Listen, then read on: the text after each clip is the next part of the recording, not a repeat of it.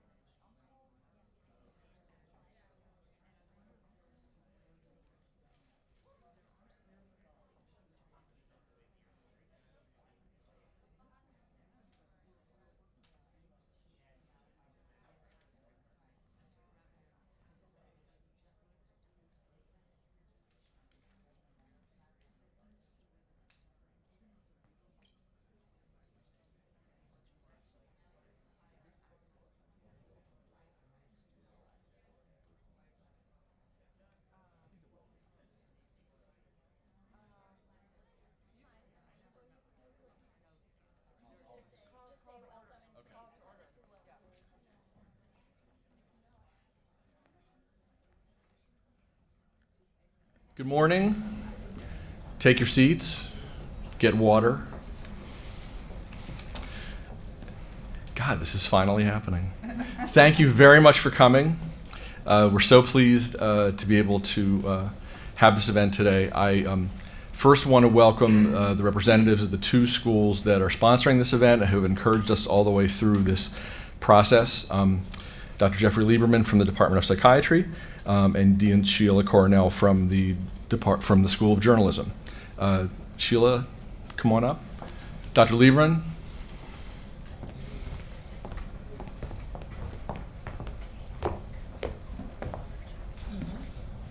Thank you, Stephen. As you see, I have a problem with podiums. I hope if you can't see me, you can at least hear me. Thank you, everyone, for being here on bright and early on this, shall we say, not quite fair weather. We're very pleased that the Journalism School is part of this unprecedented conference, bringing together mental health professionals and journalists to talk about very important issues. We're very grateful to Stephen Fried and to Meg Kissinger for all the time and effort and love that they put into this. We're also grateful for the sponsorship and the collaboration with the Department of Psychiatry here at Columbia University.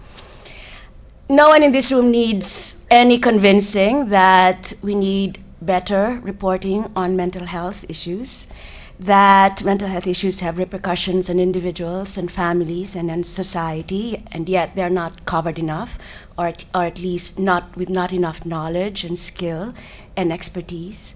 Many of our institutions, including our own university, are currently grappling with mental health related issues, and we need more than ever guidance from academic experts, from journalists, and from the mental health community for how we can move forward on these issues and problems. So it's great to have leading journalists and researchers and experts in the field. As the title, it's not there anymore, let me remind you, as the title of this conference says, these are age-old challenges. Our societies have been dealing with mental health issues from the beginning of time. We are in Joseph Pulitzer School, and as you know, when Joseph Pulitzer was publisher of the News of the World, one of the key exposés and the most memorable exposés of that venerable, no longer existing newspaper, like many other newspapers. But in 1887, Nellie Bly made her famous exposé of conditions of mental health patients on Blackwell Island, and she pioneered in undercover reporting on the state of mental health institutions. The issues that she exposed then are very familiar. They remain to this day: the neglect and physical abuse of patients, institutional culpability, government neglect. Her exposé and her book on the subject ultimately spurred a large-scale investigation of mental health institutions here in New York, so there's impact for you. Her work resulted in significant changes in New York City's Department of Public Charities and Corrections, in the larger appropriation of funds for the care of mentally ill patients. New physicians were hired to provide stronger supervision of nurses and other healthcare workers, and there were regulations to prevent overcrowding and hazards at the city's medical facilities.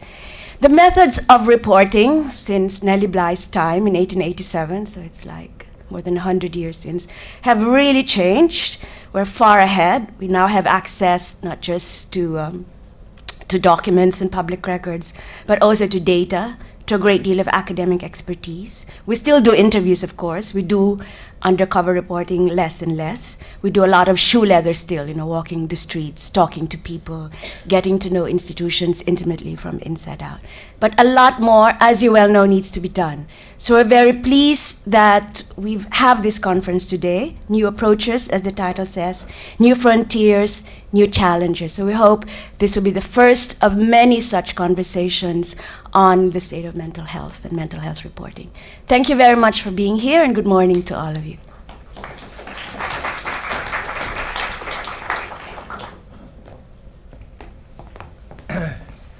Sheila, thank you very much for that introduction, and also a historical point about Nellie Bly, which I thought it was Geraldo Rivera that.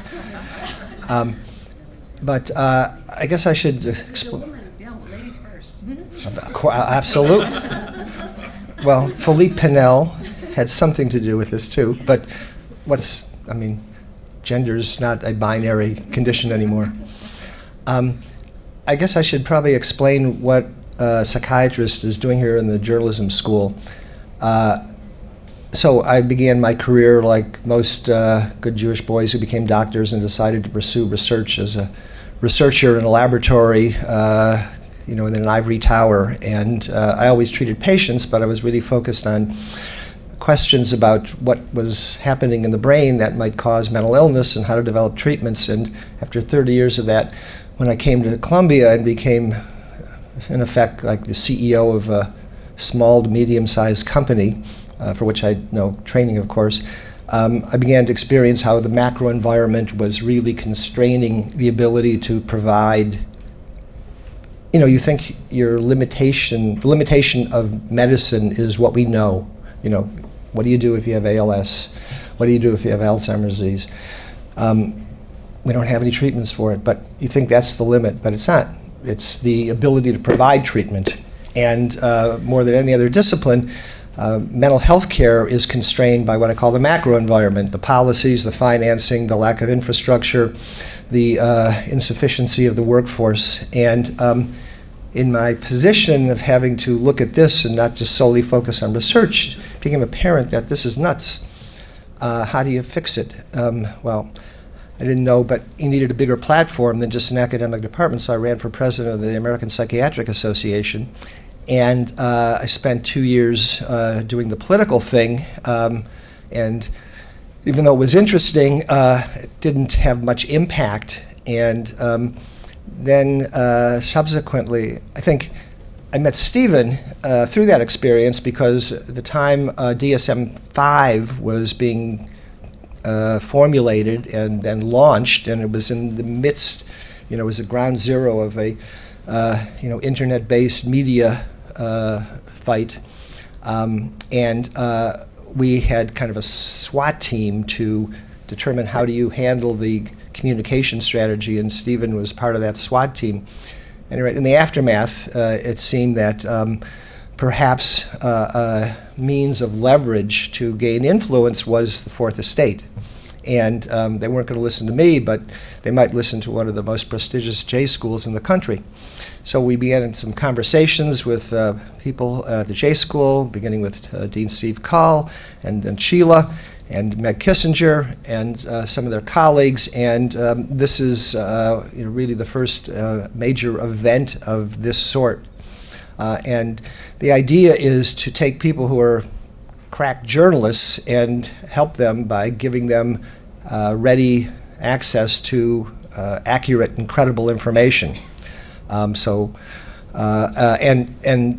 this area is more susceptible to misperception, misunderstanding, misreporting, because there's so much confusion about it anyway that even if you're trying to seriously find out the truth, albeit in the context of a deadline and with your editor breathing down to your neck as to how to make it appealing, it's not easy. So we want to try and facilitate the process. At the same time, one of the good things that's happened over the years is that Wall Street's become less attractive and some of the smartest people are going into medicine again.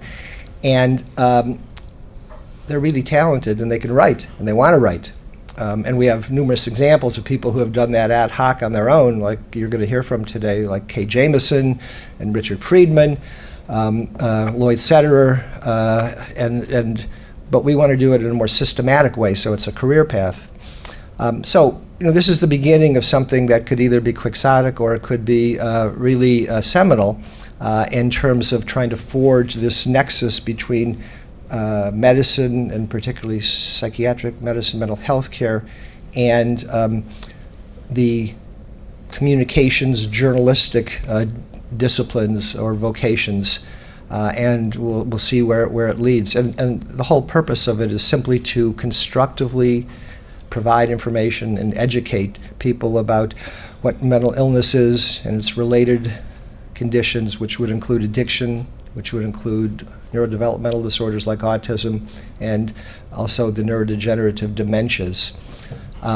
There are things, I don't know if you're going to get into talking about what the other elements of the initiative are, but it's academies like this, but it's also some other things. So I'm really pleased to see it happening today. Look forward to listening to the presentations and the discussion. Don't take my flitting in and out as a sign of boredom or disinterest. I got triple booked today, but I'll be back for the reception, which is the important part. So let me just close by thanking Stephen, Meg, Drew, Iris, Delgado, anybody else? Deborah Jackson. Is Deborah here? Deborah Jackson. She's making the wheels work. Okay. At any rate, thank you very much, and enjoy the rest of the day.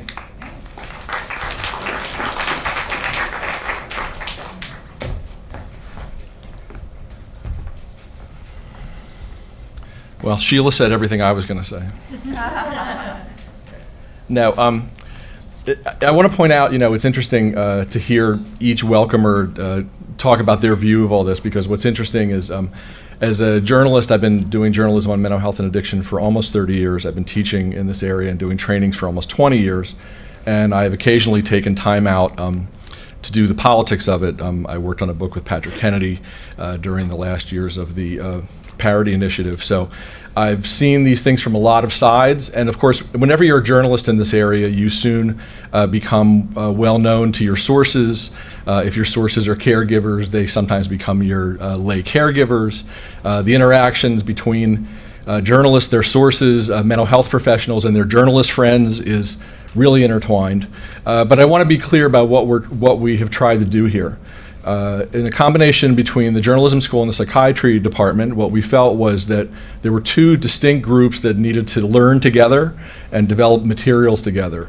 Journalists, both student journalists and professional journalists, not only those who cover mental health and addiction full-time, of which there are not enough, but all the journalists who get sucked into mental health stories during emergencies, during high-profile suicides, during mass shootings, and sometimes really don't have the skill set to do that work.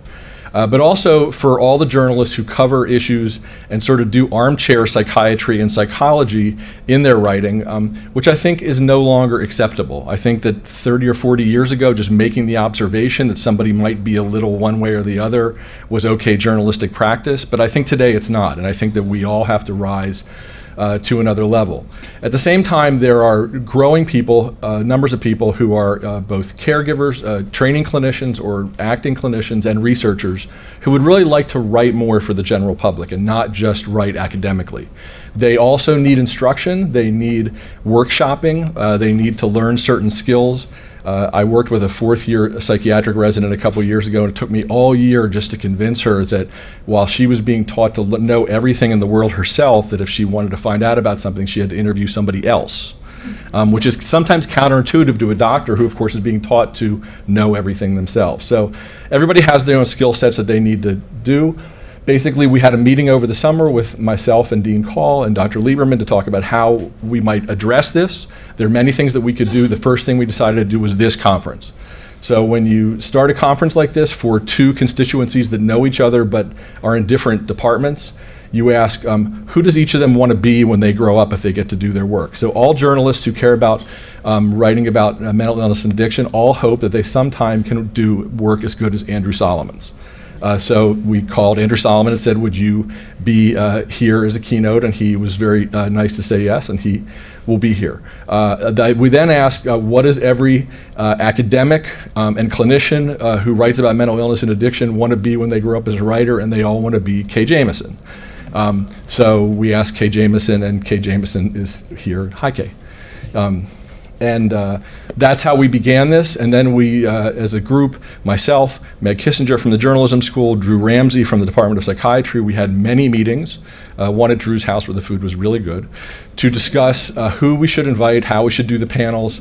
We came up with ideas for about 30 such programs, and we started with the one that we could put together today. So we brought many of our favorite writers and our favorite sources to talk about issues that we thought were important, but we don't want you to think that these are the only issues. These are the first issues that we thought that we could bring together, and some of these panels came together even at the very last minute just out of conversations that we had, which is part of what it should be. I mean, there are many aspects of journalism that have more organization than mental health and addiction journalism, even though I would argue that mental health and addiction journalism and writing affects many more people than a lot of the organizations that have this. So we would like this to be an ongoing discussion, and this is the first day of it.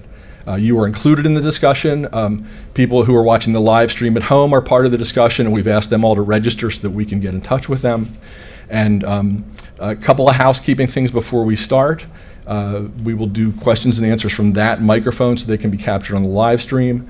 There are restrooms on this floor and on the first floor. Keep in mind that the first floor is the basement. The floor you came out on is the second floor, and this is the third floor, which is technically the second floor, but that's journalism school. I will also say that it's perfect that we're here on the first day of journalism school. This is the first day of the spring semester at Columbia Journalism School, which is a day of great promise, great expectation. It's when, after the students have learned their basic skills, they come together for their second semester to finish their master's papers, which is the big paper that they do, and really dig in on their work. There's nothing more exciting for the professors here to see the enthusiasm they have for this work, and that always makes us remember that no matter how many upsetting articles you read in the New Yorker about how journalism is dead, journalism is not dead. Some of the delivery systems are holding on for life, but the journalism itself, the work, is not dead. The next generation always wants to know how to do it better, and they are demanding in these areas of mental health and addiction that we do better. And we even create new forms of journalism. So you're going to meet a number of people today talking about the past and the future, and I hope that you'll have great questions for them and remain part of this. Thank you so much for coming and being here. So our first presenter is Richard Friedman. Richard Friedman's a professor of clinical psychiatry at Weill Cornell and director of psychopharmacology. You probably know him best because he is the mental health columnist for the New York Times, and I would say that the New York Times has many people who cover mental health and addiction, but having a doc on the staff who comes in and sort of sorts things out, both in the science section, on the op-ed page, and other places, is something that's much needed. And so I see him as somebody who often is giving advice to the whole world of this, and sometimes a little bit of reality check. So we're very pleased to have him here to talk about what it's like being in that situation and his view of being a psychiatrist journalist. Richard Friedman.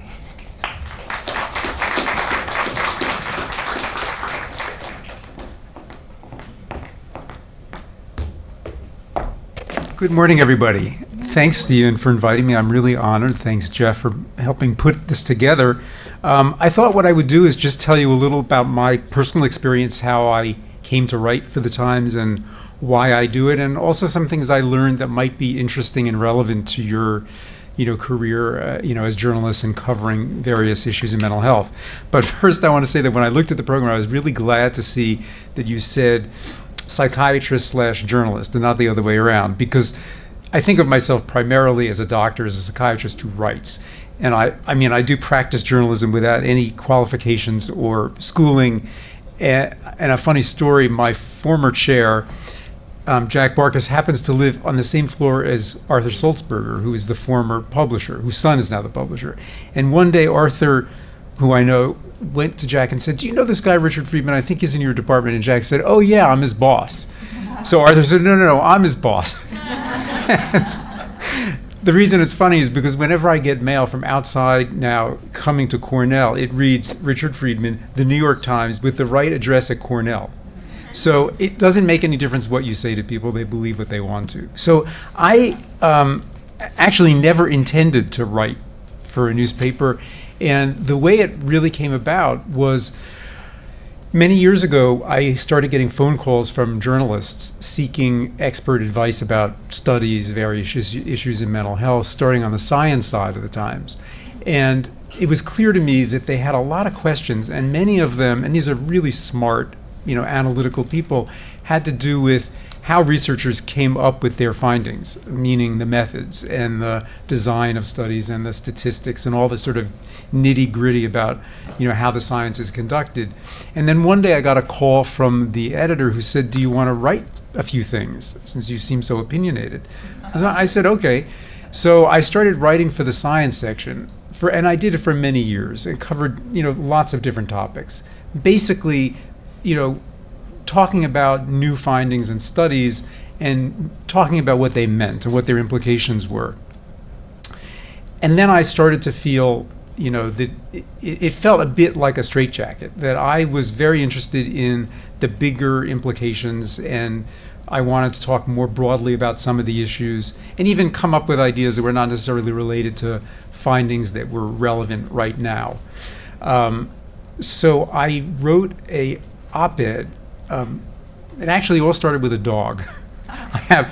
I love dogs, and I had one in around 2000. It was probably the best of all of the dogs I've ever had. And this was a dog with human-like intelligence and was musical, and I'm a pianist, and the dog would sing. And I know it does sound crazy, but it's true.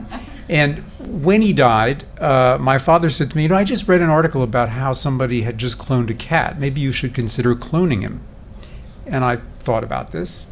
And I thought about it at lunch, and I decided, no, it's a really bad idea to clone your pet for all kinds of reasons. And I wrote an op-ed, which went viral. It was one of those things, because everybody loves animals. And it was the first op-ed I ever wrote. And after that, then the editors started saying, well, whatever's interesting to you, why don't you write about it? And that's actually how it started.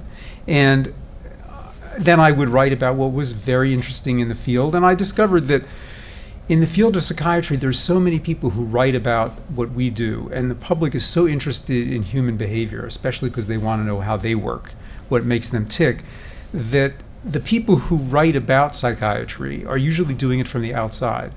And I decided that if we don't write about it ourselves and don't talk about it ourselves, others will do it for us. And they usually do it in ways that are inaccurate, sometimes unflattering, and sometimes being unflattering is truthful, but often it's distorted, it's selective. People, I've discovered, and I think you all know this by experience, we love data that, agrees with us. And data that disconfirms what we believe is hard to process. And we discount it, or we just ignore it. And I decided that I wanted to write about those things and try to overcome some of those obstacles. And I thought, as a psychiatrist who works on the inside with patients, I had a unique perspective. I knew what these experiences were like from the point of view of the patient and the doctor. I knew about the studies, and I was expert in only a few things, right? I am an expert in mood disorders, particularly depression. And if you're going to write about lots and lots of different things, obviously you're not an expert in it. Though I'm a psychiatrist, I had to call up my colleagues and, the principal investigators on studies and say, wait a second, I just read this study of yours, and this study seems to overturn everything we believe, up to this point. And just explain to me how you did this study and how this was actually structured. I recently read a study, and you probably will see this or hear about it in Nature and Neuroscience, that addresses the whole issue about, what the impact of, modern digital technology is on the human brain and on well-being. And basically, it was a huge, enormous study of about 350,000 kids from 3 different databases, one in the UK, the Monitoring the Future study in the US, and then another big database. And they did a very fancy statistical analysis that was essentially running iterations of every possible combination of variables. They had hundreds of thousands of these. And if you do that, by chance, you're going to get a lot of positive findings that are false positives. And what they did was they calculated that, there was a small significant effect, bad effect, of technology on, attention, various measures of human wellness, but it actually accounted for about 0.4% of the variation of wellness in the population, which might be statistically significant, but it's meaningless. And in fact, it was on par with, if not smaller than, the effect of wearing reading glasses, eating French fries, and doing any number of sort of day-to-day activities. I thought that was a really smart, well-done study. It hasn't gotten a lot of press yet, but that's the sort of thing that I think is interesting. You come up against findings that you have a question that seems intuitively appealing to you. Everybody believes, for example, digital technology must be doing something bad because these kids are walking around and people are walking around the street glued to their phone. So you postulate they have a loss of social connectivity. Their relationships are impoverished.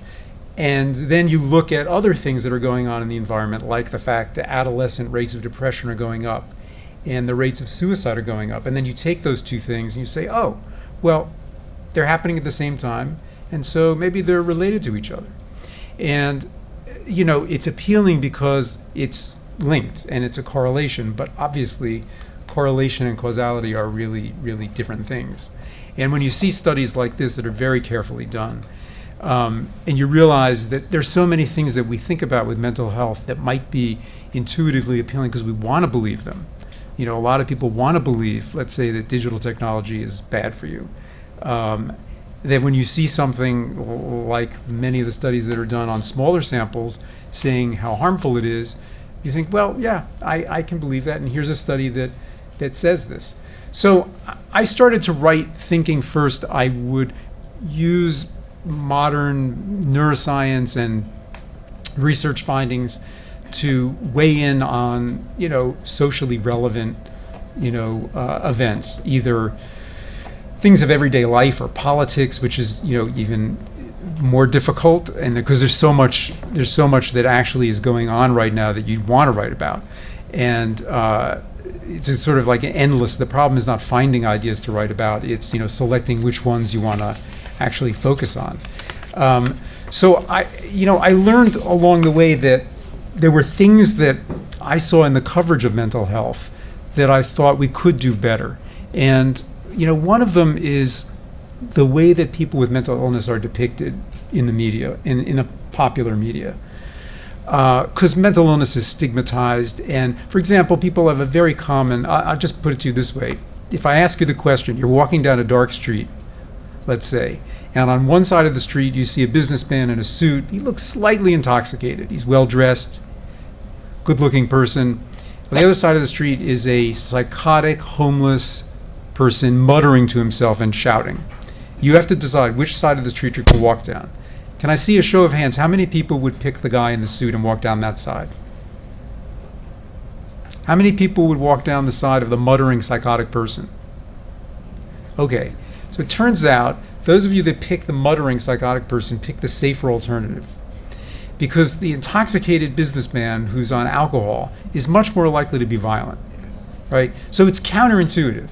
It goes against everything you believe. This very scary person who's muttering, yes, he's slightly more likely to be violent than the average non-psychotic person, but the actual risk is small. Whereas this intoxicated businessman is probably 6 or 7 times more likely to be violent. So it's that kind of thing, so that the public has this perception that people with mental illness are, likely to be violent.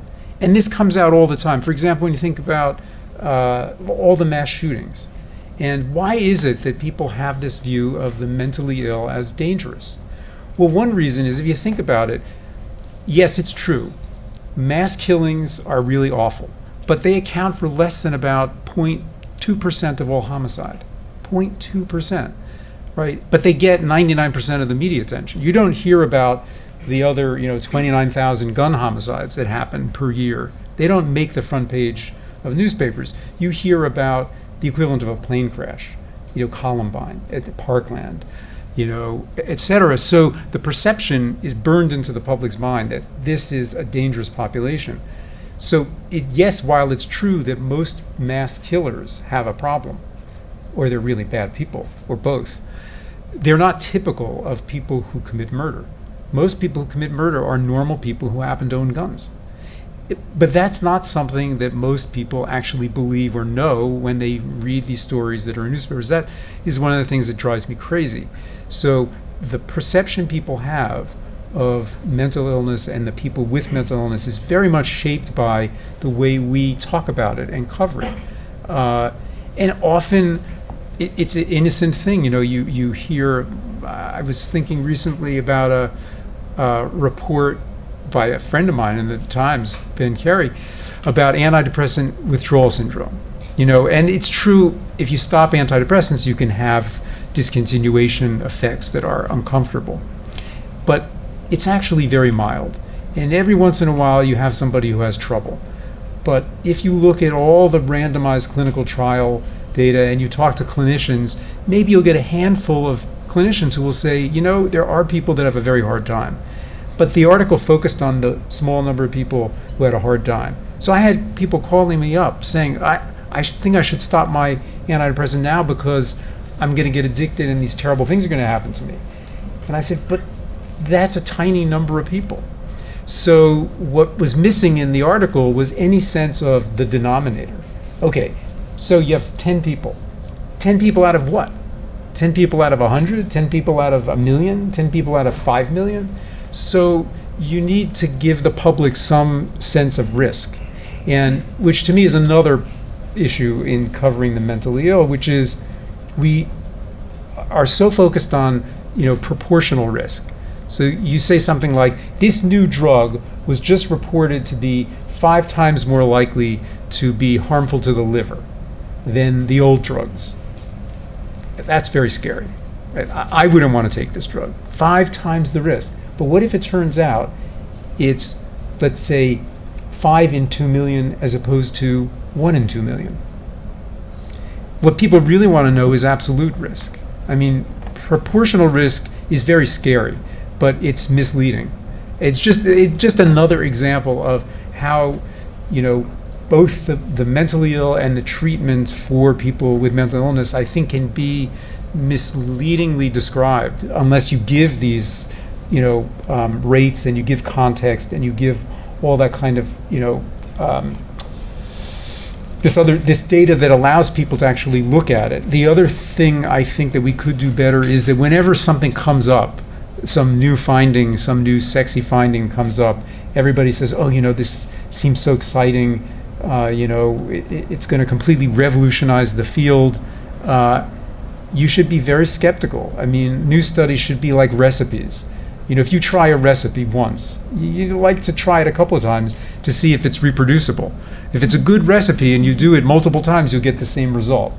If it's a bad recipe, meaning a bad study, it won't replicate. Or if it's an uninformative study, it won't replicate because they did something odd. They looked at an unusual sample of people.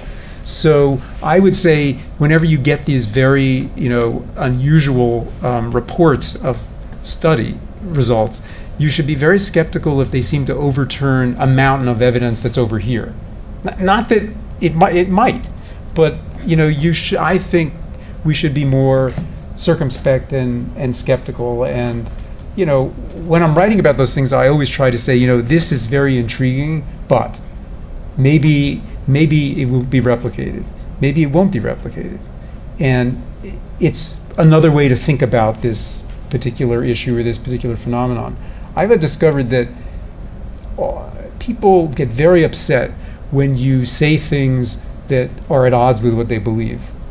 And, people will email passionate emails about, you missed this, or how come you believe this when the evidence suggests otherwise. And you're basically just presenting new information saying, this is yet another way to consider this. Not that this is the truth, but science is this self-correcting process, and we're going to learn more about this, and we're going to get all kinds of discrepant results, and its uncertainty is not comfortable. I think people like to have a very sort of firm view about what is true and what isn't true. There were a couple of other things I wanted to cover.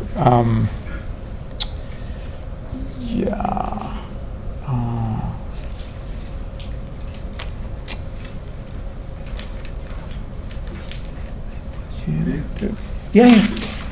You have a question? No. Oh, no, I mean, I could go on and on and on, but maybe what would be more interesting is to have a discussion with you and talk about any of these issues or anything related to this area.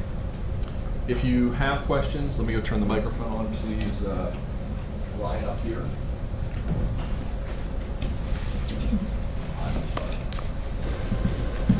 I'll ask the first question. Please get in line.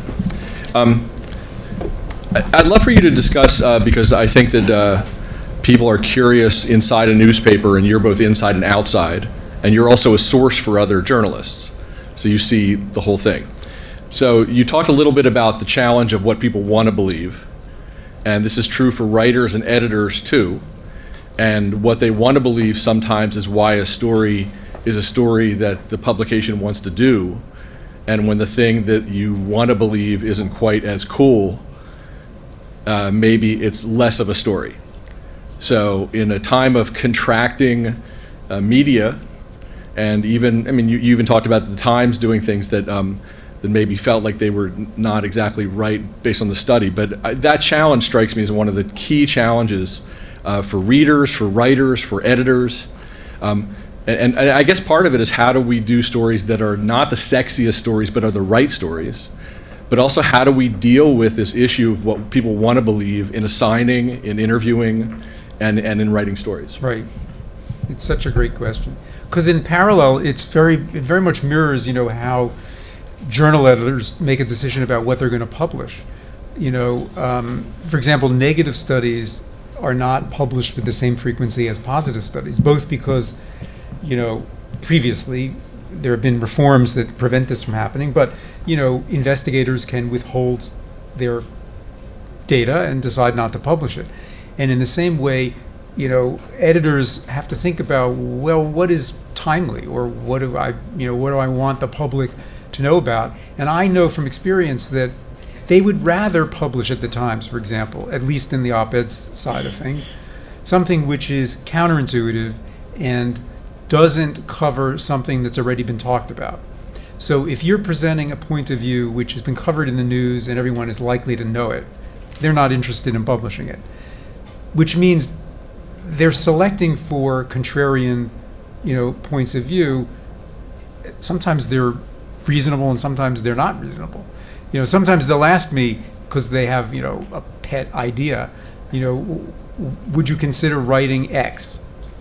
And, well, for example, recently, one of the editors said that a family member who has a child with autism was told by a friend that she should consider using cannabidiol, CBD, for treatment. And she wondered about this. And then I thought about it, and that weekend I was downtown and I saw in the ads, CBD oil and CBD, and suddenly I saw that CBD was everywhere. I don't know where I was before this, but it was in coffee, it was in latte, it was in creams, and I thought, why is it? And then I started to look at the science, and I thought, okay, this is worth writing about, only because somebody brought it to my attention. I never would have thought of it. It wasn't something in the front of my mind, but having this dangled in front of me, I thought, okay, I'm gonna do this. Sometimes I'll say, no, actually, I think that the obvious point of view is the right point of view, and writing something that's, just raising a question about it for the sake of being, let's say contrarian, is really not interesting. It's not productive. But there's definitely a bias towards the innovative, the counterintuitive, the point of view which has not yet been aired publicly, or something which frankly overturns what everybody believes.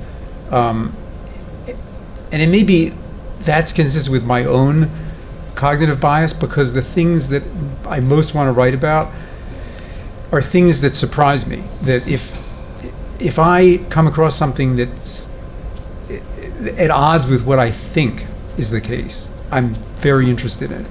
So I saw an article recently about suicide rates going up, 20-something% between 2010 and 2017, and I was alarmed by this, and I thought, what is this? And I thought, that sounds very scary. So I went back and I looked at the vital statistics for 100 years, and what I discovered was something very different, which was the suicide rates, yes, have gone up in the last 10 years, but if you look at the vital statistics for the last 100 years, it looks like this. The real story was suicide rates haven't budged. They've been much higher than this in the last 100 years. For example, after 1933 in the crash, they were 17 in 100,000. Now they're around 13 in 100,000. For a low in our lifetime, about 10 in 100,000 or something like that. So I wrote something about, yes, it looks like we should be very alarmed and it's upsetting to see this, and we're in this one part of this cycle. But the real story is, why have we been unable to make any progress in a public health problem as serious as suicide? That, to me, was the bigger issue. Yeah. Go ahead. Me? Hi, I'm Helene Ellison, and my husband Russell and colleagues from Johns Hopkins and Lionsgate Films have just started an organization called the Media Empathy Foundation. And we're looking not just at the news media, but also at the way mental illnesses are depicted in television, film, social media, children's media.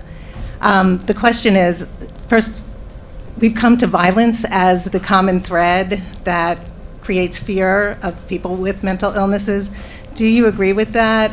Is more data needed to really hone in on that? And is it a story that can be used to create greater empathy with the media to really be able to shed a light on that? Yeah, I very much think that, the mentally ill are portrayed as, irrationally, they're portrayed as much, much more dangerous than they actually are. It's also true the risk is a little higher than the general population, but it's not a lot higher. But in popular entertainment, you run against the desire to make these, really exciting, scary movies. And I mean, to me, what would be the most frightening is what's real. What's real is what Hitchcock said when he was driving around the English countryside. It's really peaceful. He looks out the window and he says to his companion, it's a beautiful place. The perfect murder happens here every day. And you hear this every time that there's a mass killing. The comment constantly is, he was such a nice guy. He looked like such a normal person. When in fact, most violence is committed by people just like us, and against people who they have contact with. So it's not the monsters, though those are the things that, the movies focus on. It's everyday reality. That to me is far more frightening. Hi, I'm Courtney. I'm a freelance journalist in Philadelphia. I wondered if you could talk a little bit about where you see work on treatment-resistant depression heading. Are there any new treatments that you're seeing? Or So there's very intense interest in research in the area of resistant depression. I mean, there's a lot of focus now on things you've heard about, like drugs that affect the glutamate system of the brain, and in particular the NMDA receptor, like ketamine and drugs that are related to ketamine. And they do seem to have promise. And although there are some, downsides to them and problems with side effects. And one of the biggest challenges is we don't actually understand what causes depression. And depression is a complicated illness that has a lot of inputs that make it come about, both in terms of biology and genes and the environment. And so you're not talking about one disease, you're probably talking about multiple different biological types. So one of the challenges is understanding a little more about what actually makes it happen, the cause, and then identifying new targets. So glutamate is one promising one, but there are others. yeah, but what about the endurance factor of some of those treatments, like maintenance? Well, maintenance studies are costly and they take a long time to conduct. And so, right now when they do investigational studies for new drugs, it's first question, does it work? The second question is, can we make it work a long time? How enduring is the effect? So that's the next phase. Yeah. If I can just follow up on that, what is an appropriate way to cover this kind of work as it's going? Because you raised the issue of whether you can go too far, you can write about it being too promising, you can write about it being too negative. Ketamine work recently, I've seen a number of stories that are very, very optimistic, and in the end they say but maybe not. So I'm wondering what language do we use to be realistic and also get readers? So I think the way to do it is to put it in the context of what is now currently available. So you give people a general idea that these are the currently available therapeutics, and they have the following profile and the following effect size, which is a measure of how effective something is. And here is this newcomer, and it has these characteristics, and we don't yet know, because we don't have enough evidence to say how it stacks up to the older drugs. It looks good, but you need a lot of data to actually show that something is safe and effective. And since a lot of mood disorders are chronic illnesses that people have to live with for their lifetime, the real test of the treatment is not just that it gets people to feel better for 8 days or 8 weeks, it's that it stops them from getting depressed in the future, prevents the illness. So you need that kind of information in covering the story. And then you just have to be reading constantly about new studies that come out that basically raise questions about new drugs. And there was one recently in the summer where an investigator who was trying to understand how ketamine worked decided he would do a study and give people ketamine along with an opiate blocker. And lo and behold, a lot of the antidepressant effect was blocked, which suggests one interpretation is ketamine works because it has opioid effects. That's a little worrisome, and it's an anesthetic. So, the story is not so clear. So that's the kind of information I think the public wants to know and needs to know.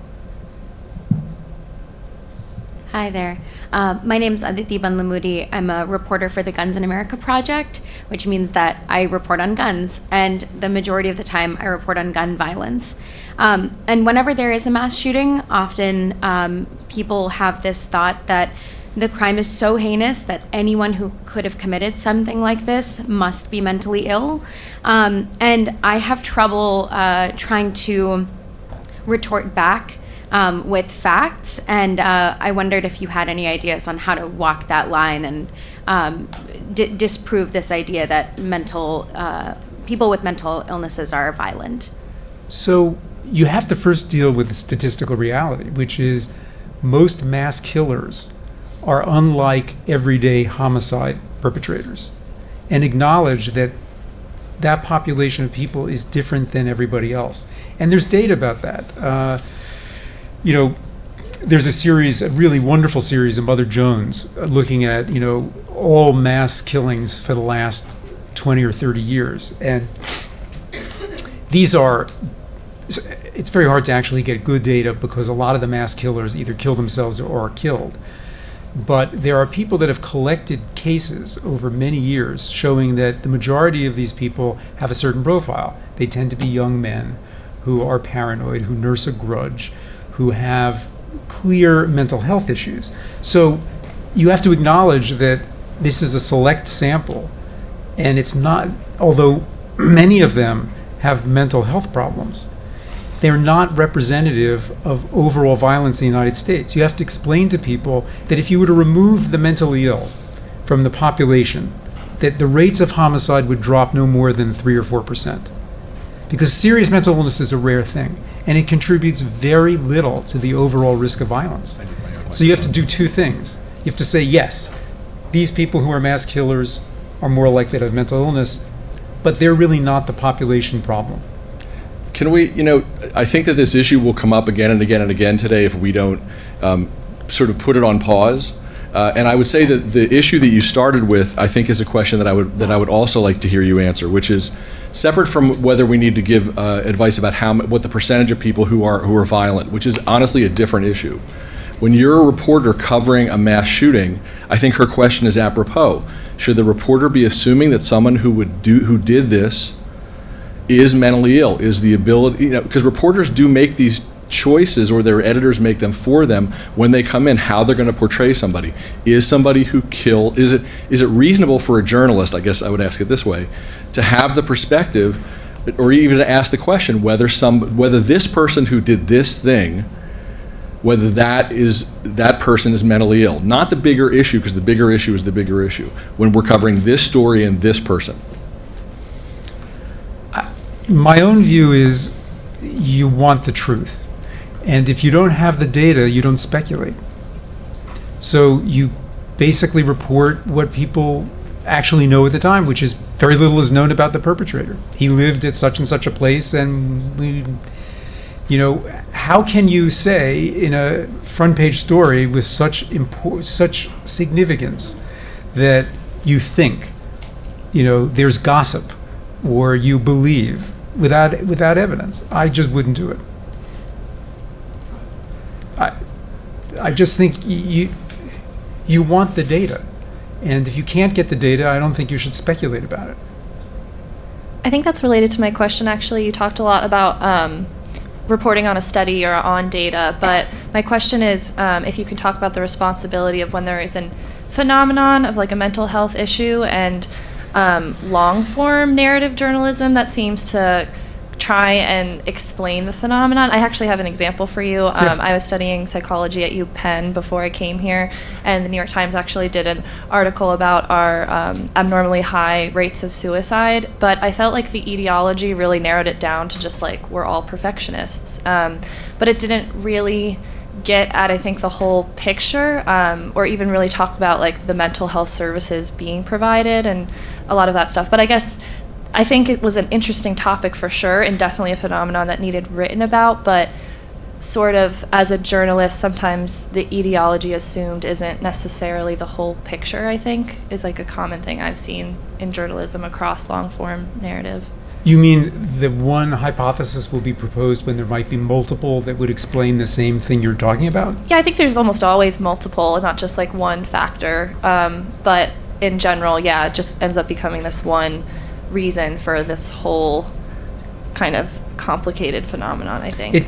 It would seem to me that it would be more interesting, especially to readers, to entertain the possibility that although you're thinking about it from this perspective and that's the hypothesis you have, that there are other possible explanations for the same thing. Mm-hmm. Because people are going to wonder about it anyway. Yeah, definitely. And if you actually think that your explanation is the right one, where the others are less likely to be true, you can anticipate that in an argument and say, and yes, although these are alternative explanations, it's unlikely to be true for reason A, B, C, and D.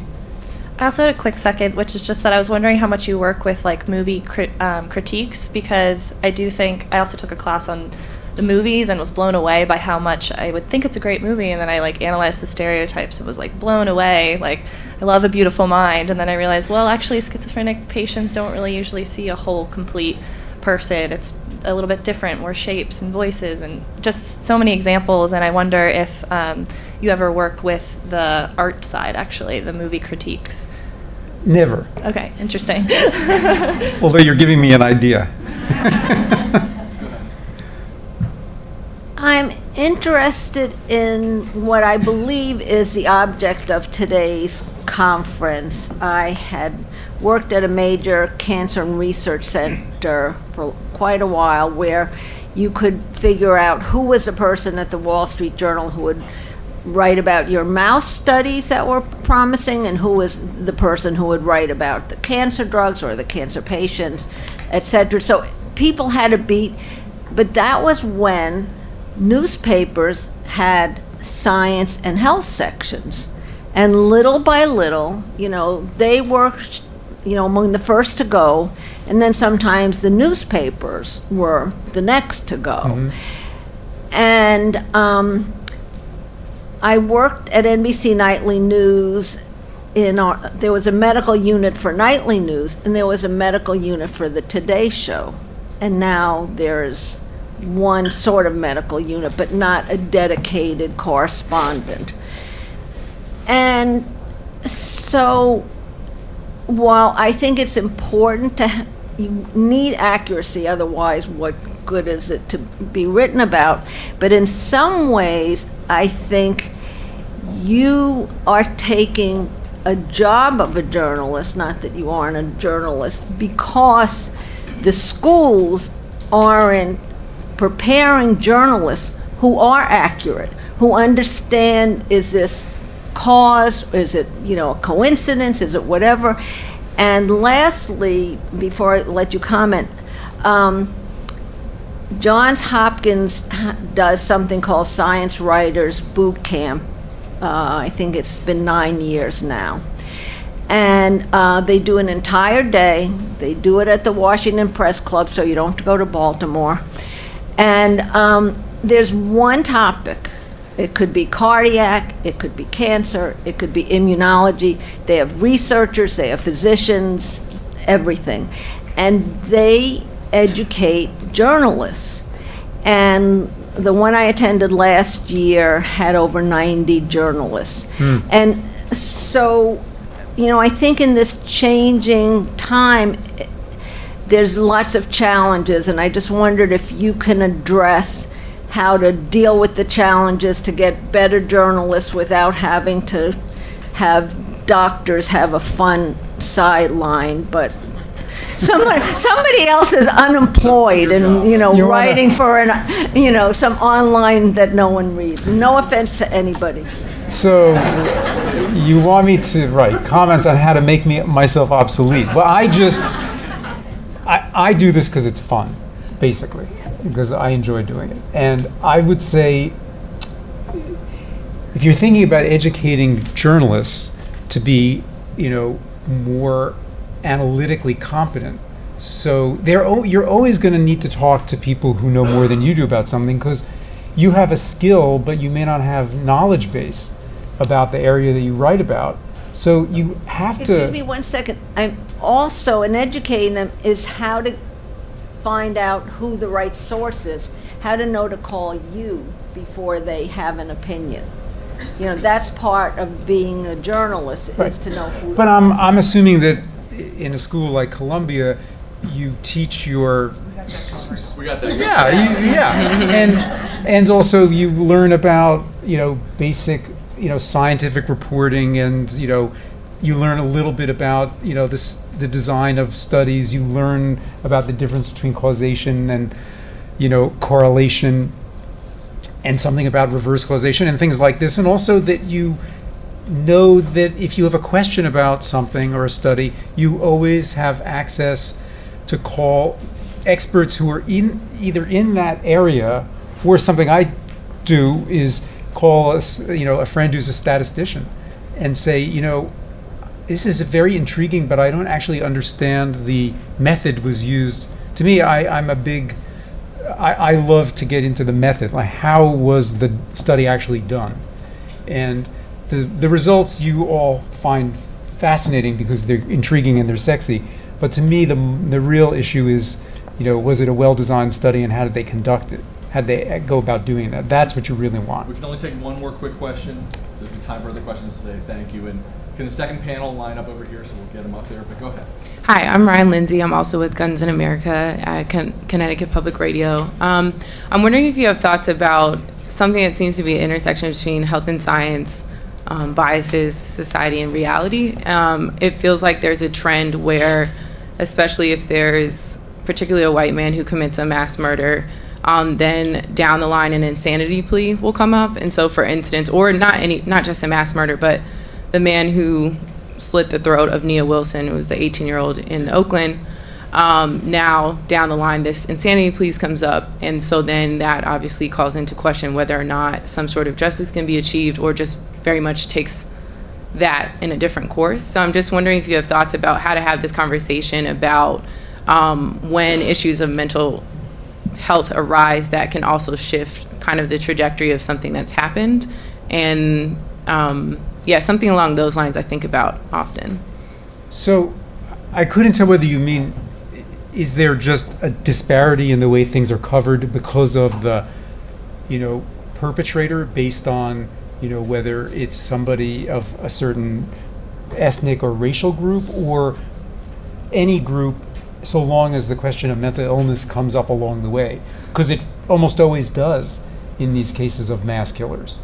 Yeah, I think that generally there tends to be more of a sympathy of some sort if you're able to say, well, this person, be it Adam Lanza or Dylan Roof or somebody, has a mental health issue, and then how that sometimes can be a blanket coverage to address other issues of actual violence, racism, and things like that.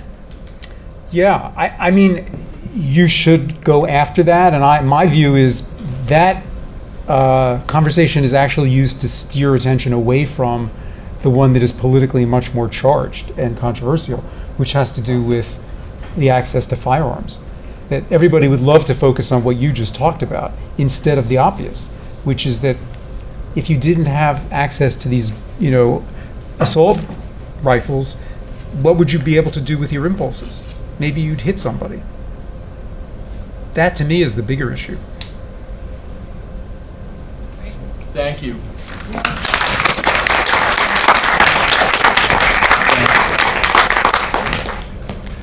I can see we're going to have to limit each panel to one gun violence question per. It's an incredibly important issue, but we don't want it to dominate a conversation that needs to be about a lot of issues having to do with mental health and addiction. Our first panel is Innovative Mental Health Journalism and Media. It's being overseen by Drew. I should introduce. So Drew Ramsey and Meg Kissinger. Raise your hand. The three of us are the working group for this conference. So you'll meet Meg when she's running her panel later, but just wanted to make sure that that was clear. Drew's going to run this first panel and introduce our speakers. So come on up.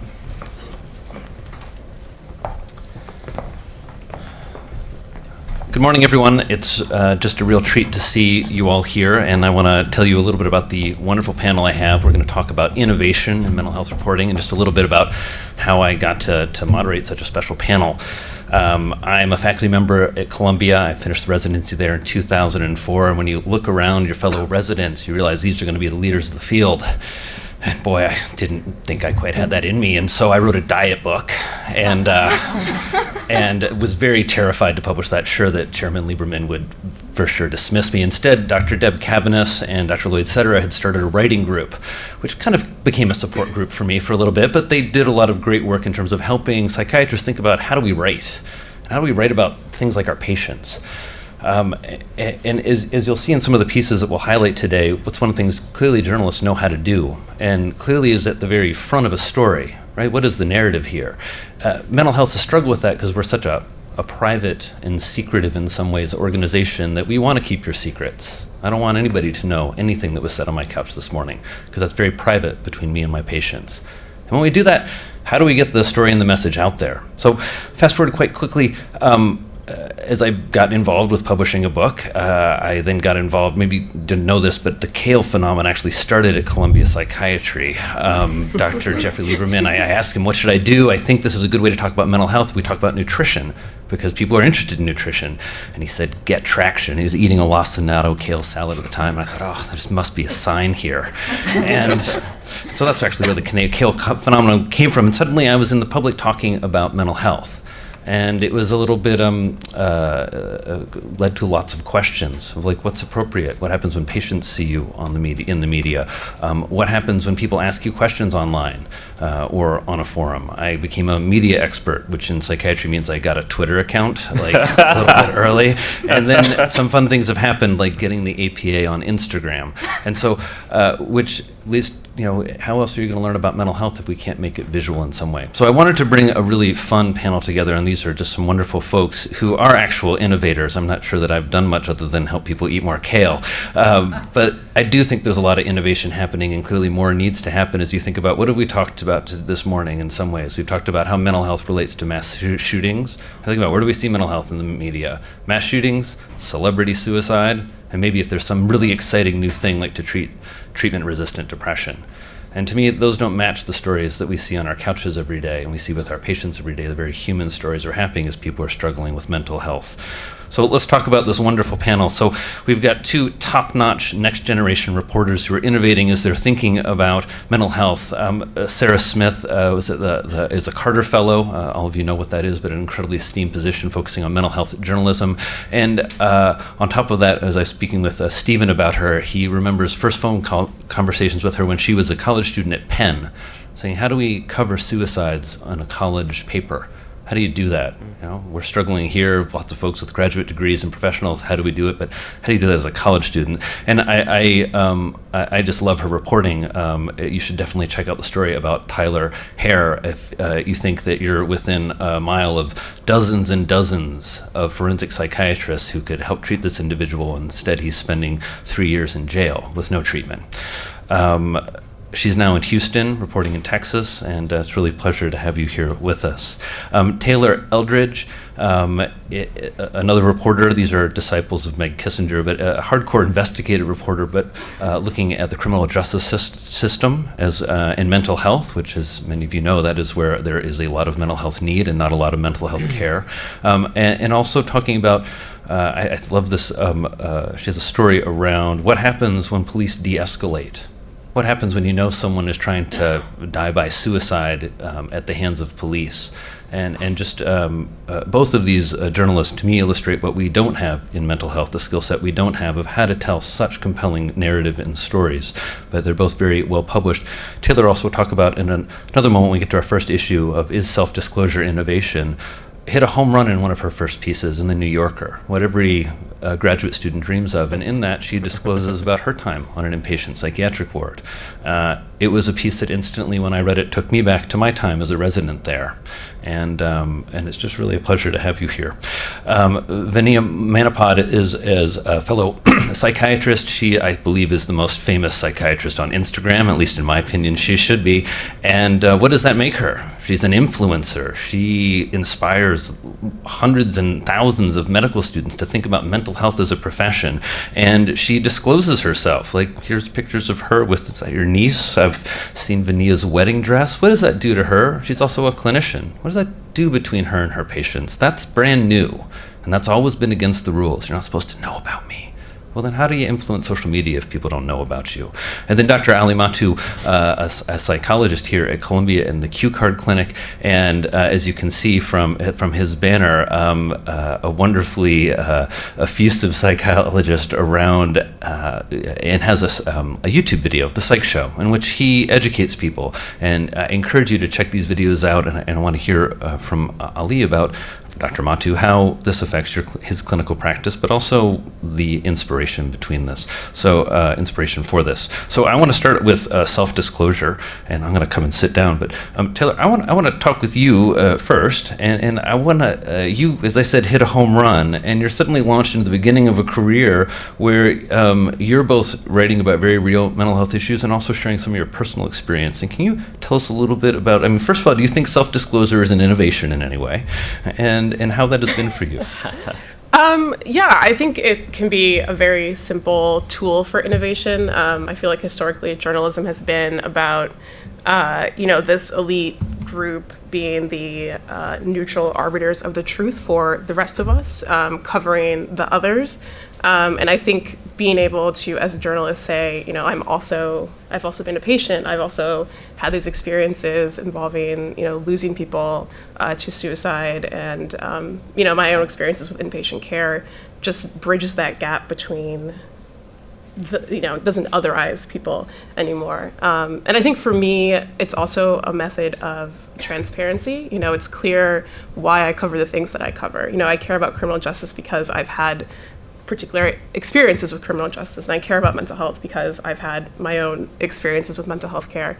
And I just feel like as a writer, allowing my readers to know, this is the source of why I care about these issues, really lends an authority to my work. And I think in particular, the New Yorker piece was something that it was a story that I'd been trying to tell for a while. I didn't write it, I didn't start writing it until 2 years after my friend had died.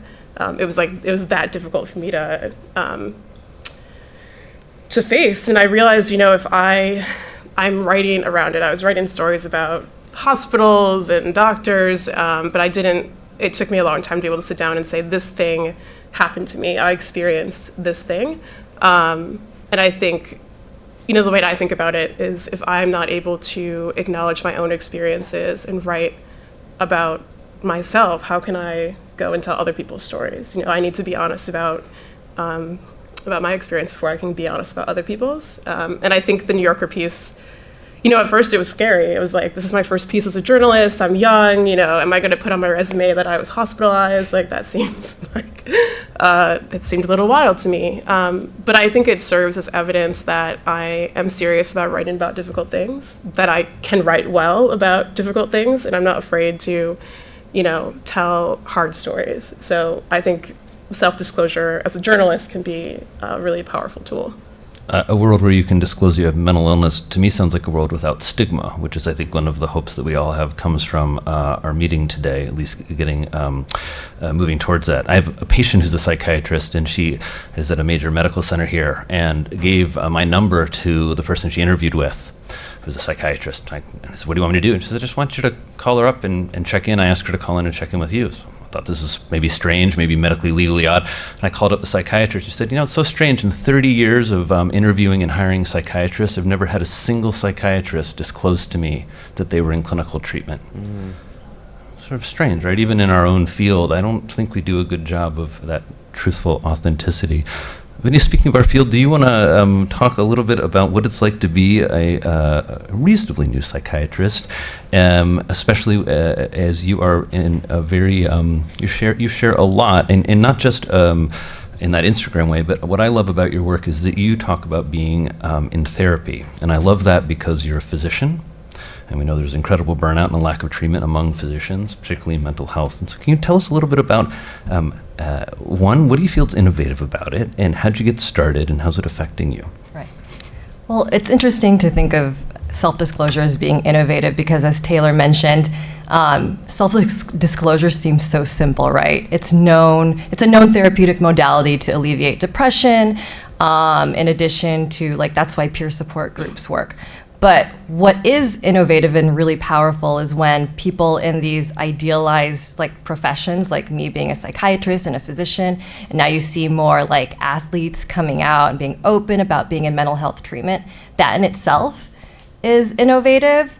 But to do that, it takes a lot of, I think, internally you have to feel resilient to be able to deal with any potential consequences. So for me, when I first started opening up, I'm a physician, I'm a psychiatrist. I've also experienced depression from being extremely burnt out as a physician in my first job out of residency. And what helped me was being in therapy. So when I was in therapy, I thought, gosh, this is helping me so much. Why aren't we talking about it? And obviously there's potential negative consequences that we as physicians might experience from being open. But for me, the power in being open about it and being a psychiatrist and showing also my patients and the general public, look, I might treat mental illness, but I also struggle myself. So I found that the potential amazing things that could happen, such as breaking stigma, was well worth taking that risk. So the balance is pretty hard because I'm in a unique situation because I can have these boundaries and also know how much is okay to disclose. It's kind of like when we're in session with a patient, we have to decide, okay, am I going to disclose something, to you about myself? Is it going to help you in any way? How will they perceive it? So, and could it be educational? So that's kind of the same process that I utilize when I'm deciding what to share. So I wanted to share, my niece, super cute, it helps me with mental health, my own mental health, a sense of connection. So these are things I feel comfortable sharing, and I think the general public might appreciate and realize I'm a person, not just someone who treats mental illness.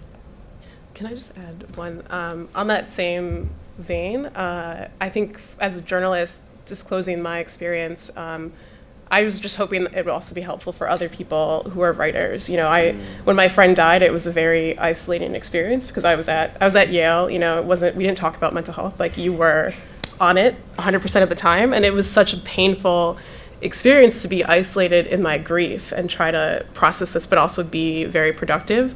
And I think as journalists, we can be isolated. We do these difficult stories, and it's really, journalism is hard work, And I think being able to say, I'm experiencing this grief right now, even in the midst of my work. I just wanted to open up that, journalists can go to therapy too, I think we all need to. But yeah, I think just ending that stigma around sharing that it can be hard to do this thing called life. It's always been fascinating to me coming from rural Indiana where we don't talk about mental health to New York where all the smartest, best people are all in mental health treatment. And and it's when you go to Columbia, it's assumed. If you're going to be a good psychiatrist, you go into treatment. I think it's in some ways one way that, I wouldn't say we perpetuate stigma, but I call it supervision. And so, it's less stigmatizing as opposed to no, I'm in there for treatment for these really big issues. Dr. Matu, you are an active practice and you're posting videos in part inspired because of your patients. Whereas most people think about doing media as something they're kind of terrified their patients are going to see. The patient who came in yesterday and showed me that his girlfriend had found a picture of me with my 2 lactating goats with my arm around it. That was a awkward moment. But I don't think you post that kind of stuff online. And so I'm curious how it's been for you, and especially how an academic institution thinks about you in terms of content creation. If I do post a video about lactating goats, I think that would get a lot of hits. That'd be a great thumbnail.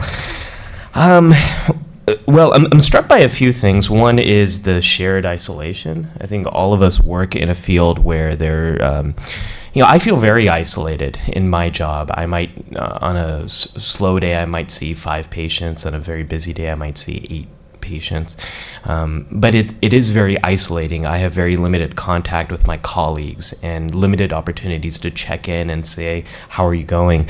I was at a science writers conference a few months ago, and that was the one thing everyone was talking about is isolation and burnout. So I definitely resonate with everything everyone is saying here. I'm still terrified to post every single video. What do you get worried about? What's going to happen? Is it, how are people going to see it? And the thing I get most concerned about are my colleagues. So this is kind of terrifying right here. Because I really, their opinion really matters a lot to me. So, same as the community of people who participate in my YouTube channel, but I really get concerned about my colleagues because I want to get it right. I want to get the content, the information right. I want to do it justice. And that's what I get most concerned about. Maybe it's all the years in grad school and all the criticism and the tough nature of that culture, but this is sort of in my head. Make sure you get the facts right. Make sure you get the story right. But that also doesn't quite work on YouTube. You can't just go in and do a factual video. That's not going to resonate with people. You need to tell a human story. And the more I started doing this, the more I realized I can't quite tell the story of my patients, but I can tell my story. And what I try to do is bring a personal narrative that meets the best of mental health. Thank you. Sarah, we're getting into a second area and I want you to both tell us a little bit of your thoughts on self-disclosure, but also I'm really curious on how clickability and advanced metrics affects what you guys write in post. Because just what Dr. Matu was saying, when I started writing about nutrition, I thought omega-3 fats were so cool, and you pitched fish stories and omega-3 fat stories, and nobody else really thought they were cool. That's not a good story. Telling a story of a patient, they don't say, do you have a patient we can interview? Do you have a patient story? Did you have these omega-3 fats? What are they? Did they affect your life? And so how do you think about that desire to get it right, which all 4 of you have, and then that desire to, now we really know. It's not just it was on the front page, it actually got a bazillion clicks. Actually, you probably know for your organization how much money they made in the ad space outside in the margins of your pieces. So 2 questions at once, but I'm sure you can handle that. Can I? You can. Is this working? Now it's working. Full disclosure, had I known that you were the reason I bought these god-awful kale chips for $8 at Whole Foods, I would not have been on this panel. See, I just hear this as a clinical opportunity for another kale consultation on how to make good kale chips. Regular kale is Olive good. oil, Homemade salt. kale chips are good. Right there. I bought this one bag and Exactly. You can $8. see the error in your ways I'm a buying kale journalist. chips. It's I'm a journalist. I can't afford $8 kale chips that are disgusting. Let's be very clear on this. 2 questions at once. Beginning on self-disclosure, I actually think of it as a reporting tool. There are things I tell my sources that I would never tell people in this room on this panel. And I think as a reporter, I think Taylor really hit it on the head. There's this impression that we're this elite group who is detached from everything we're writing about. And then I put myself in my source's shoes, and we're asking people in the kind of journalism that we do, please relive the worst moments of your life for me. Relive it again and again so I can ask you more intimate questions about it, so I can fact check it, because we like facts too. And the hopes that something good might come out of you being re-traumatized. And to get someone to trust you, I think you need to trust them too. And I know that's not your traditional New York Times button-up reporter approach, but I think it's becoming one that's more accepted. And I just really see it. I see journalism as, in its essence, relationship building. And I think you can't do that without self-disclosure. So that's the first answer. Now we're going to talk about clickability, and that word makes my head explode. And if you have a 7-second delay on this, that would be good. I'm going to try to not swear, but I cannot promise you anything. I think depending on what news organization you're at, it's always something that some of your bosses are going to want to see. And study stories are, and the smart stories and the stories that you hold back because maybe the guy who shot up the school actually, it's more about domestic violence than that he was just plain crazy. That's not sexy, to put it mildly, and that's kind of been the trend in many news organizations, is we just need that one headline. And I think as journalists, that takes educating people, educating our newsrooms, and just I almost swore, but I caught myself. A lot of self-advocacy and saying, hey, if you want to do this, you can, I won't, because this is inaccurate, this is sensational, this is not advancing any real narrative. And then let me tell you why what I want to do, the longer piece, the more sensitive piece, is the important one. And maybe I am 26 years old and idealistic, but I still think that if it's really, really well written and factual, people are going to read it. And they're going to read it more than the one that is super clickbaity, and it's going to stay with them, and that's the one that's going to affect change. And that's, I think as reporters, we need to know how to sell editors who might not know as much about it, and for me, that's always been the sell. Clickability? So I've been lucky enough to work for nonprofit news organizations where we didn't have to rely on ads and things like that. So how many readers or eyeballs were on a piece was a little bit above my pay grade in my jobs. But you brought up something and I totally lost it. Right, but so even like thinking of the stories that I'm able to convince my editors to let me tell, being in criminal justice and, the intersection of mental health, the question is always, why should people care? Why should we care about prisoners? Why should we care about whether prisoners have access to quality mental health care?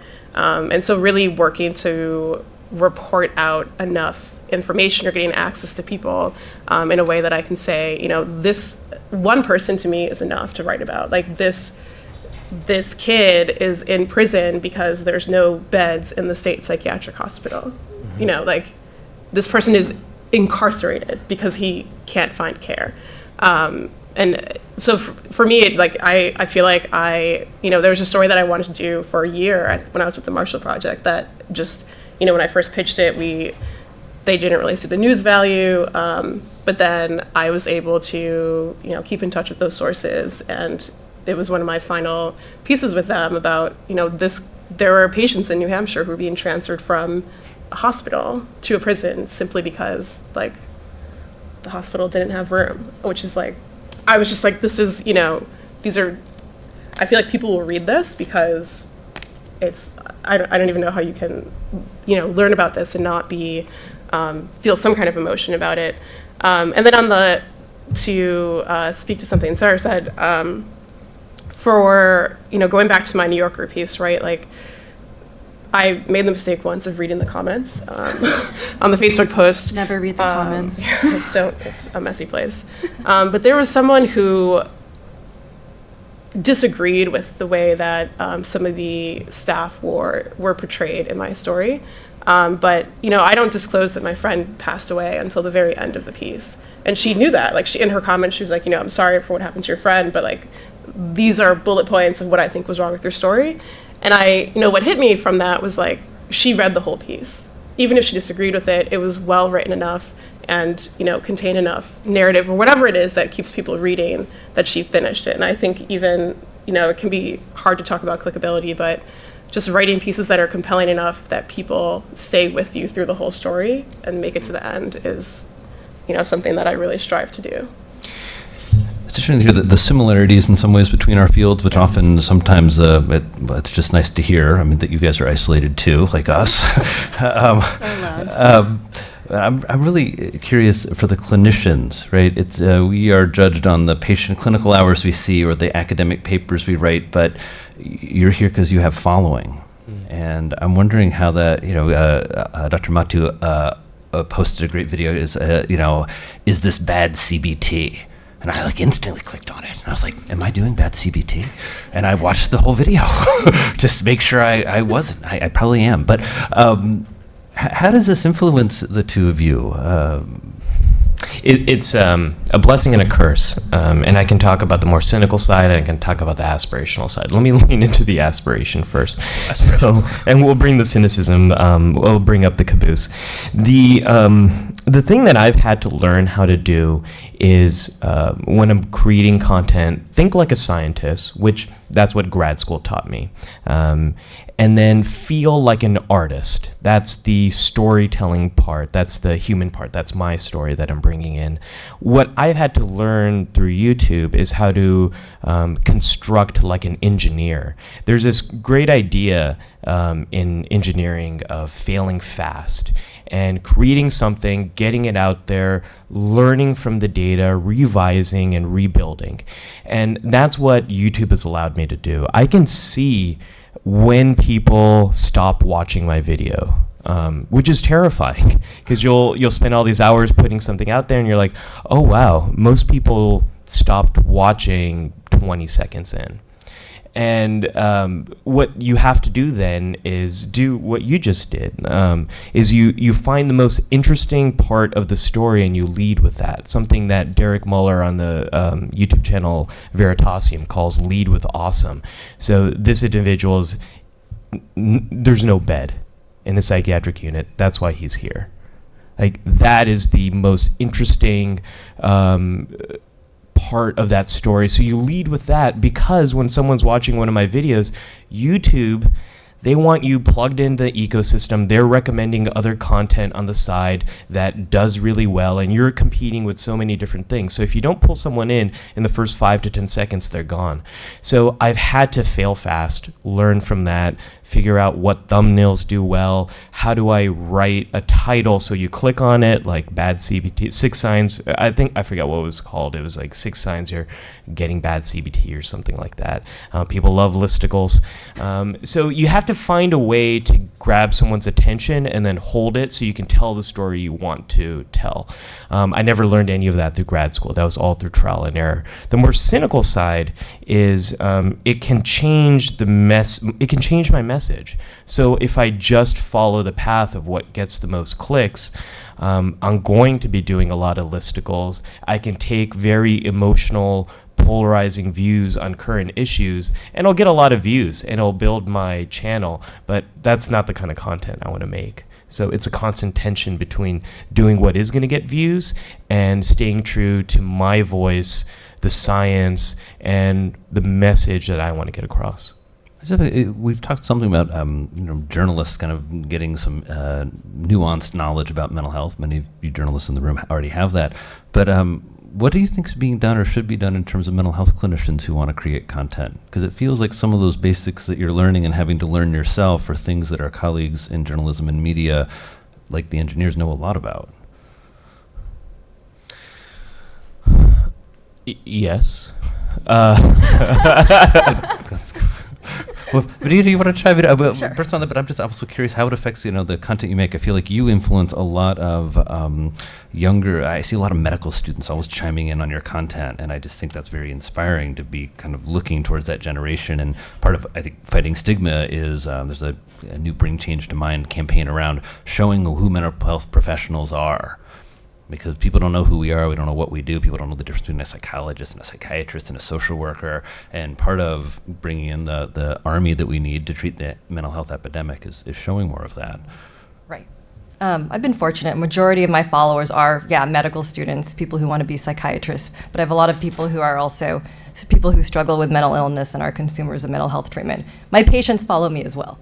So when it comes to, knowing what to post, I mean, as much as I don't want to just post something because I think it's going to get a bunch of likes, my Instagram name's Freud and Fashion. So my way of, fashion, when you think, okay, fashionable, it's my way of normalizing these discussions of mental health. So I have to post a pretty picture as much as I don't want to. It has to look nicely edited. So people come to my feed because it looks nice, but when they read the caption and the first line is like, I recently did a post that was about, have you struggled with depression from moving away for college or, grad school or for a career? Instantly, people are gonna be like, that's me. So I've had to learn how to caption it, the first line, something that draws people in, something that I've struggled with, but something everybody else can relate with too. So again, I mentioned being depressed, having moved away for residency. Now, when it comes to dealing with my patients, like I said, a lot of my patients follow me. I get a lot of requests all over the world from people saying, I can't access mental health treatment in like Saudi Arabia, like, can you help me? Huge, one word I have to say is boundaries.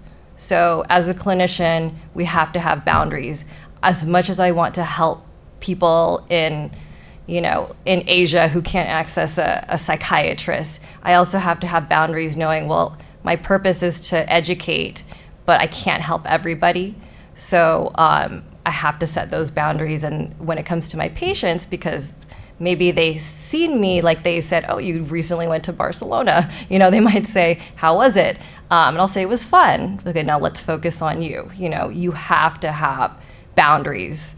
Otherwise, people will try and seek you out for treatment support, and we just, as clinicians, can't do that.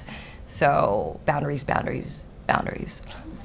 It's sort of really getting quite redefined, right? The boundary is that you can see all kinds of aspects of my life. I have a couple patients who follow me, and it's interesting. Sometimes it feels like you're really breaking the rules because they saw something, and other times it feels like it really strengthens an alliance. That there's that request we have of our patients of authenticity. That's really the only language of getting better, is telling the real, raw, honest truth.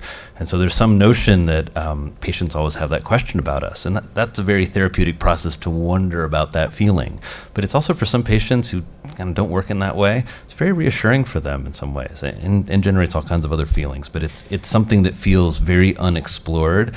When I gave grand rounds at University of Kentucky, I asked about a year ago, I said, how many of the residents are on Instagram? And like all of them raised their hand. The chairman said, what's Instagram? And so something in terms of the next generation of psychiatrists is going to be significantly different, because there is before you're a psychiatrist, or at least you can be as 30, you're going to have 15 years of social media content on the cloud about you.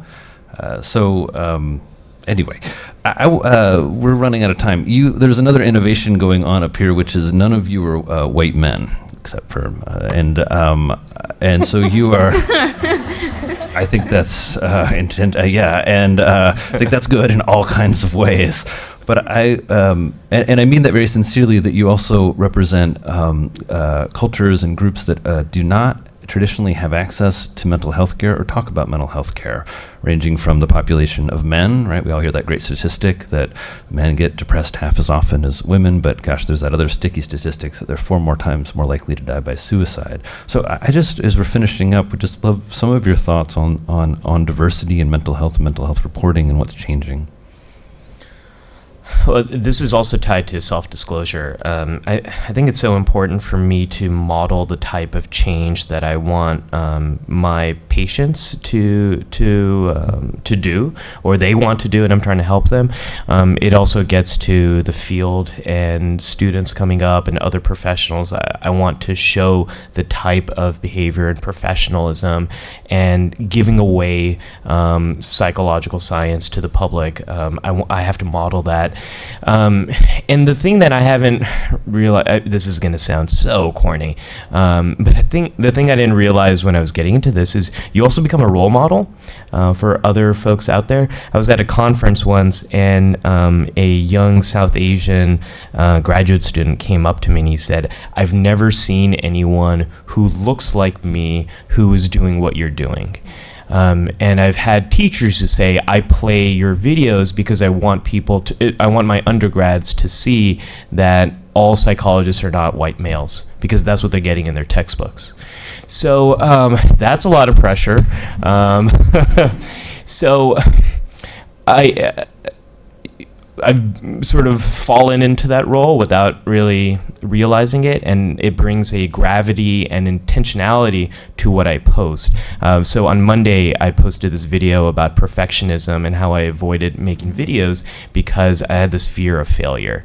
And the comments and the reactions to that have been so supportive and so healing. And a lot of folks have mentioned, you know, I've been dealing with this myself, and it's just so encouraging to see that you're dealing with this too. So I'm going to stop talking now because I don't have a good answer, except it makes you very intentional about what you post. I think part of your answer is that professional isolation in some ways gets combated, that you, while you are alone, as many of us are in clinical practice, there's this other community that you have that supports you. I mean, as you said, there were healing comments, and it's just, I don't know, something new there, it feels like. Taylor? Yeah, I think journalism is struggling with diversity right now. I mean, I think we're moving slowly towards reflecting the communities that we cover. But I mean, I think it's something I think about a lot as, you know, I'm often one of very few people of color or Black people in a newsroom. And so to also have this, like, you know, I talk about my mental health treatment pretty openly, but also to be often the only Black person in the room can be even more isolating. But yeah, I think about, you know, trying to be the person that I needed when I was growing up, like who I wanted to see write stories about me. And so we know when I'm asked to do panels and things like this, I always say yes, because I want people to see, you know, there are Black women investigative journalists. You know, Nicole Hannah-Jones exists, right? But like, there are more of us out here, you know, and she's amazing. I love her. And I also, when it comes to mental health treatment, I would love to see more diversity on the other side of the couch, I guess. Because I think for me, that's also something that's interesting. You know, when I had a therapist who was a person of color, it was like, we could talk about things without me having to really break down structural racism, you know, which is like just extra work on my part. So yeah, I think diversity is essential. I don't know that I would call it innovation because I think it's critical to the future of both our fields.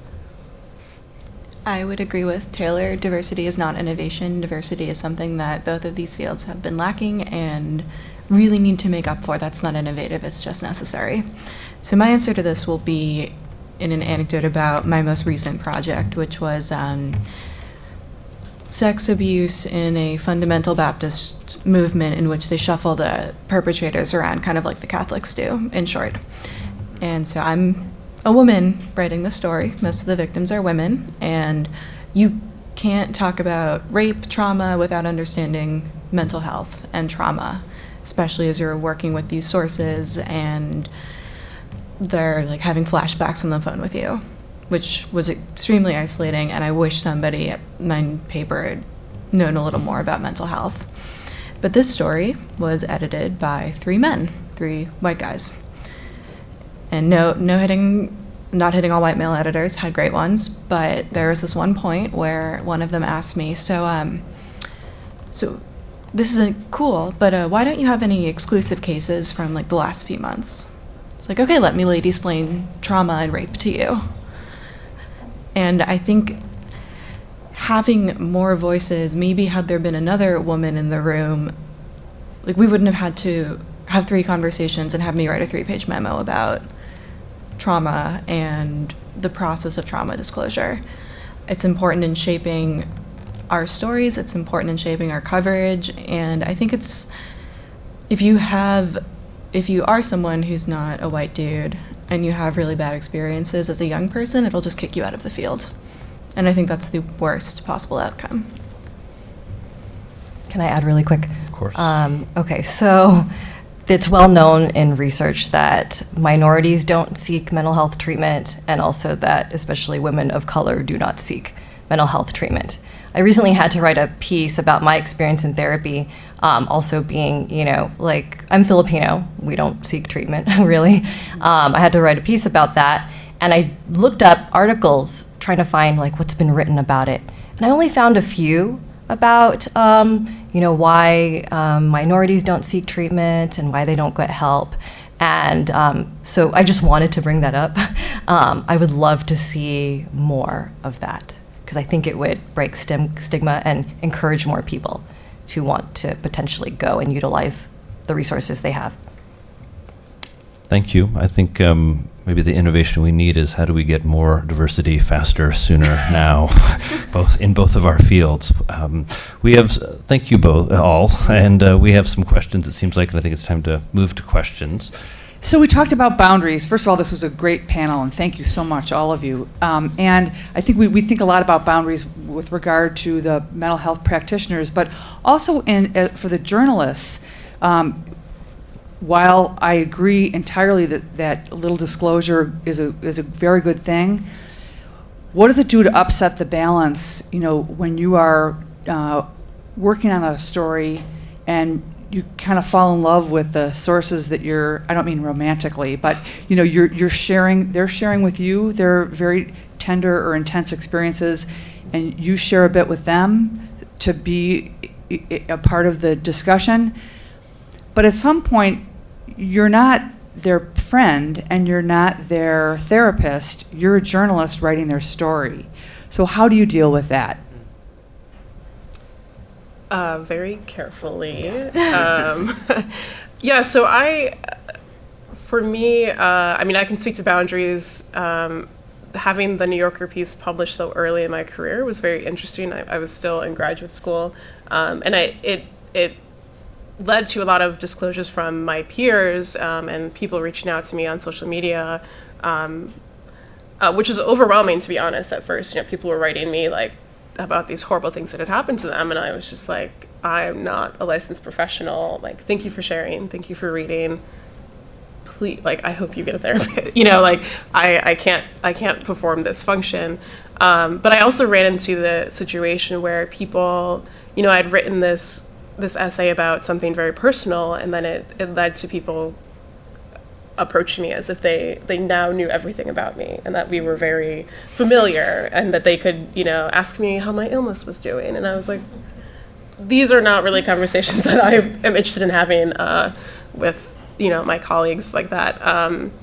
But when it comes to sources and working with people to figure out how to tell their story in a compelling way, I'm careful to say, at the end of the day, what I need to really get this story published is the facts undergirding what you're telling me. And so, I always have to remind myself to take a step back, despite how much I might identify with or really empathize with someone's story, and to say, do we have documents? Do we have things that I can take to my editors to say, this is the truth, we know this 100%, and just, I think I'm strategic in what I disclose to sources. I don't say, I'm Taylor, I live in Brooklyn on this street, and these are all my life experiences that make us similar. Hit me up. Right. I feel like I have really thought about what I'm comfortable with sources knowing about me. And so, it actually has never come up that,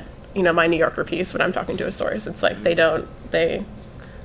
haven't been like, well, you're a crazy person, so how can you write this story? It has never, but I do share that, I've lost people, I, have experience with treatment, but it's a hard line to walk, and I think it depends on your personal comfort level. I don't know, what do you think, Sarah? I think obviously part of the answer is if you are any sort of journalist, you can't just tell the story that you want to. Like Taylor said, you need documents, everything to back it up. But I think the harder part of that is so many of us get into doing these tough stories because we do care, and you have to tell yourself, and you may have to tell yourself over and over again, I can't fix it. I can't fix it for you. And maybe the people are asking you to fix something for them. Maybe they're indirectly asking. Maybe you just have this overwhelming feeling of obligation that this is like, my God, I wish I could make it better. You can't. Whatever, if it is a problem so big that you are writing an investigation on it, you can't really do that single-handedly. B, that, again, that's crossing a line.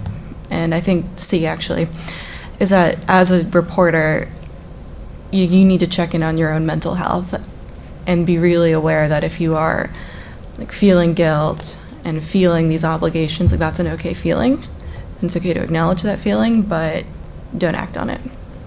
Strikes me as one of those things that is really an opportunity for rich cross-fertilization in the sense of, we think about this in mental health all the time. When I get that compelling feeling that I want to help so much, just like you, I check that. Of course I'm going to help, that's my job, but what is that thing, what is that feeling, that countertransference as we call it, pulling me in, and how does that affect my sense of boundaries and what I'm going to do? Next question. Mine is a very similar question. I just want to dig in on this a little more. I'm a documentary filmmaker here, and as a filmmaker, doing a story on mental health, that requires even deeper relationships to get trust and access. And when you're working with somebody over the course of 9 months to get that story, it's really hard to set boundaries, and then sources really do kind of start to see you as a therapist because you're around all the time. And that is not my role. I'm a journalist. So I am wondering how you have those conversations with your actual sources who are giving you all this access, who you're building a tremendous amount of trust with because you're literally filming their life. How do you navigate that? How do you navigate those hard conversations? I just have a quick story that might relate to that. The pieces that I do tend to take not 9 months, although what I'm doing now is going to take a year. But, I had the experience of this. I was writing about dental care in prisons, and there was this woman who had lost her husband. He was in prison for 6 years near the end of his life, and she experienced this very painful loss. And she was amazing, an amazing source. She was giving me all these documents, she was giving me his medical records and talking to me constantly. And then the days leading up to the piece being published, my editor decided to cut her out of the story. And so to have that phone call with her afterwards where I answered my phone and she goes, "Taylor, what happened?" She had shared all of this, her life with me, really. And so it was probably the most uncomfortable phone call of my life. For me, what I try to prioritize when I'm interacting with my sources is that I'm here to listen and acknowledge what you're experiencing. And I have to limit myself to that. I can't, like Sarah said, I can't fix it as much as I would like to, end all human suffering. My role as a journalist is to say, I see you, I'm listening to what you're saying, and this is painful. And hopefully, at the end of the day, we're going to be able to put out a story that shares your experience, in hopes that it will change things in the future. But also being honest, I had to explain to this woman, my editor decided to go in a different direction, but I still tried to make her feel valued and really let her know that I appreciated her opening her life to me. We'd been talking for months before the story, and then for this to for that to happen was really frustrating for me as well. But just kind of trying to just repeat to myself that I'm a listener. I can't let myself get more emotionally invested than that. It's really hard. I can't imagine having to film someone instead of just talking to them. But So I'm queen of the 9-month projects. I feel you. To the point that it's a joke amongst my friends. And I did the piece that was on the screen about that kid in Mississippi ended up being a documentary. So all the kudos to you for getting people to agree to go on film. That was the hardest thing I've ever done. My way to handle it, I'm very upfront in the beginning. I'm a journalist. This is what I'm going to want from you. And the process goes like this. We're going to have a first interview. I'm going to talk again. I'm probably going to have a bunch of questions that I forgot to ask upon rereading the transcript. We're going to fact check. I can't promise it's going to go in. Here's what I'm going to need from you to make this work. And I think journalism for a lot of people that are not journalists is a very opaque process, when actually I think it's extremely straightforward and easy to explain to people. And I think if you explain it in the beginning, this is the process, here's how it goes, here's some ways it might go, bring them along with you in that professional sense, I think that makes it a lot easier.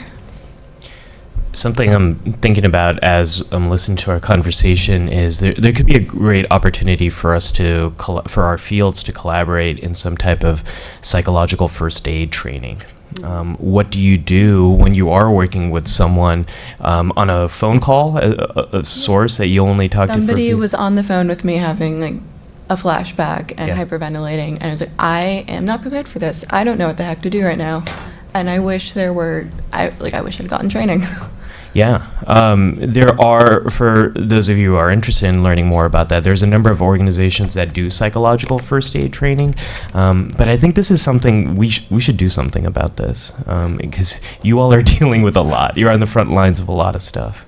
It also feels like some of those basics that we do in that initial stages of treatment, right? We set boundaries, we set expectations, right? We talk about some of the process that's clear and the process that's not, and then also your experience that as you make more documentaries, you'll see this arc. So next time you see it, I think it's very clear it helps people. I tell patients when they like me, it's like, that's good for right now. What's really important to me is when you don't like me, because that's really when some really good work often gets done. I want to take a few more questions if we can. Sure. Hi, my name is Ashley. I'm a social science researcher at Yale in psychiatry. I'm also a person who's written about my experience with mental illness and being in hospitals. And yeah, just interested in learning more about the journalism side of these things. So as a person who's a scientist and works in mental health and has written publicly about her experiences, I have a question really for Taylor, but I'd like to hear from all of you. But so there's something about self-disclosure when you have control of the narrative, when you're the person writing it, when you get to put on the nuance, when you know that these things were the critical things, and so you need to make sure those get across. And then there's the other side where you're being interviewed, and those things might not be important. They might not be in there at all. You might say something that all of a sudden is the flashy sentence, and that becomes the story rather than, which doesn't mean it's not true. It's just not authentic to the lived experience of the narrative. And so I was kind of wondering, how do you balance that when you're interviewing people? And it was glad to know that you're really upfront, kind of about this is how it's going to go. These are the rules. Those are the things. I think they're helpful. But as a person who, I want to share my story, and I have what is right now a flashy, sexy mental health story, which never happens, but I'm getting, a really innovative treatment for treatment-resistant depression, and have been approached a lot and have really said no because I'm so concerned about, now it's this sexy, flashy story, and I might say this was like a miracle, and then now I'm promoting cowboy medicine that's happening. I mean, there are all these factors, and so I'm just curious, how do you hold that all, and then also know that you don't have that ultimate power? Yes. Taylor, I'm going to ask you, because we have, I think, 5 minutes, and I want to do 5 minutes, 5 questions in 5 minutes. And so, because I think everybody wants to ask questions, so if we just, I want to hear the answer, but a short one. Yes. I think you have to really, it's a leap of faith. When I am interviewing people who don't normally do media interviews, I'm very upfront with them about, the potential impact of their story being published. I also try to be pretty generous with people who don't normally do interviews. If they say something kind of off the wall, I check in, we're on the record. Is that, what you meant to say? But I mean, we can talk more offline about it. But it is scary. You have to really trust the journalist to be able to get your story right. And I think that is also the power of first-person narrative, to be able to get, you're getting the story right. I think it's also a huge barrier, as we see in terms of promoting stigma, that we have a very hard time sharing authentic patient stories with journalists. It's a tremendously complicated subject, but it's a really great question. Next question. Hi, I'm Rachel. I'm a bioethics student here. And this spring, I'm applying to medical school, so I've been thinking a lot about my personal statement. And a pretty common format is for a student to talk about, a very meaningful interaction they had with the healthcare system, and how, that made them want to become a doctor. And as interested as I am in mental health, and as liberal as I consider myself, I still can't help but think that if that interaction is, psychiatric, that it would be easier for it to go, horribly wrong. And as some of the clinicians here have disclosed their own struggles, you're also all very accomplished. And, was waiting until that point a conscious decision? And if you were still a trainee, would you feel differently than you do now? That's an excellent question. And I get that all the time, actually, from students. I've read several personal statements, and I know one I edited and wrote a letter of recommendation for, and he talked about his experience being having bipolar disorder and how being hospitalized and being in treatment actually empowered him to want to be a physician and change the system after experiencing things. So I feel like if you phrase it in a way that, because we want to know about you, right? When you're applying to medical school, we want to know what's influenced you. And I think that it's the stigma about it being perceived negatively is going away. It is a risk. But if you're able to phrase it in a way like, this is me, I'm open about it, and this is going to help me become a better physician, I think it can be very successful. Now, would I have done it then? I mean, I was ages ago when nobody really talked about, no physicians really talked about it. I probably wouldn't have. But now that more people are open, it's more in the media about physicians dying from suicide more than any other profession. I think now is a way more appropriate time. A quick thing I want to encourage everyone in this room to remember is we tell stories about our scars, not our wounds. And that's something I encourage a lot of people to think about is when you're ready to tell a story, when you have context, when you have perspective, then tell your story. If you're in the middle of a crisis, if you're still struggling with the thing you want to tell a story about, maybe it's better time to wait a little bit. I told a story, I wrote a piece about the experience I had losing my brother to suicide. And I wrote that when I was a postdoctoral fellow. How intentional was that? It wasn't intentional in terms of I'm waiting until I'm almost done with training, but it was about 5 years after I lost my brother, which is on average how long it takes people who had a suicide-related loss to talk about it.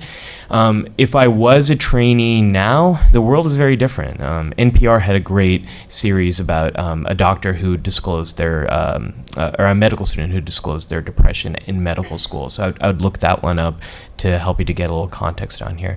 I think the world has completely changed in terms of how we're talking about mental health, and I would probably be more open to talking about those kind of things if I was a trainee now. Next question. Thank you. That's a great question. Hi, my name's Pooja. I'm a psychiatrist from George Washington University, and I specialize in women's mental health. This has been an amazing panel, so thank you guys all for being part of it. And it really is powerful how similar our fields are, so that really stands out to me. But I'll be quick. The one question I had for the clinicians is how do you guys deal with stigma in our own profession to social media and sort of being like out on social media, because I definitely face that a lot, and to be honest, I didn't tell anybody at my department that I was coming here for this conference. Media. I know. So I mean, I think that fear, I know you talked a little bit about it, but that fear is like it's real. Yeah. I understand where you're coming from. I'm fortunate I'm in private practice. I feel like I could do what I want a little for the most part. But I do get that question from a lot of people in academics. And it's hard. My suggestion all the time is if you feel like your department is supportive, because you can kind of get an idea of the culture right away if this is going to be negative and be detrimental to your career. I always say you have to gauge if you think that there's an openness around it. And honestly, that's the one thing I always say, because it could be different wherever you go. Yeah, So a couple of things. One is find your allies. I do work in a medical center, so it's academia, and there are allies throughout your department who are supportive of this kind of thing. I've been fortunate. I haven't had too many times where I've had a superior come up to me and say, "This whole social media thing you're doing, it's bad." I think that ship has sailed a long time ago. The debate on whether or not doctors should be online is over. So find your allies. The other thing is also, what's the value of it? And for me here at Columbia, there's two things that are very clear that my department's been very supportive of. Everything we're doing here, it speaks to the education arm of the university and the medical center. And so that value is consistent. And then there's also the recruitment aspect of it. I get a lot of people calling in who want to come in for appointments because they've seen my work. So it does fulfill that more financial arm too. So find those shared values. Thank you. I always think back to Dr. Deb Cabanis, who taught me about narcissism as a resident and reminded me that there's some healthy narcissism, because I think part of meaning of really being true to yourself and doing something you believe in, and then goodness will follow. And that I think it takes a lot. You can hear the insecurity we all have of trying to make good content. But I think the hardest part for me was confronting the part of it that felt good because it was attention, and the part of it that then felt good because you were successful about it. But the part that feels really good, which is some random person emails you and says, like, I changed how I ate and I got pregnant, just wanted you to know that. Or I haven't done anything about my meds, but I'm eating this way and I think it helps, and thank you. Yeah.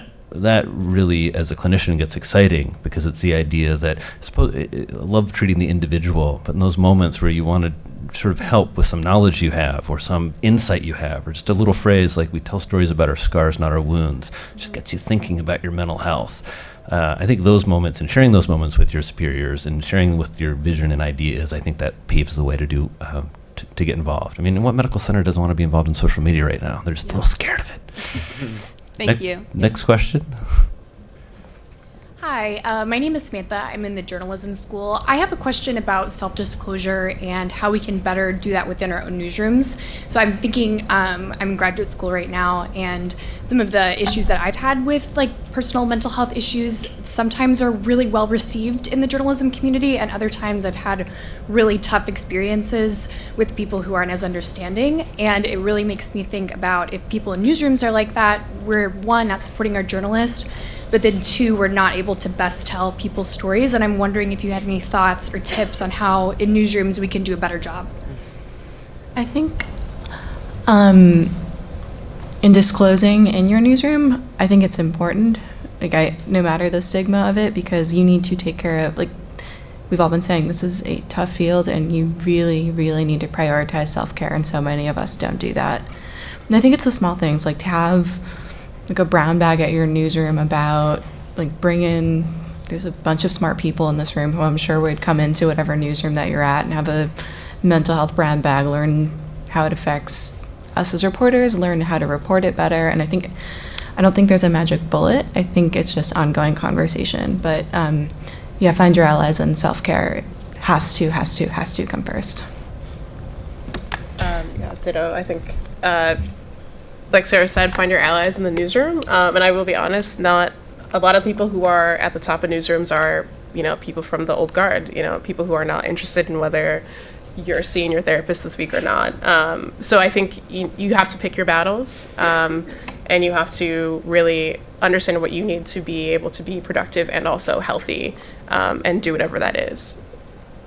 I'm getting more ideas for collaboration here. So there's going to be a 2.0 to this. Yes. And I think that 2.0, maybe we need to do workshops in newsrooms about vicarious trauma. It's something our field shares in common a lot. Hearing painful stories all day long, we very much share that in common. So what can we do to help each other with that? I think that's something we should figure out absolutely. too. I think that's another place to plug diversity. So being in the criminal justice field, seeing videos of police shootings and things like that impact me in a different way than my white colleagues, and it has been very difficult to, be in a newsroom where that's primarily a majority white newsroom and have to explain this is a hard day for me because of this, but, there are other people who are, my bosses and things like that who don't have the same frame of reference. So just being, I'm being honest, it's not going to be, you can self-disclose, but it might not be, people might not have, the smart might not be there. But I think it's also the question of what's the upside of self-disclosure in the workplace. Because I know when my mental health is at my worst, the last thing I want to do is tell my colleagues. Because I'm already worried that they're, I'm like barely keeping up. And so I think part of it is trying to understand what the upside is. There certainly is, and I think the finding, I call Dr. Sederer whenever I have problems, and he puts me in a good spot and checking with a colleague, but also institutionally, how, finding that line between self-disclosure, which is, I think, an advanced step, and just getting the conversation going. Hey, let's talk about mental health. Hey, we've been reporting really, really hard stuff. How's it affecting you? What are those basic mental health first aid and mental health toolbox things that we all know about, right? Take a deep breath, get good sleep hygiene, but when organizations remind us of that and encourage that, I think that we're doing mental health work, even if we're maybe not fully self-disclosing yet. Dr. Varma. Hi, I have a question for you guys. First of all, I want to say thank you for all of you for doing this. This feels very historical and monumental. I'm a psychiatrist. I've been in practice for 12 years now, and speaking to the media for the same amount of time for all the major news outlets, and I contribute on a weekly basis to NBC, ABC. The last time I remember being at something like this was 2006. The AMA used to have a medical communications conference, and I'm not aware that they're doing that anymore, so this feels amazing. I want to ask you guys, you're really making me think about a lot of things, and this sort of, for me, a dual identity of somebody who contributes to the media and speaks about these things, but also as a psychiatrist. And what you said, Dr. Matu, really resonated with me when Dr. Drew asked you, what are you most afraid of? And I think one of my fears has always been about how my colleagues, who I have utmost respect for, and my profession will perceive what I'm saying, and the credibility, integrity, and authenticity first and foremost, and the scientific aspect of what we're saying. At the same time, I realize this evidence-based jargon doesn't always speak to sort of mainstream media, and a lot of times I've had to say no and be very picky about the topics that I sign up to talk about, but there is an aspect of there's something accessible about this sensational news, right?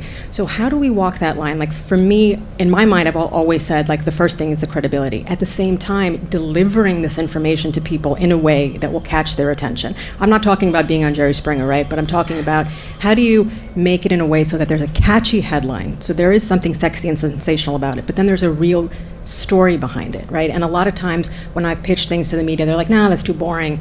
That's too scientific. We don't want to hear about that. We want like the dirt, the juice, the gossip. It's not always the case. I think it's very dependent on which the outlet is, and some of them have been extremely respectful.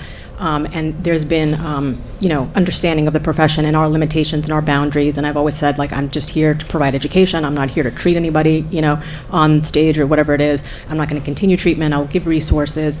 But it's been a very interesting and fascinating and difficult journey, sort of navigating and negotiating both roles. So I'm just curious what you guys think about that and what your experience has been.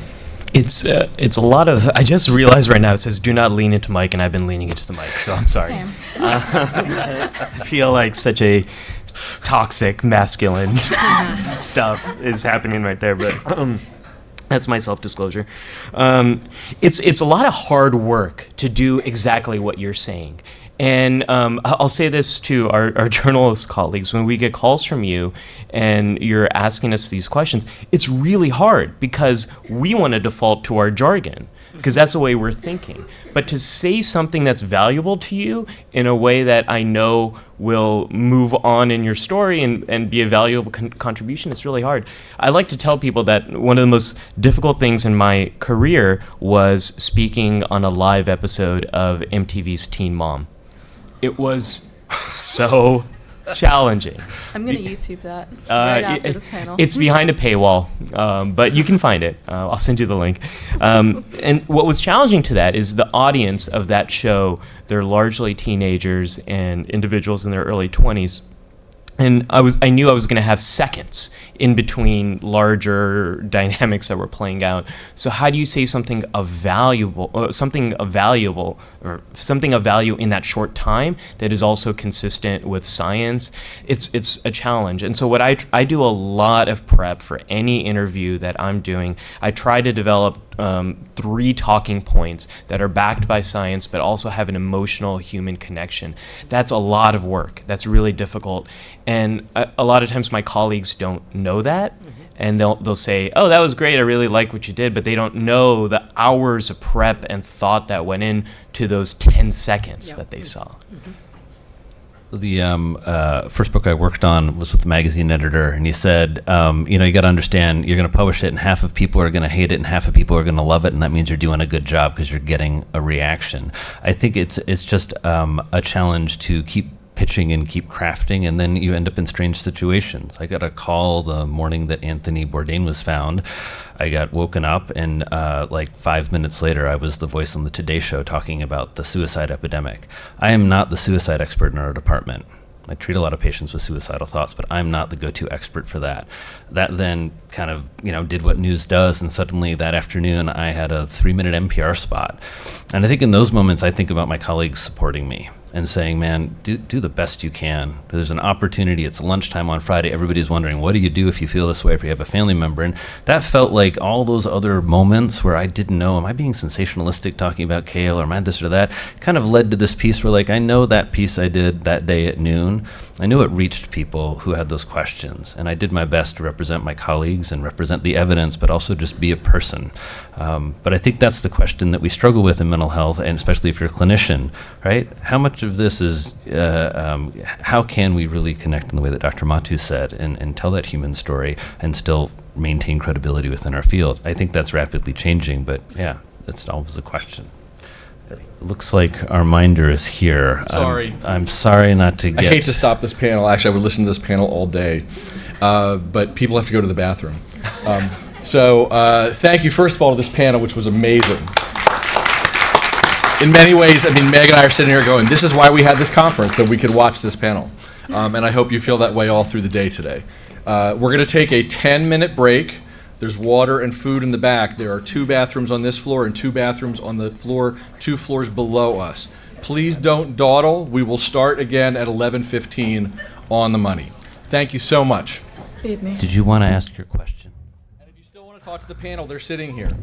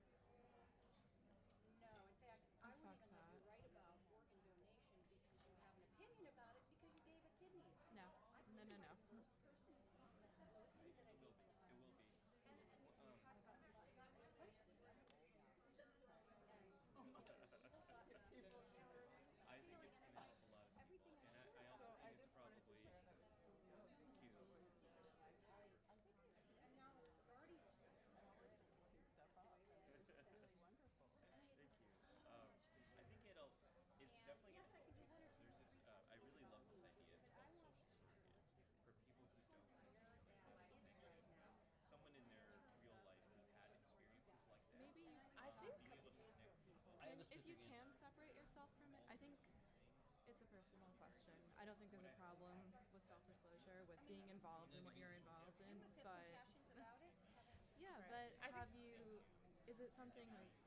I think it's not a question any of us can answer. I don't think. Like, can you have your passion? That's great. Like, that's why we all have personal reasons for doing it, but.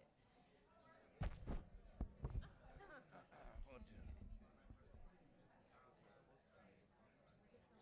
two. I wrote the story about these two offices down, a colleague of mine said me too.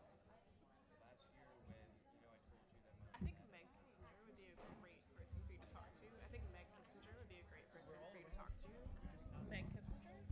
She's in the back in the gray dress. She's written a lot. She's great. She's had a ton of family experiences.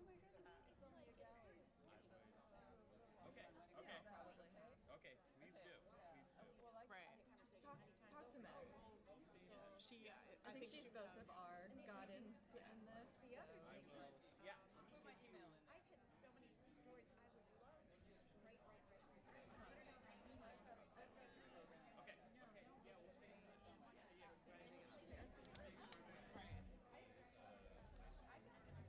we'll stay in thank you for your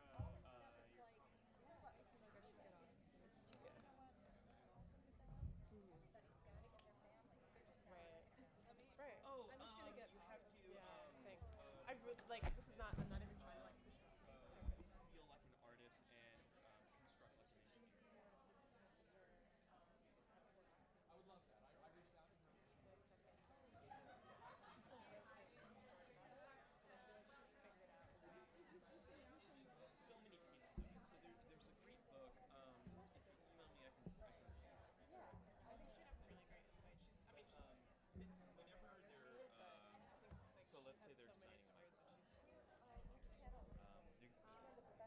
A lot of the tendency can be stuck in the design phase, like thinking about it, trying to get the best design, talking to people, doing more research, and I think we in the mental health field, and especially in healthcare, we have a tendency to do that. Let's think it right, let's get our methods right, and all of that.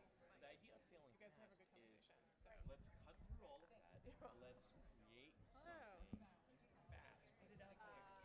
Get feedback. Share it with people. What works? What doesn't work? What do you like? And then reiterate based on that.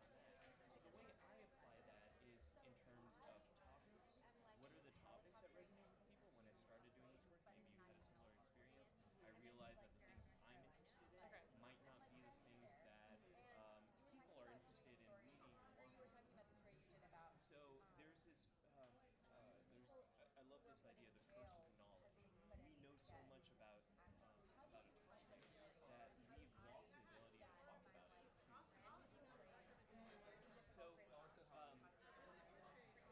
I just get out there and see what resonates, what are people interested in, what are people seeing? I always share with How did I find?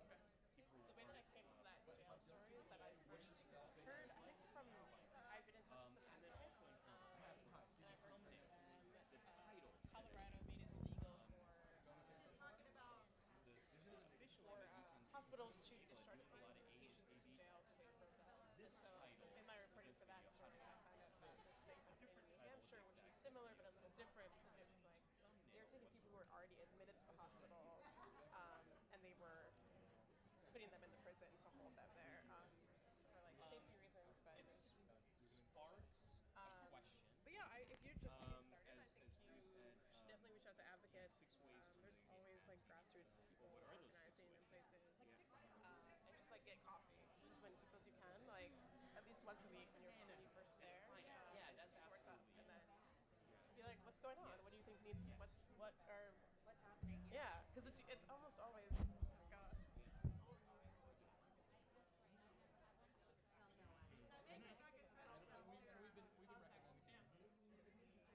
Well, what is really in them? Yes, absolutely. And that's the thing about this. I think there's a way to do it that is honest and not so You are amazing. Using those artistic techniques of emotion. And so it's about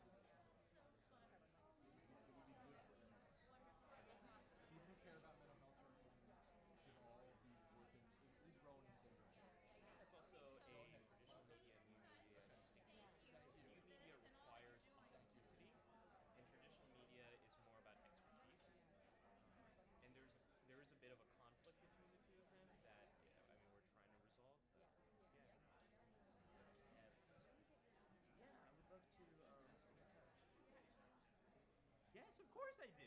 Jamie, he's a very good friend of mine.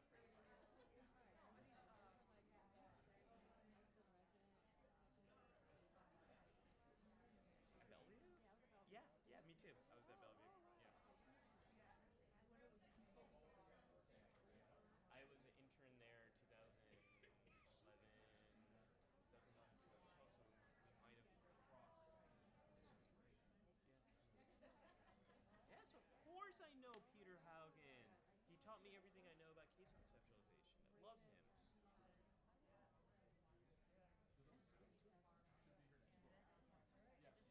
We must have crossed. We must have been in the same.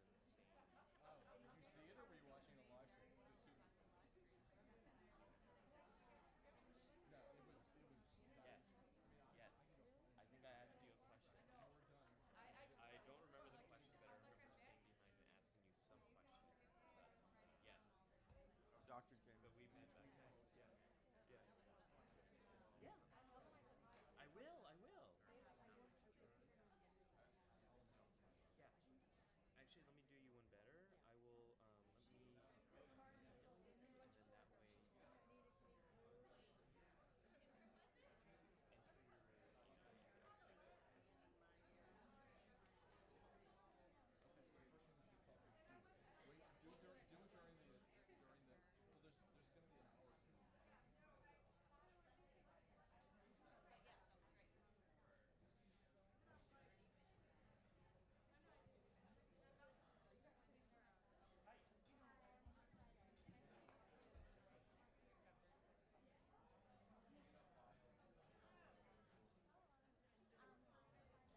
Oh yeah.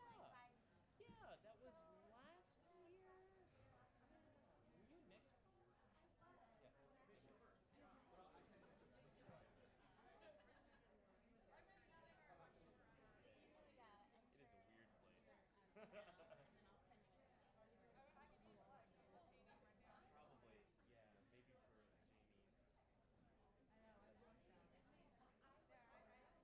yeah, maybe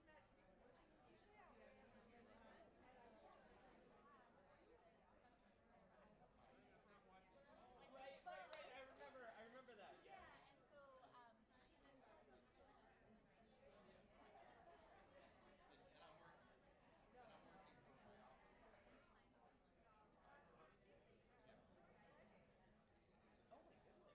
Oh my goodness.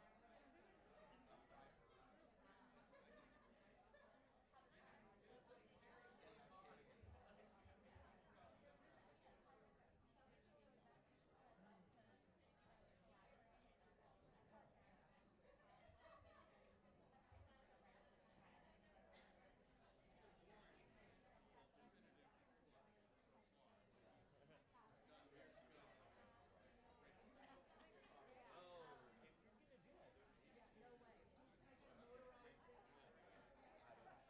Look for a hill you can ride down.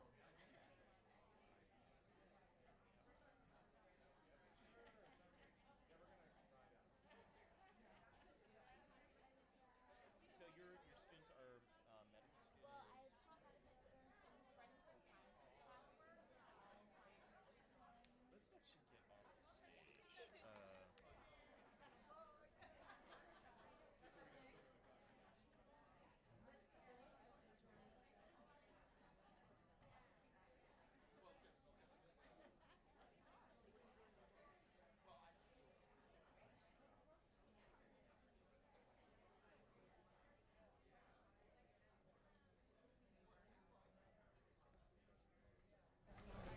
If everybody could take their seats, we're going to get started.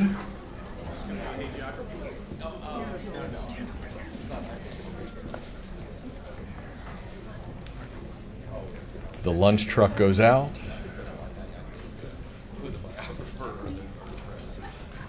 Can you call on the people who are in the hallway?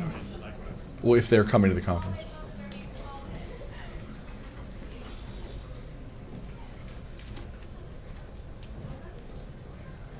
While we're waiting for everybody to come in, a couple points. Meg asked me to point out, for those of you who aren't aware of the DART Center for Trauma and Violence, which is a center here at Columbia, it focuses mostly on reporters who who get involved in covering trauma in war-torn zones like that, it actually, until we have started this process here, sometimes would pick up the mental health trainings as well. And I think that they are happy to hear that we are trying to do our own trainings because, first of all, they have their hands full with international correspondence and the trauma work that they do, which is amazing. But I think what we also realize is what some of these reporters are talking about here is a different kind of trauma than the trauma that we need to deal with when people are covering violence out in the field. So, but I would point out that the DART Center, if you've never been up on their site, they do amazing work, and they are very much our colleagues, Bruce Shapiro here. The other thing I would say is whenever I hear people talk about the responses to their stories, it always makes me think, especially since this is a Columbia thing, that at some point someone will set up a medical center to treat all the people who call us after our medical stories come out. There has to be money in this, because certainly every journalist who gets called, and I mean every mental health story I ever did, I've done stories on adverse drug reactions, so every adverse drug reaction story I ever did, thousands of people call, I can't treat them, but someone should. Some of them have insurance, so some smart health system should create the Journalist Source Treatment Center, and that'll be another way to monetize what we learned at this conference today. The other thing I will say is when I was a young journalist, if I had had the opportunity to have a conversation like we just had with these young journalists about covering mental health, it was just not available. It should be available, and it's one of the things that we really hope a conference like this can start making available. So let's change subjects, moving from gun violence to criminal justice system. So we invited Dr. Elizabeth Ford to speak. We had her, Meg and I worked at a conference in Philadelphia for journalists last year, which is very much was sort of, I would say, the incubator for this conference. Whenever we did the conference in Philadelphia, we always say, well, what if we did this at Columbia with many more people? And God, here we are, that's great. And one of the great talks that we had at that conference was from Dr. Elizabeth Ford, because she took an amazingly interesting approach to the challenge of writing about criminal justice. I would say that just like a lot of journalists have jumped into covering opioids over the last 2 years, some knowing how to do it, some just because their editors are making them do it, a lot of people in the last year have jumped into criminal justice coverage with very broad ideas about what the criminal justice system and what mental health in the criminal justice system means. And what we loved about Dr. Ford, we invited her to speak in Philly, was we asked her to talk a bit about what stories journals were getting wrong and how they could get better insight and access, actually, to the things that she knew about. And she gave a great talk, and she's going to give another one today. For those of you who don't know, besides the fact that Elizabeth is the chief of psychiatry for the Correctional Health Services for New York City's Health and Hospitals, which means she's in charge of Rikers and all the other jails, she was formerly director of the Division of Forensic Psychiatry at Bellevue Hospital Center and training director at the New York University School of Medicine's Forensic Psychiatry Fellowship. She also wrote a terrific memoir about her work at Bellevue. If you haven't read it, I recommend it, called Sometimes Amazing Things Happen, Heartbreak and Hope on the Bellevue Hospital Psychiatric Prison Ward, which was published in 2017. And I can't wait, honestly, for the book that she writes about her experience in her current job, but I'm really looking forward to hearing her remarks today. So thank you, Dr. Elizabeth Ford.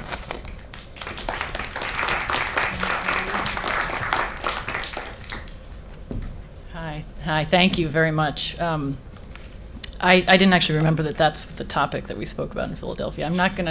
I don't think today I'll talk about the stories that are wrong necessarily, but I am very, very glad to be here, and I have been struck by all of the comments and the discussion that's been happening so far, and if I could indulge you and say, have 2 minutes of reaction to that would be great. First, to those who are here from the Guns in America, I don't do social media or keep up with the media that much, largely because there's so much about what I do is written about, and it's harder for me to actually do my job objectively if I'm exposed to all the stuff in the media. But for that group, I haven't ever seen anything written about the way gun language has infiltrated the American vernacular, and the way that bullets, somebody mentioned a magic bullet up here, but you've got triggers for behavior and targets and bullet points and faster than a speeding bullet and shooting for the stars, and our language is just filled with references to guns.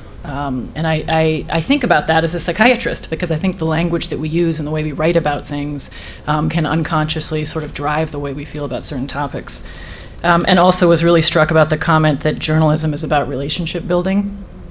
And that's exactly what psychiatry is about, totally. Actually the relationship building in journalism is probably quite private also. But that's the core of psychiatry, is to build a relationship. And then I think another very important similarity is that we're both storytellers. I think psychiatrists at their core are essentially storytellers, not generally of their own story, although I think in the spirit of self-disclosure that's probably a good thing to do, but helping patients find their own story and understand their lives and create a narrative that makes sense. And that may or may not need treatment. But to put one's life into a narrative that you can understand is enormously therapeutic. And so I do think a good psychiatrist is able to do that with their patients. So Steve did a little bit of introduction about my work. Just so you know, I do work for New York City. And so unlike some of the other speakers and panelists, I do not have the same kind of freedom to talk up here about everything. And that, I hate that. I hate the restriction that puts on, because I do think that the way to improve the conversation, and by that I don't just mean getting to a political point, but to just have people talk openly about things, is for large agencies that run the criminal justice, the health systems, the judicial systems, to have them be more transparent and more open about what happens. And I know that certainly the agencies I work for are gun shy about that, and I'll explain to you a little bit about why down the road, but you should know that I do work for New York City. And have thought at various points, including this summer when I took a leave of absence for really awful burnout, that maybe I wanted to get out of the city work so that I could talk more freely about things. But I think at my core I do fundamentally believe that to change things in a durable and lasting way, you got to work from within. So I'm willing to sort of take that, manage that balance for the time being. I don't think of myself as an author. I mean, although I did write a book, I guess maybe that. But I am struggling to find the way to best communicate, not just what I think about the criminal justice and mental health interface, but to try to represent the voices of those who are incarcerated. Those are not voices that get heard, certainly not first person very frequently. And these are not mass incarceration, the criminalization of people with mental illness. That is not an issue that has yet affected the people who are really in power in this country. It has not really directly affected them in the same way that Parkinson's disease affected Michael J. Fox, or AIDS affected Magic Johnson, or illnesses directly affected very important cultural figures in our society, and that drove a lot of change. And that hasn't happened to the same degree. Or if it has happened, those in power haven't chosen to use their voice to help in the effort. And I think that's a challenge that we're facing in terms of talking about this topic, and getting people to buy into it. So the reason that I didn't end up writing the book was selfish in some ways, because I had struggled for a decade working at Bellevue as a psychiatrist on the unit there for men who were incarcerated in the jail and needed to be in the hospital. So they were all dangerous, because you can't get into the hospital without that, and they were all seriously mentally ill, so largely schizophrenia and bipolar disorder. And so that's the group of patients that I am the most comfortable treating. It is a very tiny percentage of people with mental illness, and has sometimes, I think, skewed my understanding of how people with mental illness behave. But in any case, that's my preferred patient population. And I spent 10 years trying to convince people that it was a decent job, that it was something that one with a good education and good training and some professional respect would actually choose to do. And I failed at that. And at the time when the offer to write the book came out, I was just at the point where I thought I'd had enough experience to be able to opine about things in some kind of way that might help. And I also was given the freedom to write about what I wanted and the way I wanted to write it. Just a footnote there, that is one of the biggest challenges you'll face getting access to people in government or in institutions, is that they want control about what you're going to produce in terms of the story. But I was given that flexibility, and honestly, the other reason is that I was suffering from PTSD at the time, both primary and secondary, and I was watching all of the staff on that unit burn out and experience vicarious trauma, and I needed to stop. I mean, I needed to stop the work, and I needed to find my own narrative that would help explain to me, like, why would I subject myself, my husband, my 2 delicious children to, like, the impact of this kind of work on me? And so I thought writing a book would actually help that. And in fact, it did. It helped a lot, which is good. Then that was, I think that was, maybe that was primary, I don't know. Unconsciously, consciously it wasn't even there at the time that I was thinking about it. The conscious motivation, which certainly is still there, is to try to portray the very complicated world that these individuals, not just the patients, but the staff, operate in a way that was not riddled with statistics. Nobody looks at statistics. Statistics do not change people's behavior. At least in my experience, that's never been the case. It's like personal interactions. It's, like I've never met, if I meet some of you in person and shake your hand, I'm gonna have a connection with you, but just looking at you as an audience, it's like less of a connection. And I think the same thing is true with all those numbers and stats. It just doesn't change behavior. So I was trying to just be honest and transparent, and to allow the reader insight into that world, most importantly, the humanity of those patients who I adore.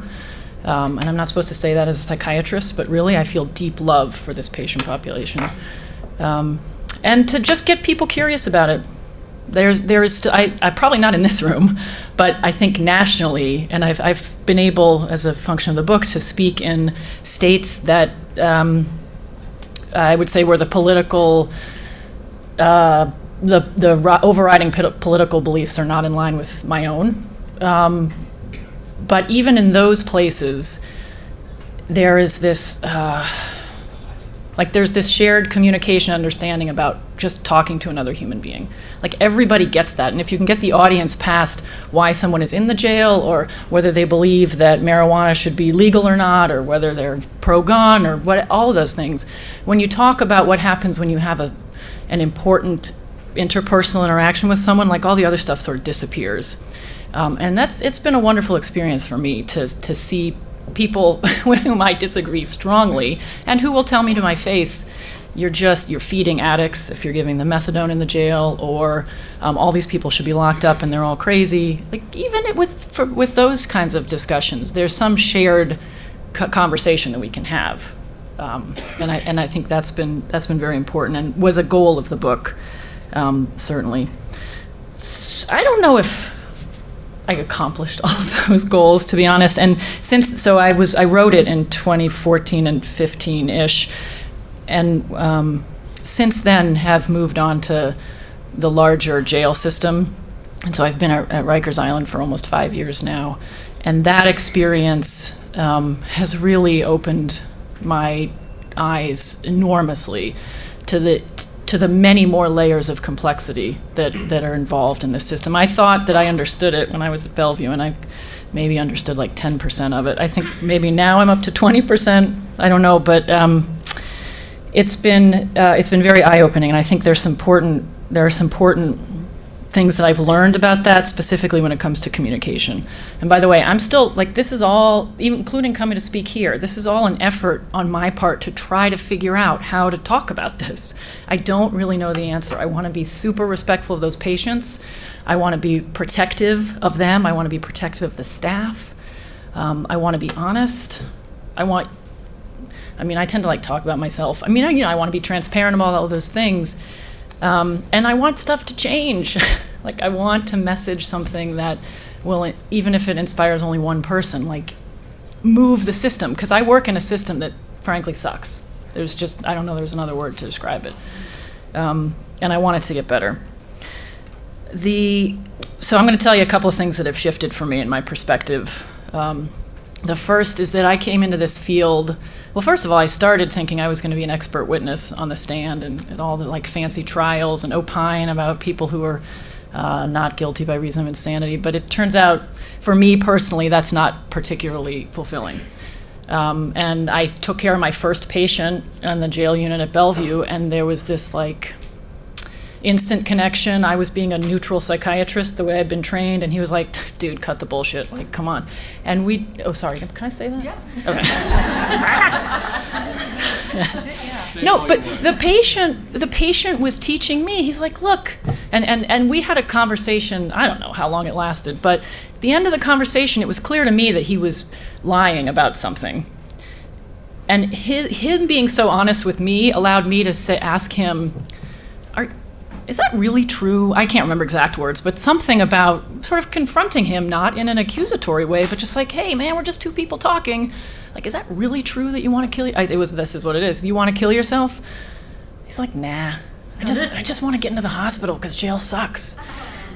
Which is, of course, understandable. And if you hear that phrase and as a psychiatrist think, oh, you're going right back to jail. Like, you just lied to me. That is not a reason to get into the hospital. Forget it. That is going to have a different impact on that patient than spending 10 minutes extra with them to be like, oh, okay, that totally makes sense. I don't know if I can get you into the hospital, but is there any way that I can like call the jail or figure out something else? And just 10 minutes of not discounting a person can be really impactful. Anyways, that experience really stuck with me, and then 20 years later, I'm still doing the work. That's not a thing that I've learned necessarily. So here's that there are no clean right and wrong answers in the work that at least I've been exposed to. So it's very hard to make any kind of clinical decision that may not have some kind of negative downstream effect. You have security pressures all the time. This isn't a lecture about Rikers, but I don't work for the Department of Correction. The Health and Hospitals, Correctional Health Services is independent, thankfully, from the security agency. And so we can, in theory, do what we think is in the best interest of the patients. But the patients are all in a custodial jail setting. And so there's this navigation around healthcare decisions that may or may not impact security. And nothing ever feels... that's probably not true. It's very rare that any decision feels good. Like, oh, I just did what is best for that patient. The work often involves finding whatever is least worst in the situation. So you're choosing from a lot of bad options and what is going to be the least harmful to the patient. So an example of that, and also the way that, because this relates to the example as well, but the way that policy decisions are made in these systems, and how a very well-meaning idea and plan can be executed, and there's another sort of potential gun reference, but in a way that that won't end up with the intended consequence. So an example in the system in New York City is getting rid of solitary confinement for people with serious mental illness. Great idea. Fabulous. I'm not in favor of any kind of, well, frankly, I'm not really in favor of jails or prisons, to be honest, but certainly not in favor of solitary confinement. And that's a great idea. And this happened prior to, this was in 2013, and I wasn't in the jail system proper yet, but it's a great idea. The decision was made on X day, and then the following day, nobody with serious mental illness was in solitary confinement. But what was happening to them? Right? So there were a lot of people who had been locked in for 23 hours a day for months, and sometimes years, who, if they didn't have serious mental illness prior to going in, had developed some kind, now whether it was mental illness or not, I'm not sure, but certainly had developed behaviors and sort of ideas and thoughts that could be very harmful. And they were no longer in the setting where they were, and the violence rates were huge. The patients were victimized. The clinical staff and the DOC staff were really struggling to try to figure out how to take care of these patients who got into solitary because of violence, right? So it was a very complicated thing. It sort of rings bells for me of deinstitutionalization and a great idea of not institutionalizing all these patients, but there's got to be an alternative somewhere. So now, where are we? 5 years, 6 years later from this decision, the jail has figured out how to do this, and that's fabulous. But the impact to those patients who are sort of caught in the roughly year struggle of how to take care of individuals who are very violent and seriously mentally ill and for whom the hospital would not admit, like what to do in that jail setting. And another downstream effect of getting rid of the solitary confinement for those with mental illness is that the mental health staff at Rikers Island is mandated to assess everybody who's been seen by our service to see if they're cleared to go into solitary confinement. So I hope that like perks your ears up, like, ooh, that is a bad decision to have to make. It is terrible. I don't know of any person that I would say is okay to go into that kind of situation, and yet, and it's sort of, that's one of the big pushes that I've been working on since I've been there and have been unsuccessful, but we're tasked with figuring out who can go in and who can't. And my preference would certainly be that instead of making that decision, which is security, we make the decision to take people out of solitary confinement. So whatever happens within, a few hours of them going in, we're surveilling them and coming out. But instead, the mental health service now has the reputation of the people who put people in solitary confinement. And that is a downstream effect that really affects the staff in terms of that particular policy decision. Other things that have shifted for me. Jail is not all bad. Which it's hard for me to even say that. I think that there are some redemptive possibilities and rehabilitative possibilities in an environment where everyone is there. And now, of course, they're forcibly there, but people are there. You have access to a community with which you can do good things. I really do believe. It's not exactly happening right now, but the idea that everybody who works in a jail and that every jail is awful is the idea that I had a decade ago, and that has shifted pretty significantly. I have become much more familiar with the officer staff and the reasons that the Department of Correction officers go into this work, and it is very rarely because they just want to hurt people or punish people. I've actually I'm not sure anyone would tell me that that's the reason they went into the work, but mostly it's because, look, I want to help people be safe. A lot of the officers are want to be social workers, and then what happens though is the system shifts. It just transforms people, much as it does people who are incarcerated, and it changes. And if you're stuck in that system without some kind of sort of spill valve to get rid of all that stuff you pick up in these toxic areas, then you can kind of morph into somebody who may or may not be that helpful to the individuals there. So I've changed in that opinion. There's an anecdote I'll tell you. It relates to animals, but it shows, I think, the two sides of the jail that exist that don't really get reported on that well, I don't think. So my office is in one of the jails. It's called West Facility, and my window looks out on a couple of layers of barbed wire. And in the first month or two of my time there, a seagull got caught in the barbed wire. And I saw that happen and immediately ran out. The wire, and it was not as tall as that window, but close. And I knew that if I climbed up, well, first of all, this is a dumb thing to do, but I thought, I'm going to climb up and save the seagull, but then I'm going to get shot by the something's going to happen badly if I climb up this barbed wire. But the seagull is up there, stuck. So I go to the bubble officer, the guy at the front. I'm crying. There's a seagull up there. You gotta eat. Okay, we'll call animal control. Don't worry. This was a Friday afternoon. I was like, okay, great. And I go back and I sit, and I can't look at it anymore because it's too awful. And I just go back, and on my way out, okay, you'll call them, right? You call? Yeah, we left a message. And then I come back on Monday, and the seagull is dead. And then for the next several months, I watched the seagull decay over the barbed wire. I know, and I, as I was watching, I was just thinking, is this the place where I'm coming to work? Where things are just neglected, like where crises are ignored and things are neglected and they decay and like living things just die here. And that's actually not what my experience has been, which is good. And shortly thereafter, I saw, this was in this fall, what was this? Spring, fall. There's a family of ducks that lives on, that, I don't know, they don't live on the island, but they must swim around the island.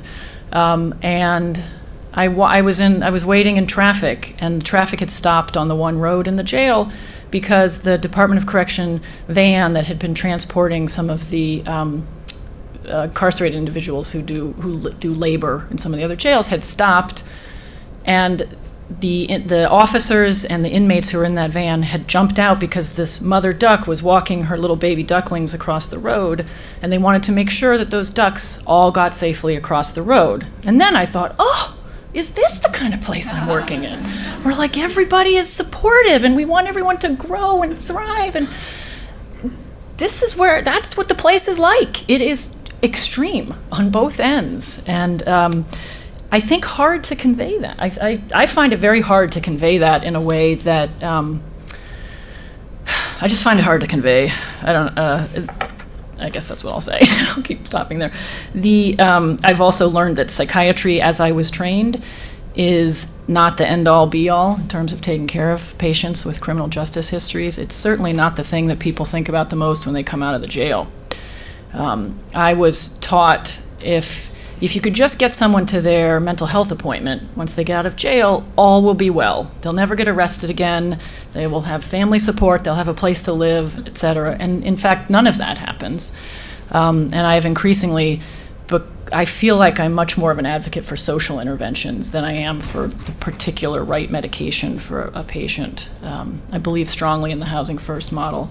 And I think that, New York City is striving, I think still struggling, to figure out how to really manage the situation.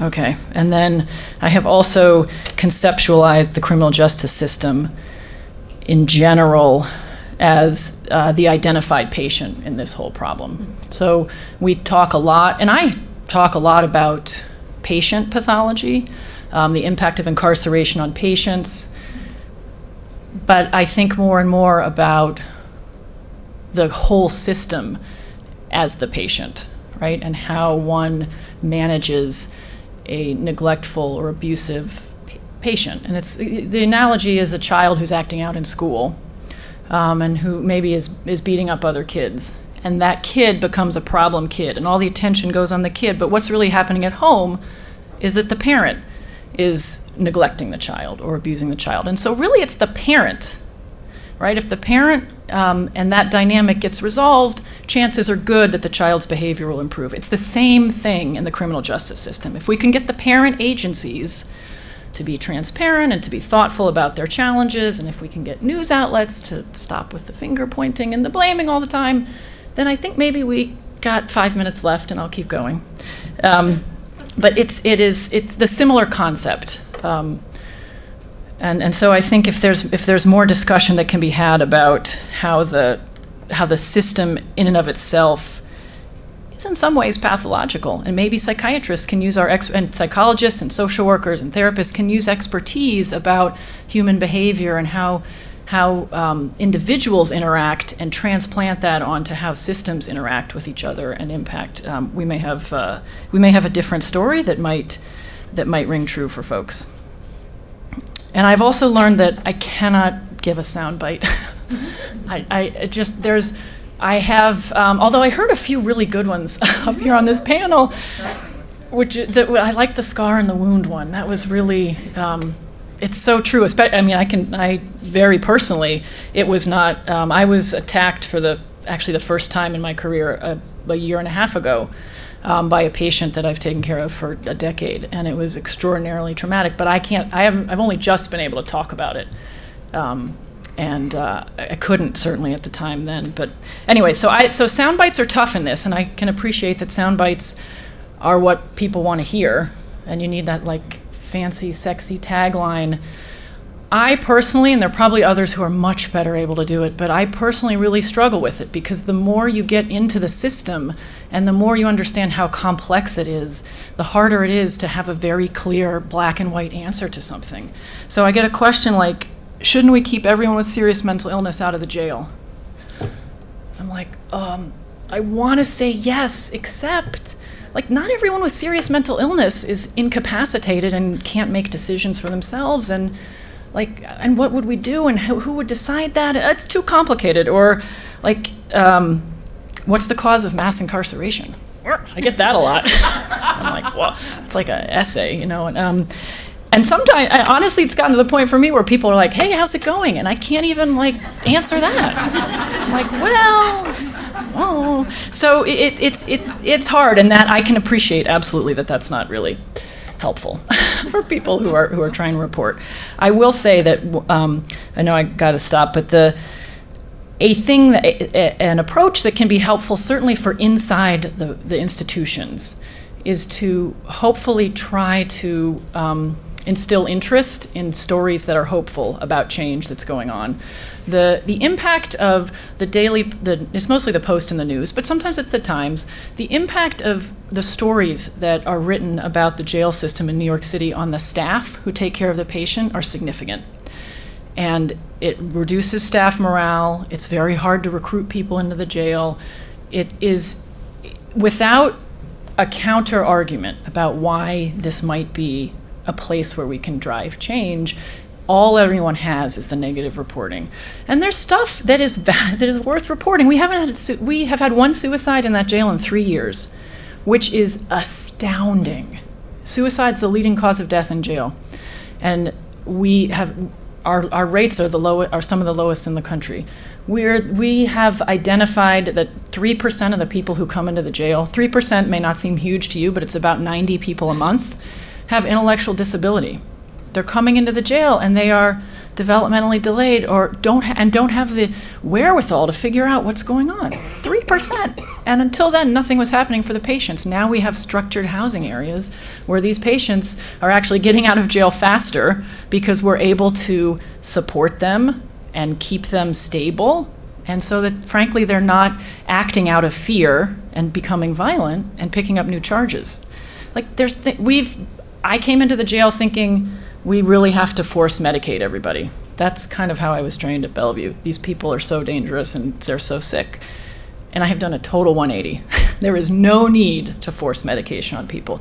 If you develop a relationship and give people time and have some tolerance obviously there's a limit to the tolerance, but for tolerance for behavior, patients want to get better.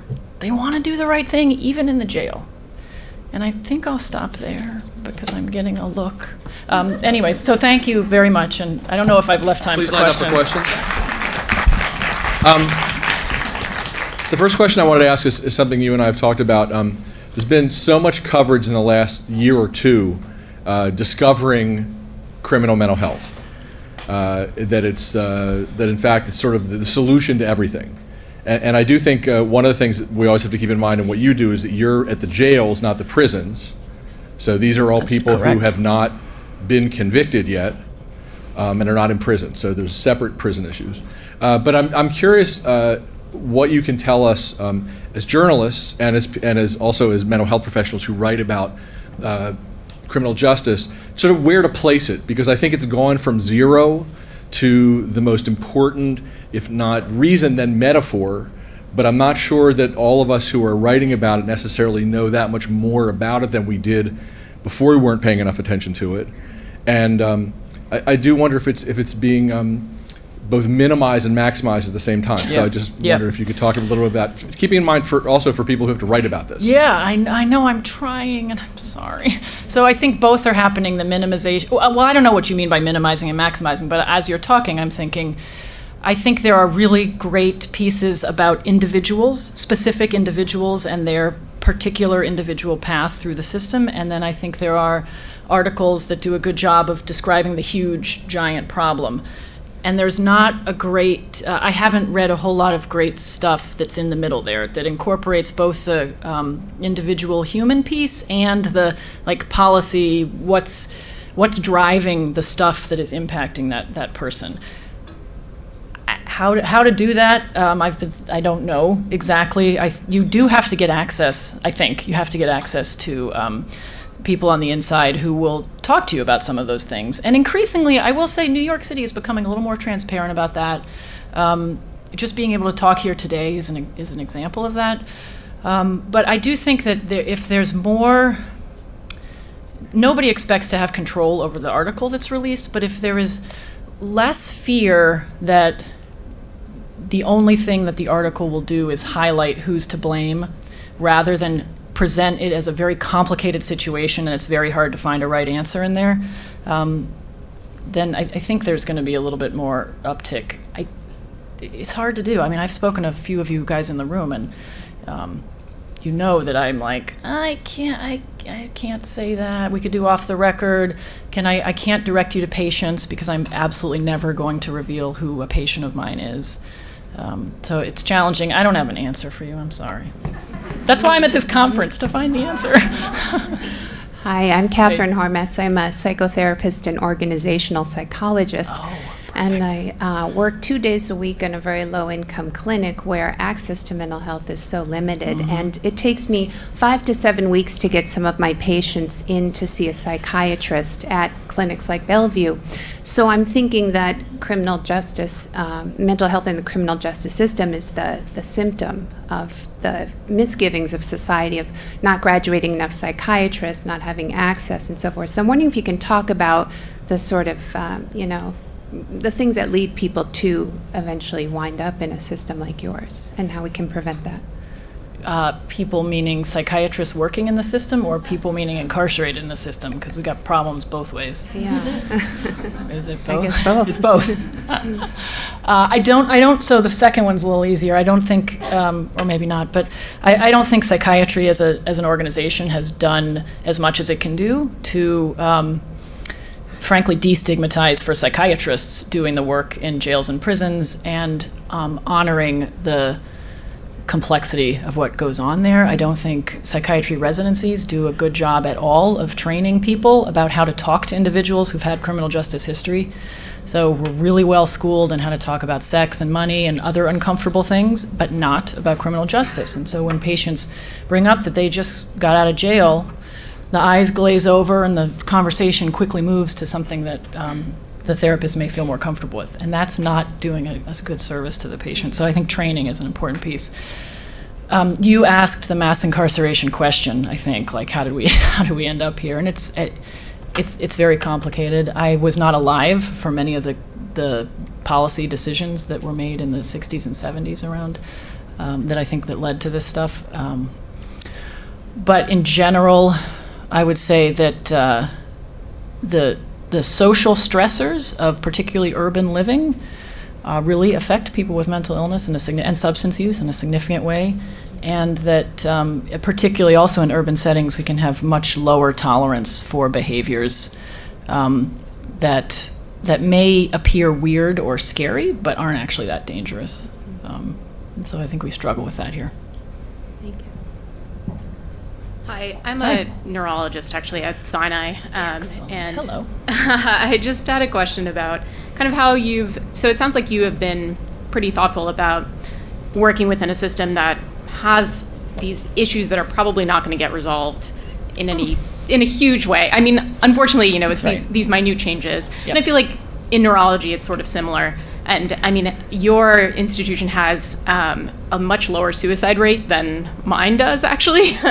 So it's things like that where I just wonder, and I mean, I love my field, and I think it's going to be incredible in the next 30 years, the things that we'll be able to do for people. But it is the prospect of these minute changes where you go to work every day and you just feel kind of ground down. And I just wonder how you've kind of addressed that for yourself. And I know these are kind of personal questions, so I hope it's not too No, much personal to ask, questions are way easier to answer, so I'm happy to do that. But it's a very important point, because this work is not, I think it's the work of multiple lifetimes. So you're sort of signing on to something that you hope will continue over generations.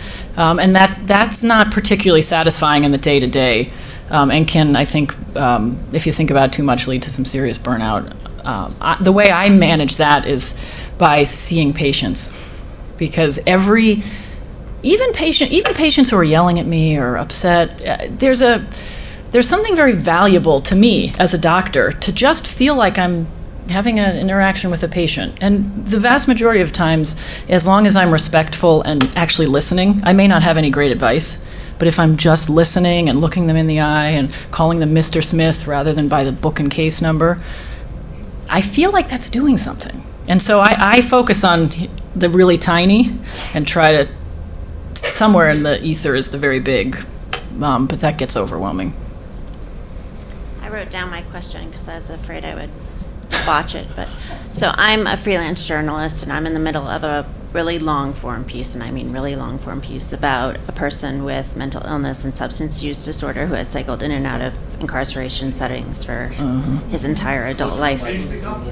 Oh, his entire adult life, sorry. Did you hear that I thus did, far? yes. And I'm wondering if you have some advice for me about how to make that piece the most effective story it can be. Is it someone in this area? Can you answer that? In Philadelphia. Oh, so in a city. Do you have a point to it? Well, I'm searching for my Sorry. point. Yeah. He's been in and out of incarceration since I've been in contact with him, and right now he's in a treatment setting And as part of a forensic intensive recovery program, court-mandated program to put him into treatment rather than incarceration. So part of the story is about my relationship with him. Oh, great, because that was going to be my first So point. because I'm really Right. struggling with that, Yeah. and actually that probably should be my question. I'm struggling with a lot of what Sarah talked about, boundaries, and I want to solve his problems, and I know I can't. He'll ask me for money, things like that. But he also is incredibly grateful to me for even paying attention to him. So I don't know. Any advice, any little tips you can offer would be wonderful. I don't care what they are, just anything. Well, you might care what this is, because Yeah. I think probably most of you won't want to do this.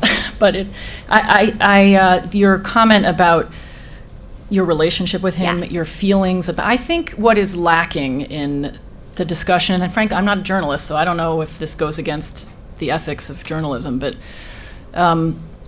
I think some of the best ways to describe the way, if the message you want to convey is something around how people feel about those who are incarcerated or the systems or something, I think it's helpful to inject how you feel into the piece. How did it feel to sit with someone who has been in jail all the time and maybe you never have? Or were you ever scared? Were there times when the person really surprised you? Like you asked a particular question, you, from your research, knew that we're pretty sure what the answer would be. And then they said something that was that really tugged at your heartstrings, or you thought, oh, wait a second, that's similar to my experience. Or there's something about that, again, keep going back to it, but the human connection, and that I can appreciate maybe. I'm just imagining maybe that taints the journalistic style in some kind of way because you're not being fully objective. But honestly, like the way you feel about something is the way you feel. Nobody can argue with that. And the way people feel about the interface of mental illness and criminal justice is what drives policies. It is not the statistics, it's not the reality, it's the way people feel. So if you can't get to that in the article, I don't know. Is that helpful? Very. Oh, Thank good. you. Whew.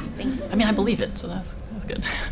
Hi, my name is Peter. I'm a fellow in the public psychiatry program here at Columbia. I think you're coming to speak to us, yep, which I'll see you I'm soon. excited about. I was also, I studied journalism in my undergraduate degree. And so I really appreciate what you've said. Part of the reason I left the field for a while was this kind of feeling of, always pointing out the negative or what's going wrong. And so you seem to be responding to that and wishing for a little bit more. So I'll just put a little plug out there. There's a organization called Solutions Journalism. Maybe the journalists in the room know about it. And they do online trainings for how to target your stories toward the solutions, just to, add to the discourse in the world about what can we do. And I think that that's really important. Thank you. Thank you very much. Hi, my name is Emily. I'm a student here at Columbia. So for my master's project, I am doing a profile of a transgender woman in a men's prison and the kind of challenges that she faced. And so I just got off a call of interview this morning, and she was telling me that if she didn't get her sex reassignment surgery soon, she wants to kill herself. So I was just wondering, how do you respond to these kind of things? Well, first off, I would just, maybe we can talk afterwards so that, and you can maybe tell me where the prison is, and we can, I mean, it's just important to take anything like that very serious. Now it's important to take that seriously, so I don't want to just leave it dangling. Maybe we can touch base about the details later. I think if you don't have access to somebody who may be able to relay the message into the jail or prison and to the health staff there, then I would encourage, this relates to what do you do when you hear bad stuff and you're not sure how to help. Every prison and every jail has it's called an inmate grievance council, and they have a sick call protocol, and they've got, in New York City it's 311, but in every jurisdiction has a general city number that people who are incarcerated can call. And I would encourage that person to make this known to the people around them. And if they don't want to, then you're a little bit stuck. You can always call anonymously to the to the correctional institution and say, I heard this and I'm concerned about the person. Again, no good deed goes unpunished, because sometimes when you report things like that, it ends up that the person doesn't get exactly the kind of care that you wanted. But specifically, let's see if we can help sort of after this. Okay, I'm gonna go. Wait, No, I'm not gonna go. Before you clap and before you go, I have one other question. So one of the things that we've talked to journalists about in covering mental health is getting more access to records and getting it so that we're not just taking a patient or a family member's word that they know everything about their own care, they remember everything about their own care. It's a challenging thing, but it's something that I think is really, if not the gold standard of journalism now, it needs to be pretty soon. So while you're here, I would be curious, since this woman's doing a piece on somebody who has complaints about the system, is there any transparent records when someone's in jail or in prison that a journalist can see to cross-reference when somebody's telling them in an interview about how they're being treated or what treatment they've gotten, whether it's medical or otherwise? No. Not without the patient's consent. No, of course the patient would consent. If the patient consents, can we as journalists ask them to request their own prison or jail medical records so that we can do a deeper dive into what they're talking to us about? No. But this is like a show here. But the patient can request them, and then once the patient has the medical records, they can do whatever they want with them. Okay. Excellent. That's great. Thank you very much to Dr. Ford. It's always hard to be between people and lunch. We're going to break very briefly for lunch. These piles of lovely boxes over there are your lunches. Please bring them back to your seats and start eating, because we're going to set up for our conversation with Andrew Solomon, who has just joined us. I would also say, if you are tweeting this out, please use the hashtag ColumbiaMHJourn, and we encourage you to do that. Also, everybody who's here, the stories they have written are now up on the website for the event, so unlike when you went up for before, there are now listings of some of the pieces that they've talked about with links to them, and I encourage you to look at them either during the break or afterwards. 15 minutes, we'll be getting back here. Thank you so much.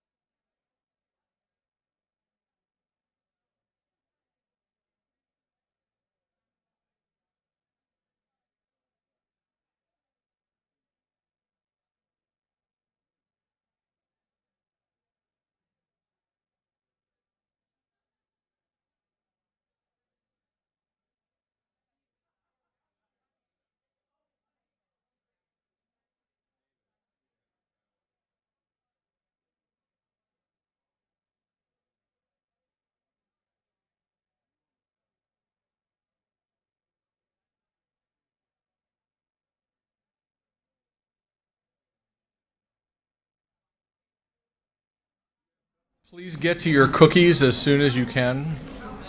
We'll have a couple more minutes for lunch break, and then we will be starting again. And we'll have somebody come around and collect the boxes so that you don't have to get up and toss them.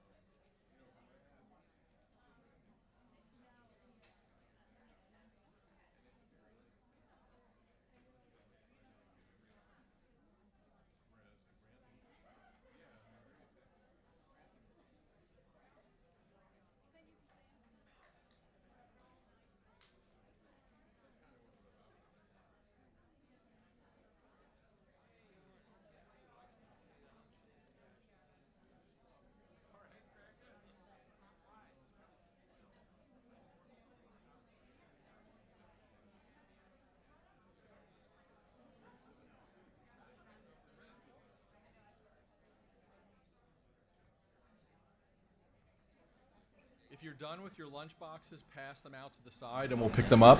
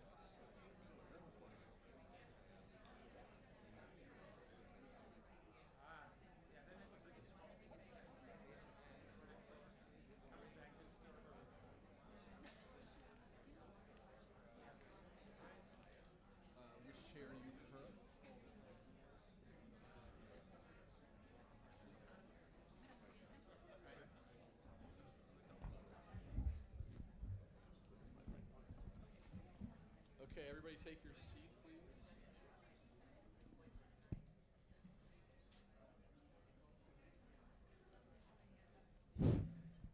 Is yours already on? There you go. Excellent. Okay.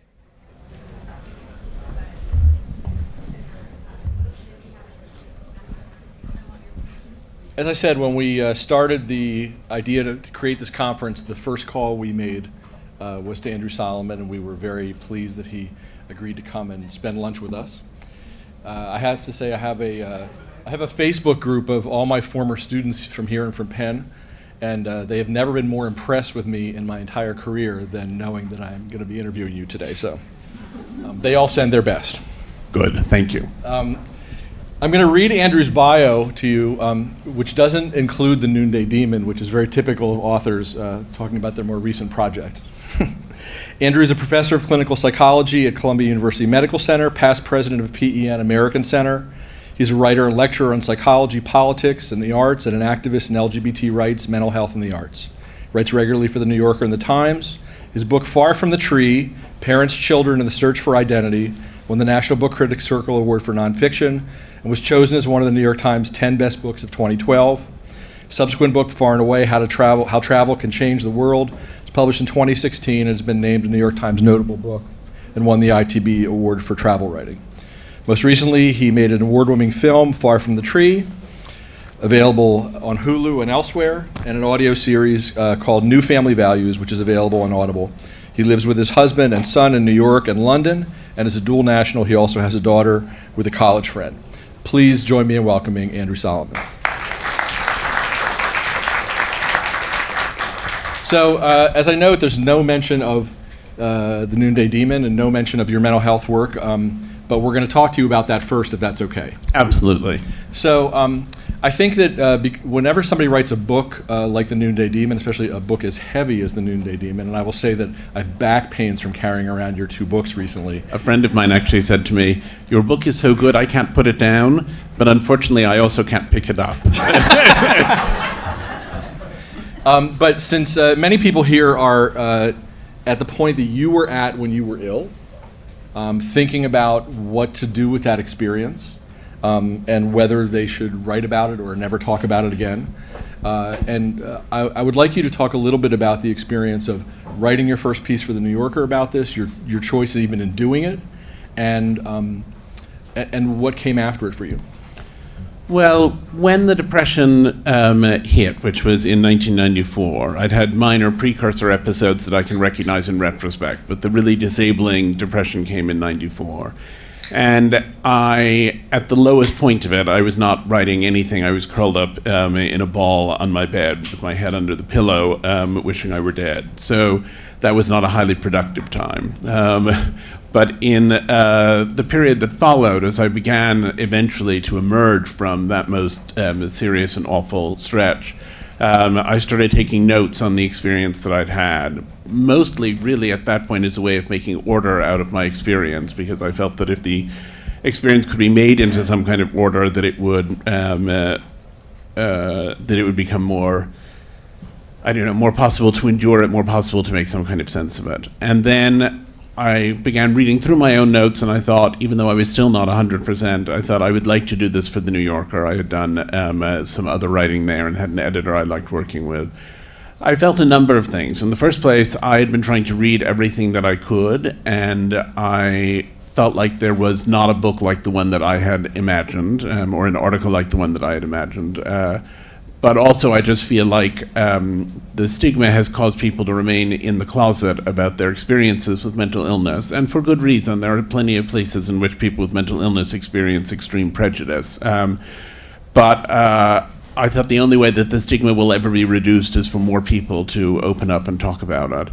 And I think also I had gone through the experience of coming out of the closet as a gay man, and I had a sense that I didn't like closets, and that I didn't like being in a situation in which I thought, well, these people know, but do those people know? And I told this one, and perhaps she told the other one, and so on and so forth. I felt like whatever was happening, I didn't want to go around with another secret that people could go about discovering. So I had a sense of kind of publicness about it. And I started the piece by talking to Kay Jamison, whom you'll hear from later, who was a mentor and an inspiration. And she invited me to my first scientific conference about mental health, much of which was slightly over my head, but which was nonetheless really a gripping and amazing conference to come to. It was about suicide.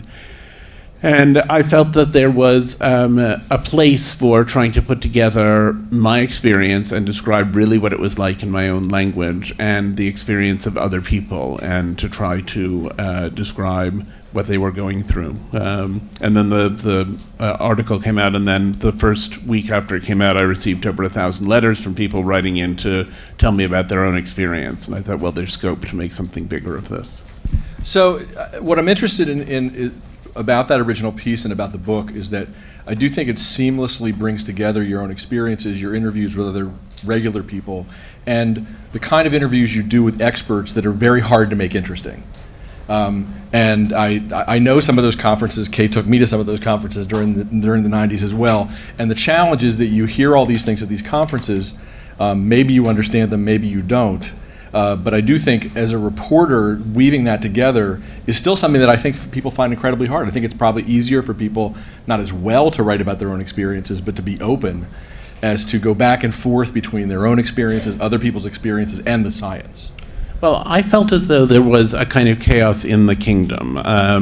I thought that there were very good psychodynamic texts about depression and where it might come from. And I thought that there were excellent memoirs to be found. And I thought that there were obviously scientific papers to be read, and so on and so forth. And there were interview-based books.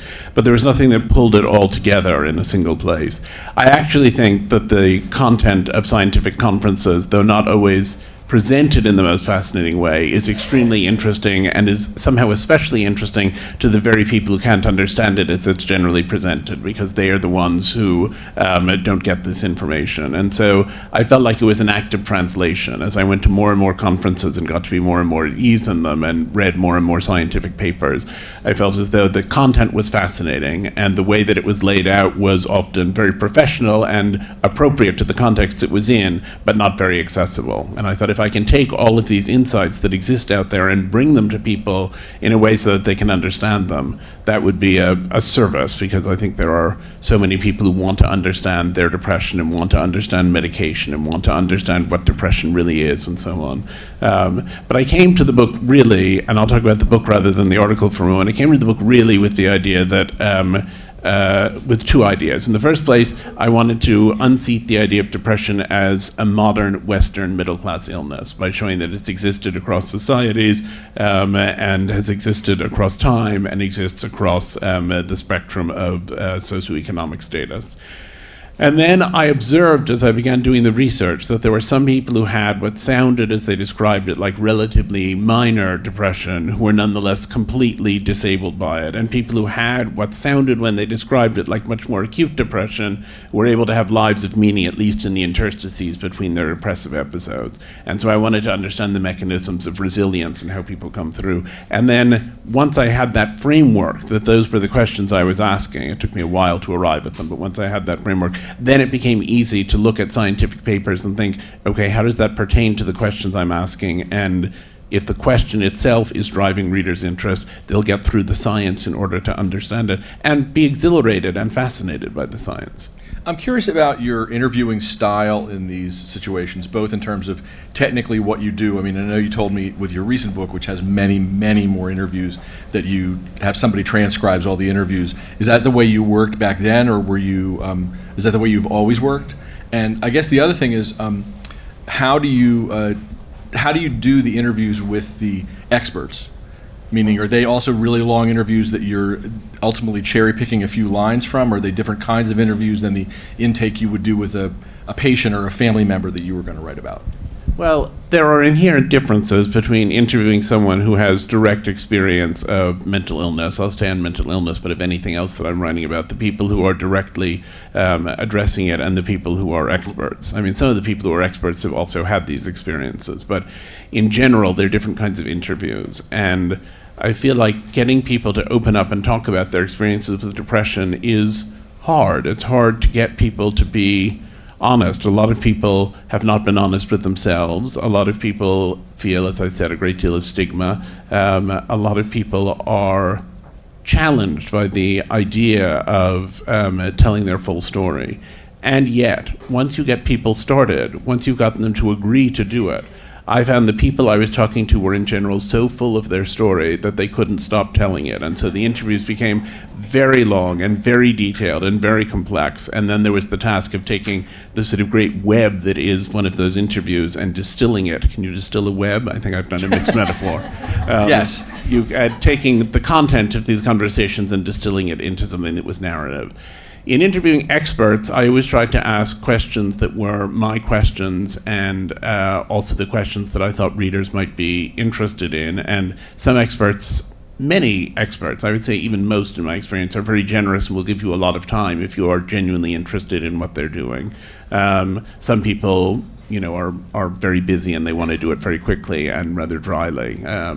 But I think those interviews tend to be more structured. They tend to go from a beginning toward an end. There's an initial statement, then I have a question about it that refines further one aspect of what's been said.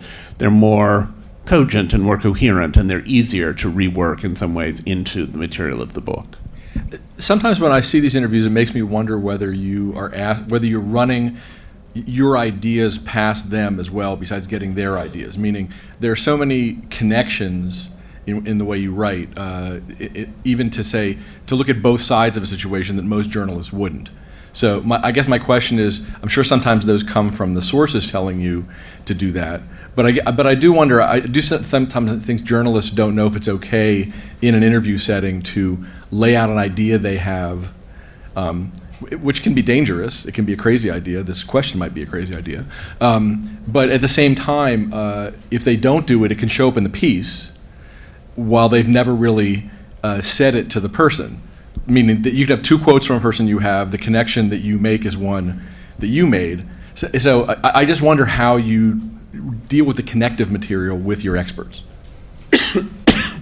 Well, I believe in fact-checking your own fact-checking. I think there can never be too much of checking. And I don't think that checking appropriately comes at the end of the process when you have a manuscript and just run it by someone. I think it comes all the way through. And if you have ideas in an area in which you don't have primary expertise, and you're talking to people who do have primary expertise, you have to tell them what your views are, you have to explain what it is that you're working from, and you have to try to get them to say, that makes perfect sense, or you're totally off base, or as most often happens, well, that's an interesting idea, but have you considered this? And, there's some merit in what you've said, but you can't write about it unless you also look at that, and so on and so forth. So I think there has to be a constant process, and you don't want to take over an interview with an expert and make it all about you rather than all about what they have to say in general, but you do want to keep over and over again testing any hypotheses that you have. Do you try to do your interviews in person, or is it perfectly fine on the phone? Do you do email interviews? I very much prefer doing interviews in person. I think there's a dynamic that sets in. Thank you. I think there's a dynamic that sets in when you're talking to someone in an intimacy that's established that can't be done in any other way. I'm currently working on a book, and I've done a number of interviews by Skype because I just can't travel to all of the places where people are all of the time, and that does okay, but it's helpful at least to see someone's face. I think email interviews are okay for getting factual information, but not for getting emotional information. So just to be technical for the J School students, when you do an interview, what are you using for equipment? Are you just recording? Are you taking notes? Are you working from prepared notes, or just from your memory? I am always recording people on... It's cold season, sorry. It's not a cold, it was just a little inhalation. Don't worry, I'm not infecting you all. I don't take notes, but I do record everything. I mostly record it on my iPhone. I know that that's not the smartest way to do it. I have a digital recorder as well, so I have to get to be better at using it. But I record everything, and then I have all of it transcribed. And the transcriber will often say, do you want me to transcribe the incidental conversation? And the incidental conversation or what a transcriber perceives as incidental conversation is often the most interesting. I mean, we don't have to have passed the salt if we were sitting at lunch, but a lot of the kind of background on kind of, why are you writing this book and what are you writing, and even my own explanation of what I'm doing to someone is useful to have on the page when I look at the way they responded. And I think, oh, well, they responded partly because on this particular day I seem to be emphasizing this aspect of what I was writing on. So you're asking the transcriber whether they're going to transcribe what you said? And when you describe your book? Yes, I had them transcribe the whole conversation. No, I think actually sometimes if journalists heard what they said when they were describing what they were doing, it would really help, because the person on the other side of that interview, sometimes it sounds great and sometimes they want to say, really? And having that really conversation, I think, is really valuable. So it sounds to me like you've run a lot of ideas past different kinds of experts, and some of them have just said, like, no, that's not it. Yes, absolutely. And, it's an iterative process. So when I was writing about schizophrenia in Far From the Tree, I interviewed Jeff Lieberman up at Columbia and asked him a lot of questions because it's an area that he's worked in, and then came to some understanding, and then went back and asked him some more questions, and we had an ongoing series of conversations. There are other people who have been extremely helpful to me in writing about depression. I often think that you have to process what someone has said, and then you sometimes have to go back and say to them, okay, I think now I understand what you were saying, but that leaves me with these 4 unanswered questions. And it should be a dialogue. I mean, some people are too busy or too far away, and it can't be a sustained dialogue, but I think ideally it should be. And in writing Far From the Tree, for example, there are families who are in that book whom I interviewed once for 2 hours and who really told me their stories. And there are people whom I interviewed once every month or so over a period of almost 10 years, and because their stories kept shifting and changing and were so complicated. And both ways of addressing things are valid, and I hope that in writing the book I was able to present those stories in ways that made it unclear who had talked to me for hours and hours and who had talked to me only very briefly. What's the difference between writing about depression and writing about schizophrenia for you? Well, I mean, the primary difference for me is that I suffer from depression, and I don't so far suffer from schizophrenia. So I can't write autobiographically about schizophrenia, and I don't feel that my understanding of it is as profound as my understanding of depression, however profound that may be.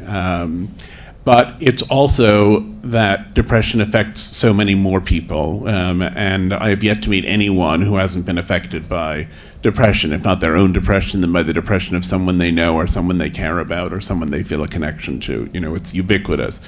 People are still so terrified of schizophrenia. Most people seem to believe they've ever met anyone with schizophrenia, despite the relatively significant prevalence in the population. And you have to explain to people what it is and what it's like and what the medications can do, and you have to go through a whole process of kind of explicating the disease that you don't have to do with depression. Also, of course, most people think they know what depression is because they have occasionally felt sad, and they say, oh yes, I got really depressed when my dog died. And you have to work through with them, what does it mean to be sad? What does it mean to be depressed? How do you distinguish between those two things?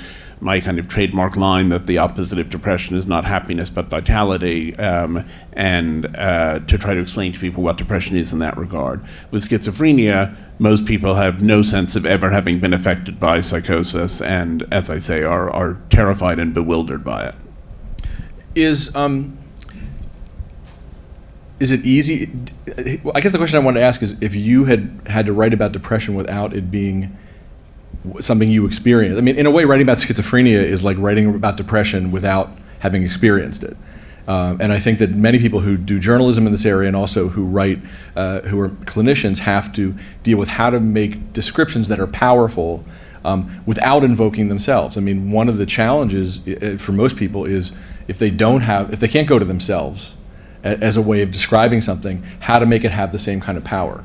So I guess you probably never thought about this because you have depression, maybe bipolar disorder, which is a little different, but how do you evoke the same power if you can't go to yourself? Well, you can go to other people, and I think it's capturing the voices of people who are directly affected. When I was writing about schizophrenia, I interviewed a lot of people with schizophrenia. I interviewed a lot of parents of people who had developed schizophrenia, and I interviewed a lot of doctors. But the stories of the people who had schizophrenia, I mean, I was surprised given the negative symptoms of schizophrenia and how it can interfere with human connectedness. I was surprised how much people were willing to tell me, often very, very painful things. And not only people who had been successfully medicated and no longer had a lot of symptoms of schizophrenia, some people who were in an ongoing process of dealing with a kind of haunting psychosis and the hearing of voices and so on, who really talked about it and who wanted to talk about it. And it was very difficult and very painful for them. But when I talked to them about why they had chosen to tell stories in that vivid, profound way and really give a narrative of their experience, they said over and over again, we are so lonely in what we experience, and it would be so great if other people were less lonely, and if telling you the story means someone else will feel a little less alone in what they experience, then I'm okay to tell you the story. And so despite the sort of reputation of people with schizophrenia as being very disconnected, they wanted that connection, and they wanted to bring that sense of purposefulness to what they did. The tenor is necessarily different than the tenor of autobiography, but I think if you can get people really to talk honestly that their stories, other people's stories are at least as powerful as mine, maybe more so. How do you do the reporting? A lot of the families that you talk to at least partly get it, right? The fact that you're talking to them, they probably have some knowledge and understanding and sympathy.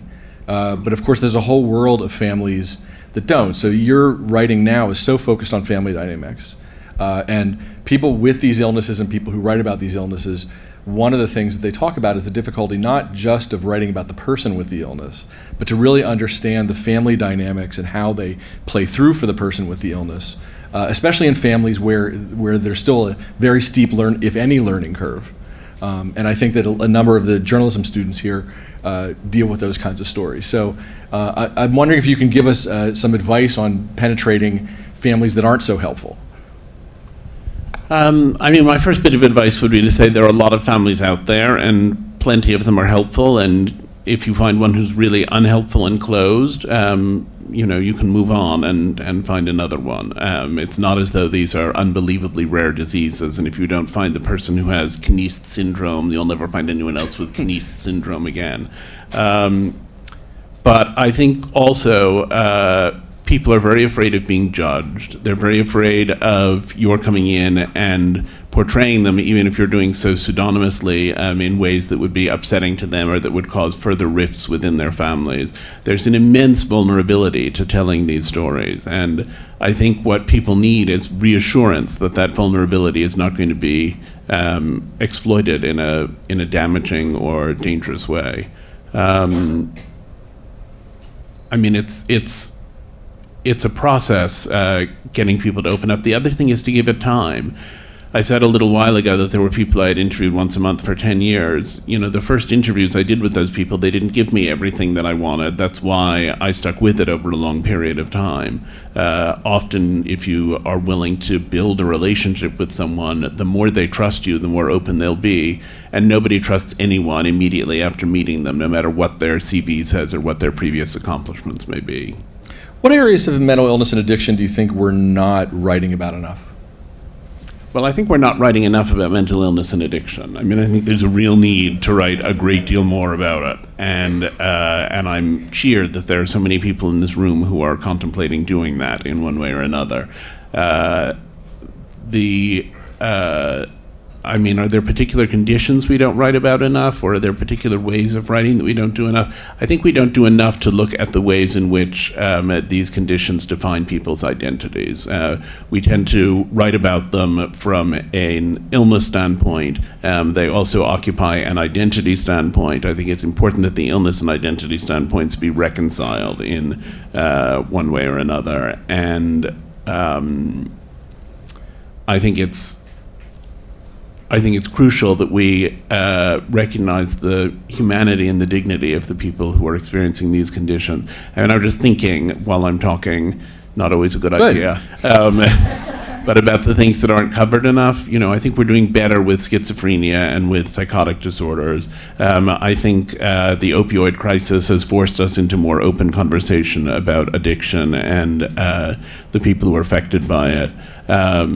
I feel like there are areas in which there's intense conflict. I mean, in the autism community, you have all of these people who are saying, my autism is not an illness, it's just a different neurological wiring, and the neurological wiring of people with autism is an important part of human diversity, and attempts to cure autism are genocidal, and attempts to wipe out this segment of the population. I think that politics is a complicated one, and mostly people write from one side or the other. They're either saying all autistic people have an identity and we should be allowed to live in our identity, or they're saying those people are only making the best of a bad situation, and if we could cure their autism, they would all jump at the opportunity.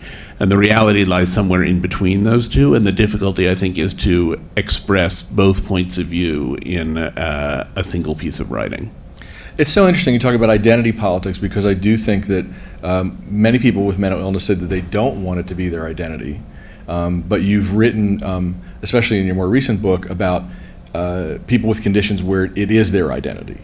So I guess, I would love to hear you elaborate just on the idea of, sometimes are you trying to show somebody as a gay man that maybe the fact that they're depressed is part of their identity? I mean, I'm just fishing here, but you raise the question, and I think it really underlies a lot of the judgments that journalists make, small judgments in stories, the questions that they ask people. The disease model is by definition saying to people, this is not your identity, this is a disease. It's oversimplification, but those oversimplifications are what we write about. So I would love to hear you elaborate on this idea a little bit more. It seems really germane to a lot of different kinds of writing.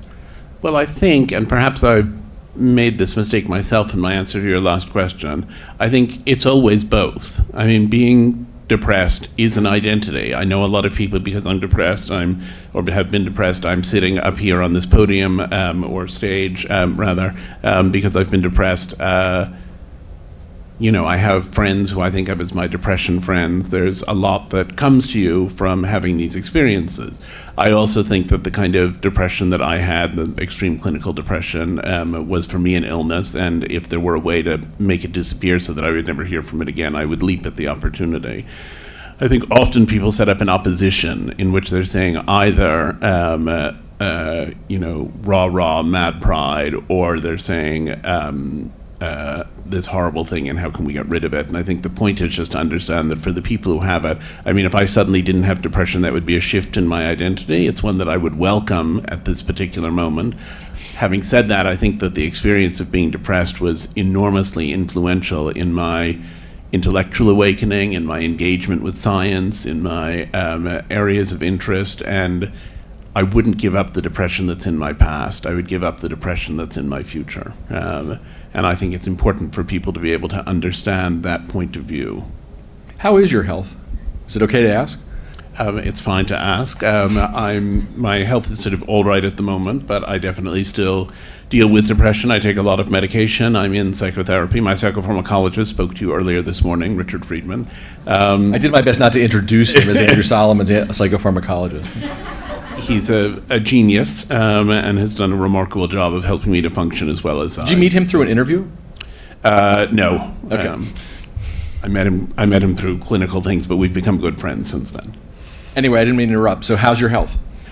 So my health is, it's fine today. I think when you suffer from one of these conditions, that's sort of the best you can say. It's fine today. It's been fine the last few weeks. I hope it will go on being fine for a while. It goes up and down. I have better days. I have worse days. I have days when I feel on top of everything. I have days when I don't. There's a real range of experience. In the updated version of Noonday Demon, you offered a new chapter that talked about some of your more recent treatment as well as a lot of other things. And about your change in medication. Was that, I think when you talked on the phone about that, you had been on medications for 15 years, and then you had the change. That in and of itself is an unbelievably dramatic thing for anybody who has these illnesses. I think that we don't often cover well enough the challenge of medications, the challenge of changing medications, the fear of changing medications, and I wonder if you could talk a little bit about that. Well, I had a severe depression about a year ago, and when I went to Richard to talk about it, he said that he thought that I should come off the Zoloft and Remeron that I was taking and start taking Cymbalta instead. And I was very frightened by the idea of coming off, as you've just said, of coming off the Zoloft and the Remeron, which I had been on for 15 years and which had worked pretty well for me for 15 years, but which were suddenly not working very well. You know, and I thought, is this really a depression that will respond to medication, or is this a depression that is now, I mean, it's part of the illness. You think, no, it's just who I am now, and I'm going to feel this way forever, and I just have to make the most of it, and going off these medications that have helped me will only make it worse. And I had wobbly faith, even though I have enormous esteem for Richard, I had wobbly faith in the whole science of depression. And I thought, okay, I know this intellectually. I've written about this. I know that people can make switches in medications and get better. I know there are other options if one doesn't get better. I know there are ways through. There was a period a year ago when I couldn't see them. But in fact, we made that medication switch in the spring, and I've been much, much better since then. And he was right. But the treatment for these conditions is a trauma. It's very time consuming. I feel like it eats up a lot of my time. I feel like the conditions eat up a lot of time. I feel like the whole process takes up time, and there are these moments of despair. And I wish the fact that I'd written a whole book about how you can be depressed and find meaning in your experience meant that I didn't feel despair. You know, I find the meaning, but I'm also miserable. I'm interested, you've obviously done a lot writing on other subjects since Noonday Demon, but I think that sometimes people don't appreciate the sheer volume of writing you still do on mental health in smaller ways. Not smaller, I mean, the pieces are great and they're all over the place, and I would say that anybody who loves a book that somebody writes always wishes that the person would keep writing about the thing if they move on to another subject. So what I would say is, first of all, if you haven't looked at Andrew's archives on his website, they're all up there for free, and he's been doing an enormous number of pieces. I wanted to talk about one that I think was so powerful and so corrective, and the kind of thing that just reminded me what journalism can do and doesn't do enough. And that's the piece that you did on Adam Lance's father, which I think, besides being an amazing piece, is an example of the kind of piece that I think people think can't exist. That there can't be an in-depth piece that really takes you into a thing that everybody has worked through in their minds and made up whatever they think actually happened a million times, and to really bring reporting, detail, sympathy, power. So if you've never read the piece, you should read it. It's amazing. And could you talk a little bit about it? Because I really think in many ways it is the quintessential thing that we always need when there are mental health crises in the news, on TV, and there are very few people who can bring all that together, within a year of the thing happening, and really make sense of it and move the story forward. When I was writing Far From the Tree, I included a chapter on the families of people who commit crimes. And I was very struck as I did the research for that book by the fact that we used to say that autism was caused by refrigerator mothers, and we've sort of finally dropped that. And we used to say schizophrenia was caused by parents who nurtured an unconscious wish that their child not exist, and we've got over that. And we used to say people were gay because they had overbearing mothers and passive fathers, and so on and so forth. There was a whole litany of these things in which the parents were consistently blamed for the child's identity or pathology. And we've dropped that in all those areas, but we have not dropped it in the realm of crime. And we still think if we read about a crime, we think, I wonder what went on in that kid's household when he was a child. I wonder how he ended up being that sort of person. In our household, where we bring our children up properly, that could never happen. And so I wrote a chapter about families of people who commit crimes in Far From the Tree. Now, there are some people who have got a vulnerability to criminal behavior in whom that vulnerability is exacerbated or even activated by an abusive home life. But there are also a lot of people who are inclined toward criminality, who come from families that have been very loving and very supportive and who remain entirely bewildered by what happens. And so I wrote about the family of Dylan Klebold, who was one of the perpetrators of the Columbine massacre. I spent time working in a prison for a while so that I could get to know a bunch of juvenile felons and interview their families. And it was on the basis of that writing that Peter Lanza got in touch with me and said, I'm thinking about telling my story, and I think you would be the right person to tell it to. So he just called you or emailed you? Yes. And I thought, this is such a dark story. And I mean, back to the previous topic, how likely is it that if I plunge myself into the story, it will make me depressed? But I also thought it was an extraordinary opportunity to tell a story that people needed to hear. And I didn't yet at that point know that I would like Peter Lanza, as indeed I finally did. But I thought it seemed from our initial interaction as though he was trying his hardest to understand what had happened and trying to make amends in any way he could. And he too said that the reason for telling his story was that he wanted to be helpful to people who were trying to understand what happened and to give whatever information he had in order to do so. And I ended up spending, an enormous amount of time with Peter and his wife, Shelley. We were together most weekends over the course of 3 or 4 months. And they gradually told their story, and I tried to interweave it with this narrative that criminal behavior is not necessarily the result of a poor upbringing. But I also saw so much pain in him. He was so horrified by what had happened. And I said to him at one point, well, do you think you should have done such and such instead of so and so? And he said, I think anything I did differently would have had to produce a better result, because there is no worse result than what happened. And I felt like that sort of sense of self-blame and pain was so enormous in him, and I thought he was very courageous to discuss it with me, and I wanted to be true to his experience as much as I could. And that was issued as an ebook. Yes, it was in the New Yorker originally, and then issued as an ebook. Do you think that there's a way to do that kind of journalism on more of these cases, so that so that kind of piece isn't the exception, but in fact, at a certain point, it becomes more the rule? I mean, I know in magazines, it's like at the end of a year, sometimes you get the opportunity to go back to something. But he reached out to you far earlier than a year, because it was published at a year, right? It was published. No, it was published later than a year. Maybe it said in the piece that he reached out to you at the anniversary. I mean, is it possible to get that kind of depth in these situations, and we're just not looking for it because we aren't willing to be sympathetic or even ask the questions broadly? Well, yes, I think sometimes. I think people want a sympathetic audience, and they want an audience they feel will give them a fair hearing. I mean, that doesn't mean that you don't describe their shortcomings and their errors and their problems. And I don't think you have to sort of guarantee people, I'd like to write about you, but I'm only going to say nice things about you. You can't go into it from that point of view. You have to say, I'm interested in discovering what the story is. I'm going to do the research broadly. I want to hear your story. I'm then going to have to put together whatever I've heard with whatever I find elsewhere. It was striking to me. Peter Lanza, I think, was as rigorously honest as he possibly could be. He's not a highly introspective man by character, but he really plunged in as deep as he could.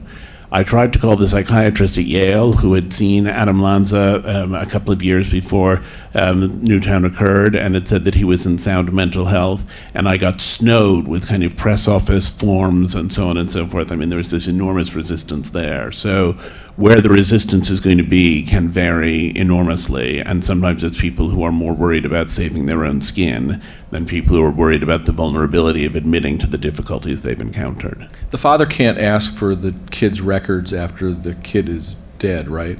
Maybe the father can't ask for the kid's records, period. Which records? For the treatment records, if Yale wouldn't help you, but... Oh, there are ways of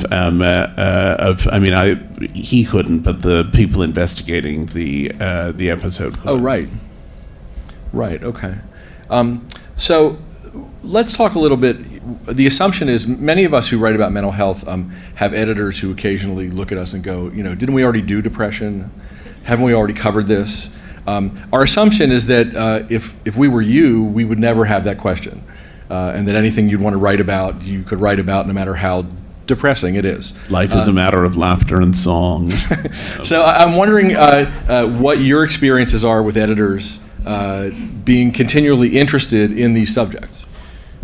You know, I always think of when I was writing for the Times Magazine, and I had proposed doing a story about depression among the indigent, and they had accepted the assignment, and I went off and found extraordinary work that was being done, mostly with depressed women, in both rural and urban settings, people who were extremely underprivileged, most of whom didn't recognize that they had an illness, who were recruited into these pilot studies and then received treatment, and who had extraordinary levels of transformation in their lives and got out of terrible marriages and got jobs and began to function and reconnected with their children. And it was they're extraordinary stories, and I won't take a lot of time on this stage to go into them because I know we have limited time.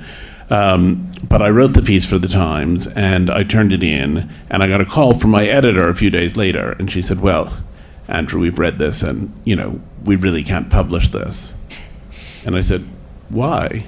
And she said, well, because it's just kind of implausible. I mean, I've never heard of such a thing before. You have these women who have all these problems, and then they have sort of 3 months of medication, and they're suddenly ready to become hedge fund managers. She said, it just is, you know, it's too over the top, and it doesn't make sense. And I said, the reason that you have never heard of it is because it is news.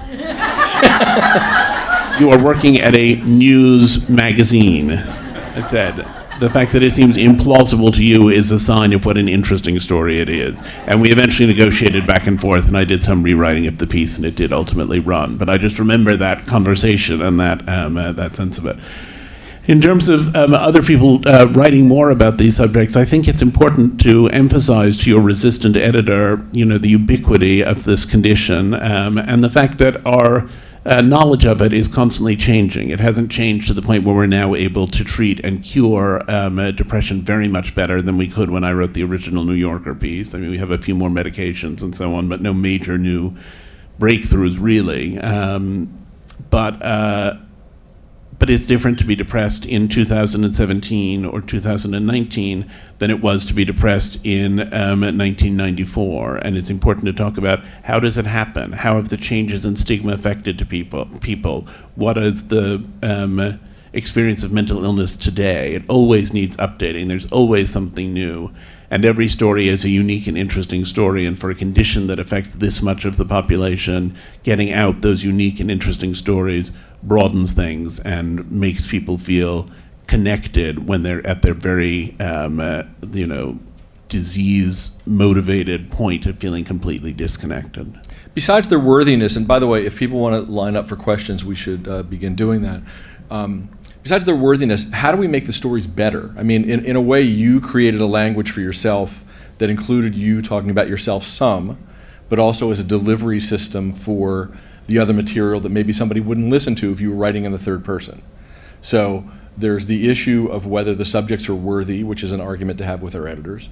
There's also the issue of what the stories are supposed to look like, so that they would be readable not just to those of us who agree they should be written, but the people who don't get it. So I guess this is a pretty broad question, but how do we write stories that connect not only to the people in this room who are already doing this, but the people who truly don't understand? Well, I think they need to be anchored, the stories that we tell. They need to be anchored in the reality of an individual person's experience. So, you know, it's important to tell other people's stories, but it's important to contextualize them. It's crucial, actually, to have some sense that this is a story which is different from the other stories in X way and like the other stories in Y way. You know, this is the universal experience of depression insofar as there is any such thing. This is what was specific to this case. This is why what was specific to this case is interesting. You have to structure an argument, and you will never find a typical case of depression. There are no typical cases. And so every time you write about depression, you're writing about atypical cases and trying through the narrative of those atypical cases to convey enough of the typical so that the story is useful to other people who are having their own individual experiences of illness. We have a long line of questioners, so let's start taking some questions. Go ahead. My question is about your writing process. How having, depression, how does that affect when you're writing about depression? Do you're steeping yourself in the material that is, it's like a blessing and a curse. So could you speak a little to your process and what you do when you have material that's difficult for you?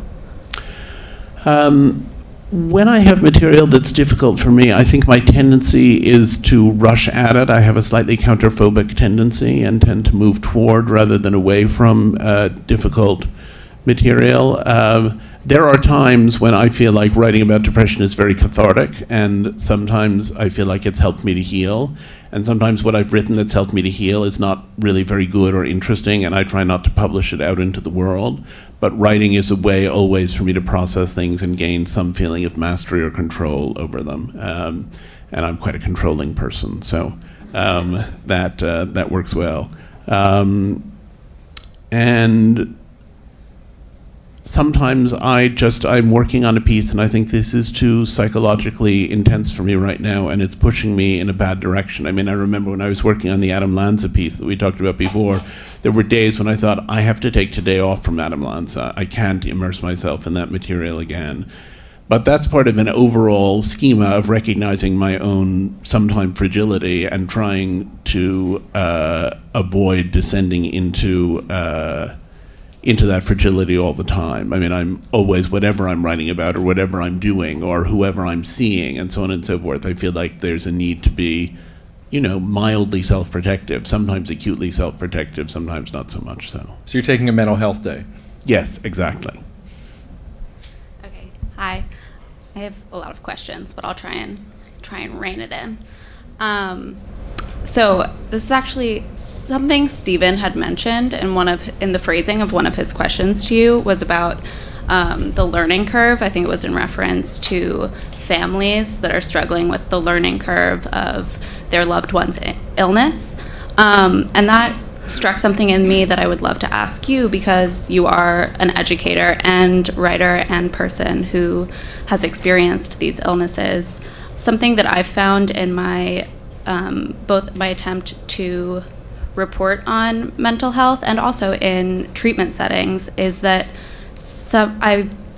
it's difficult sometimes to be a listener to other individuals who are struggling with these illnesses, who don't yet understand, or are really struggling with the learning curve of their particular illness and really don't understand what it means to be anxious, what it means to experience psychosis.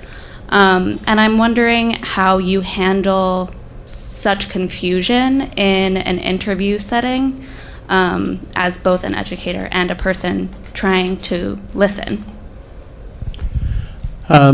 So talking to people who don't yet understand their conditions. None of us ever understand these conditions. There is no understanding of these conditions. People come to understand more of the material that's sort of out in the commons. I think you have to reassure people that the condition that they're dealing with is one that has a lot of treatment, as most mental health complaints now do, not all, and that even without the treatment, people will cycle in and out of acute episodes. Certainly in depression, that's true. The psychotic disorders are more difficult to view in that way. But I think when you're dealing with someone in the situation you describe, that you need to provide them with hope. I don't know that as a journalist you need to provide them with hope. I think as a clinician you have to provide them with hope, because the optimism that it is possible to get better has sustained many people through enormous darkness. So I think you start from the standpoint of hope, and you also start from the standpoint of accommodation, and you say, our hope is that you will get better, and you should have that hope because what you have is treatable. But the reality is that even if it isn't treatable, these are the ways that you can build a life that has worth and that has meaning, in which you are just in touch with and aware of having this terrible condition. And then, and again, this moves away from journalism, but in my experience of people who have done relatively well with mental illnesses, the people who have got support structure around them often do better than the people who don't have many supports around them. So if those supports are there, you have to be able to say to someone, you have such a close relationship with your family, you have such a close relationship with your wife, whatever it is, you stand a good chance of getting better. Try to be open about what you're going through with that person insofar as that person can tolerate it. Sorry, can I just follow up. Very briefly. Okay, sorry. But I am curious, as a journalist, when you're interviewing someone who is clearly grappling with like basic understanding of their illness, how, I guess, the urge to help and educate as a knowledgeable person, how do you kind of navigate those situations? If you are interviewing someone, especially someone who's suffering from an acute mental illness, you're making an enormous demand on someone else. And I don't really believe in the idea of journalistic neutrality. I think it's important, if you have knowledge or information that can be helpful, that you offer that and that you make the conversation a two-way street. That being said, you should never be offering information that's outside your real base of knowledge. And if you're a journalist rather than a clinician, you shouldn't really be saying, you know, I've heard so-and-so is really useful, or what about this medication or that medication. You should contain what you say to the area in which you have knowledge, and you should always encourage the person you're talking to, especially if you're talking to someone you feel is getting suboptimal care, to seek out better care, or to seek care at all if they're not pursuing care. But I think reciprocity is deeply appropriate. Great, thank you. Go ahead. Hi. We've seen each other before. So I'd actually like to pose a question that asks you to make a statement that really is the theme of Far From the Tree. And because I think you're very intentional, and I think the fact that you left out Noonday Demon and did mention a lot about your work from Far From the Tree, there's an extraordinary dialectic that you pose that I think all of us as we're all family members, okay? Not all of us have had direct experience, you know, a lot of people have not had direct experience with psychoses, okay? But you mentioned that, and actually I'd like you to just sort of take it from here, but it was something about the role of unconditional love, and that a child, and it's not about identity politics, it's about actual identity, that a child who is in a family that is trying to cure an illness feels extremely marginalized and isolated because their very identity is something that is somehow unsound or needs to be eliminated. And that if the family can understand the profoundness of that identity and embrace it with unconditional love, that child feels included, and it's a game changer, it's transformational. That meant a lot to me. Could you elaborate on that, because you've spoken hours on it before and it meant so much to the audience? Well, look, unconditional love is really, really, really helpful. It's not really useful as a clinician to be able to say to someone, you know, the only problem you really have is that nobody loves you, and find some people who love you. It feels so much better. So that's kind of difficult. I've written a lot about families. I think acceptance has to occur at three levels. There's self-acceptance, there's family acceptance, and there's acceptance by the larger society, and each of them feeds the other. So someone who has really good self-acceptance is going to have a much easier time convincing his family. But if that family lives in a context of larger social acceptance, that too will make it easier for them to accept their child. The question of illness and identity is, you know, absolutely central to everything that I do. I think many things, as I said before, can be described as either illnesses or identities, and many things can be described as both illnesses and identities. And I think it's helpful to parents not to minimize the pain of what they're going through, you know, not to say, well, your daughter is suddenly ravingly incoherent, and you should just think of that as part of her identity and who she is. You know, that's not an appropriate position to take. But to acknowledge for people who are actually dealing with these difficulties that they have an identity, and that identity is to some reasonable degree vested in this experience that's also of illness, is to give someone a sense of him or herself as a whole person. I mean, I started off this conversation by saying one of the things that interested me was how some people with mild depression did worse than some people with what seemed like more significant depression. And part of the mechanism of that, I think, is that these are cyclical illnesses. They are things that recur. They are things that require, in most instances, if not in all, long-term management. If you wall yourself off from the terrible experience experience that you've had and say, I never want to think about it again, then when it recurs, it disrupts your entire life narrative. If you take a sense that this is part of your life, that it may or may not come back, but that in any event you're prepared for it and you acknowledge the experiences you have had as part of your life, it doesn't make the depression any less horrible when it comes along, but it makes it much easier to tolerate it. You think, yes, this is this thing I've done and I have to do it again now, and I think I'm up to it. Hi, I'm going to ask a personal question, so I'm going to give a real brief personal introduction. My name is Juliet. I'm an undergrad at UPenn. I study mostly English and a little bit of neuroscience. And my writing partner, Bridget, is here with me too, and we started a website, and we talk a lot about mental health.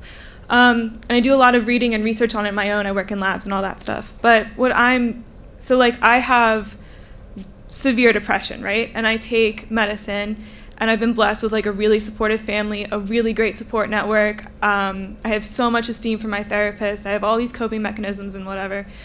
But, you touched on the fact that there are still bad days when you were talking. And my bad days, or if I have a bad week or a bad month or something, especially when school's in session, it necessitates me, I get really proud of myself if I get out of bed and take a shower in the morning, right?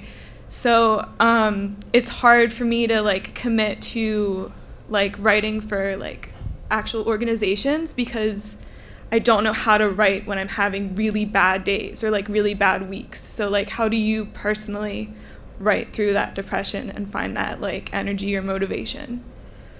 I don't write when I'm having really bad days. I write when I'm having a slightly better day. The really bad days you can't write. The depression is completely disabling, and I agree with you. If you can get out of bed and take a shower, that's a major triumph. And I've had many days when I couldn't get out of bed and I couldn't take a shower and I couldn't write a word.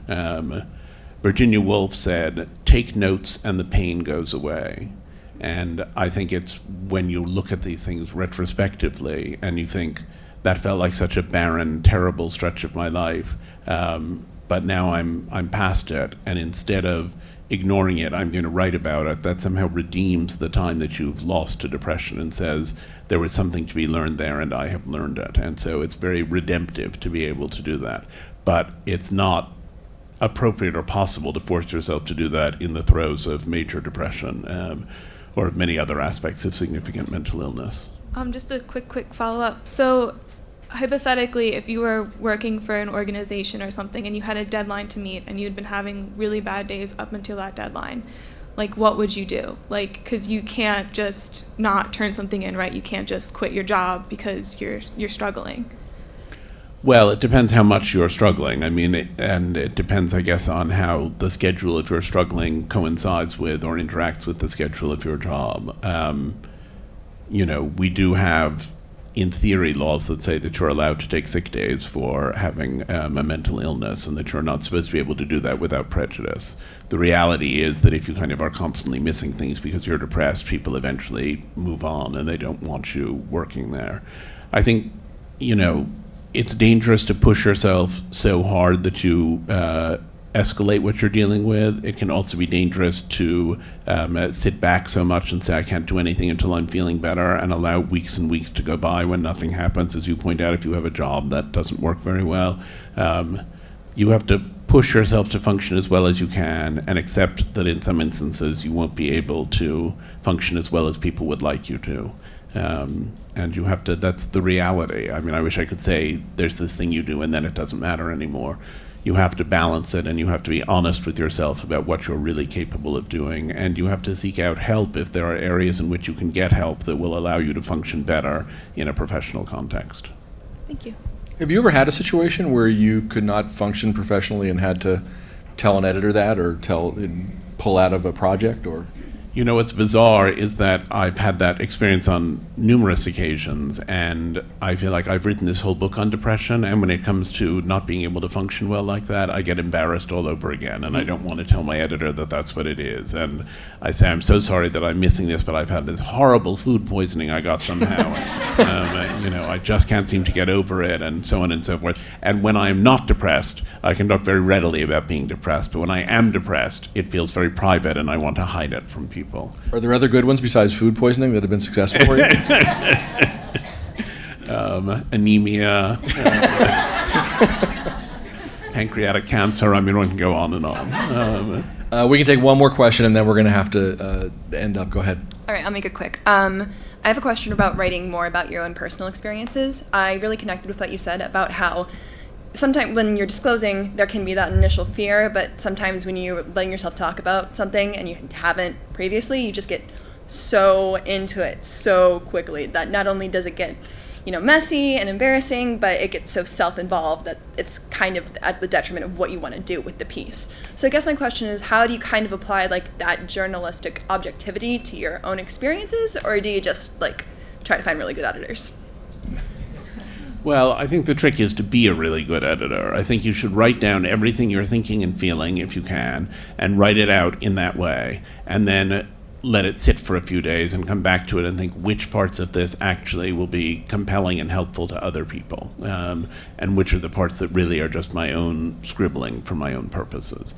I mean, The Noonday Demon is a thick book, but I eliminated at least half of the material that I'd written for it, including a lot of the autobiographical material that I'd written. And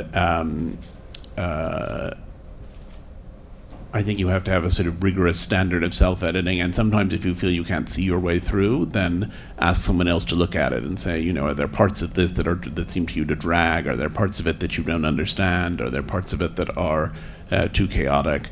I think clarity is what everybody wants in depression. The experience of depression is the experience of being in this terrible muck. And one of the symptoms of depression, and it's a symptom that I have had. I had it last year when I had this depression last year. One of the symptoms is feeling like you will never get better. That is a symptom of depression. It is not merely a sort of negative conviction that some people arrive at. So how do you get out of the morass and come to some kind of clarity? People who are depressed really want a clear note of sort of, this is part of what will happen, this is part of what will happen, this is part of what will happen. They want diagnosis, they want treatment, and they want to have a sense of what it will look like to be well again. And often you can give people access to all of those things by describing how you arrived at them yourself. But I think you have to have a certain measure of clarity before you can be helpful to others. That's a great place to end. I want to thank Andrew Solomon for coming today. Thank you.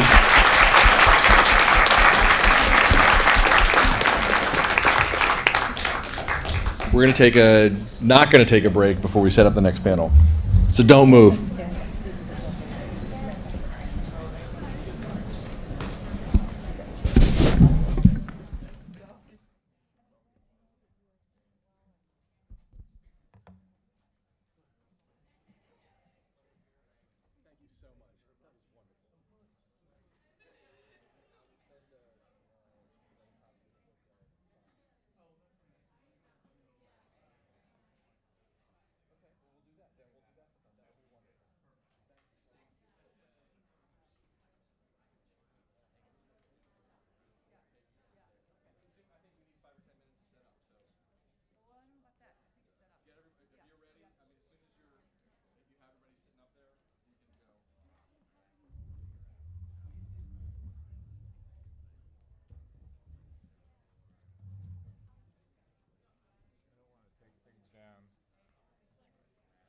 Please don't wander off. We are going to go right forward.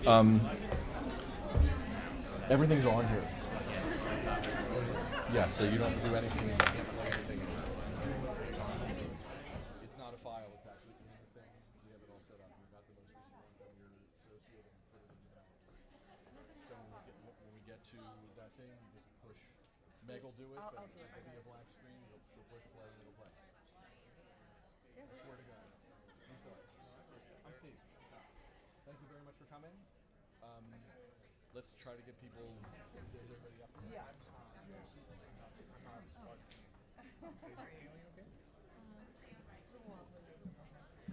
Hi, Kit. Good to see you. Thank you for coming.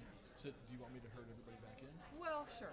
Yeah, I think Okay. we're running about a half an hour late. Yes. So, yeah. Hey, folks, we're running behind, so it's a good panel because everybody is so engrossed in the topic, and that's great. But we're gonna get going in just a few minutes.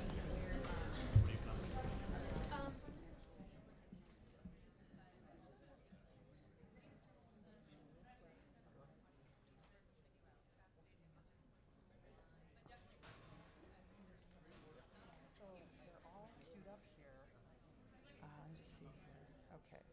So, I don't know how to do this because we don't have a clicker. So do you want to come up? Do you want to come up? And so then you just, okay, good. I'll ask you to, come up and speak from the podium when you, okay.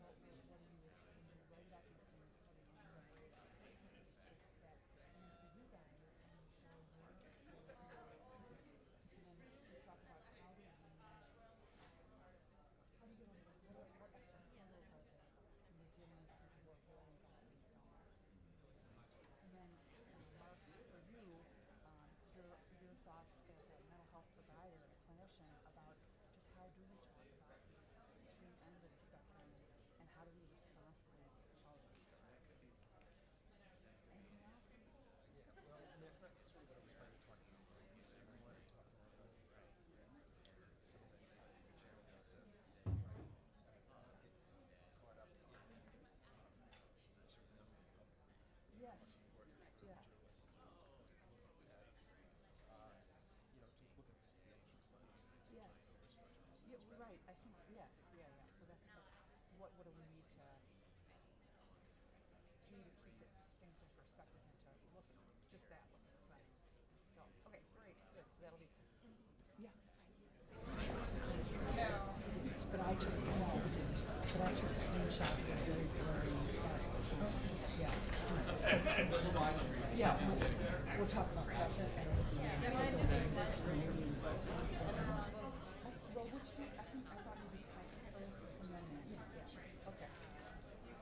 Okay, folks, we're going to get going. So, thank you, one and all. So as we talked about this morning, well, as we've talked about all day so far, when we're writing about people with mental illness or addiction issues, it's very sensitive, of course, and these are people who are struggling, and it's very delicate, and yet we are ever mindful of the fact that not all people with mental illness that it's a spectrum, that people can be in their illness, more involved in their illness at certain times than another, and that certainly not everybody with mental illness is dangerous. In fact, most people with mental illness are not dangerous. And yet, there is a segment of the population, there are people who are very involved in their illness, and they suffer greatly, and they struggle, and their stories need to be told. So the purpose of this panel is to talk about how do we tell the edgiest stories of mental illness and addiction. And as Sheila referenced at the beginning of our talk today, history is replete with examples of journalists who have tried to chronicle the stories and the struggles of people with mental illness. And of course, Nellie Bly, who sneakily, went undercover. I don't think we would do that story in that way today. But nonetheless, back in the 1880s, she was calling attention to these horrific conditions in psychiatric hospitals, and her stories really moved the needle. As Sheila noted, they led to great reforms, more hospital staff, better training, et cetera. And then in the 1940s, Albert Deutsch wrote this book, Shame of the States, that really went into all over the country. He traveled down south and out west and to the Midwest, and showed that this problem stretched across the country. And again, his work, really led to great reform, and was really the germ of Harry Truman's proposed legislation on reforming the Mental Health Act, which led to the system that we have today. And I say system kind of in quotes because it's not really a system. Anyway, and then the great Cliff Levy back in 2002 wrote what I consider to be, one of the best series of all time, and that was on Broken Homes, where he really went into the system here in New York and found all manner of abuses. And I remember reading those stories, and just being so disturbed by them, and so also really like excited about following in his footprints. Like, I wanted to see, is that going on where I live? And so I took a little stab at it myself, and I did stories in our newspaper in Milwaukee, Wisconsin in 2006 and 9 and 11, and I just kept writing about it and kept going. So these journalism, is a great way to obviously to incite change, to shake up the population and get people to call their legislators and to get laws changed. And so we're really lucky today to have these guys here, these people, I should say. So we have Kit Seeley from the New York Times, and Kit has written a great deal about recently about the opioid addiction problem. Her story, was it last year, on Patrick Griffin and the situation in New Hampshire, was just beautifully told, and she's written about what it's like for people to disclose their addictions and to be to have that chronicled and for all the world to see. And we're going to show a little clip of that in a minute. Then we've got Mark Olson, and Mark is an epidemiologist, a psychiatrist at the medical college here. He is, one of the most amazing facts. He's written 400 papers, is that right? And so that he is prolific and is an authority on keeping how journalists can write responsibly about drug use and abuse. And then we have Tom Jennings, great Tom Jennings, who is a journalist extraordinaire, frontline producer, two-time George Polk Award winner, and an all-around wonderful guy, an excellent journalist. And then to his right is Joaquin Sapien, who is with ProPublica, and together those two have followed up on Cliff Levy's excellent series, and they had a piece in the New York Times in early December, and then they've had a follow-up in ProPublica, and their documentary on Frontline will air on February 26th. So we're going to start with Kit, and we are going to talk about her story on Patrick Griffin. I apologize for the quality of these photos. This was a screen grab. So not Todd Heiser's beautiful photos are not reflected as well as they might be. Am I talking too close to the microphone? No. I made a mistake with the chairs, and Kit's at the wrong mic. So everybody needs to slide down one because Kit's at the last mic. Here. When you sit down, there's 5 mics. Okay.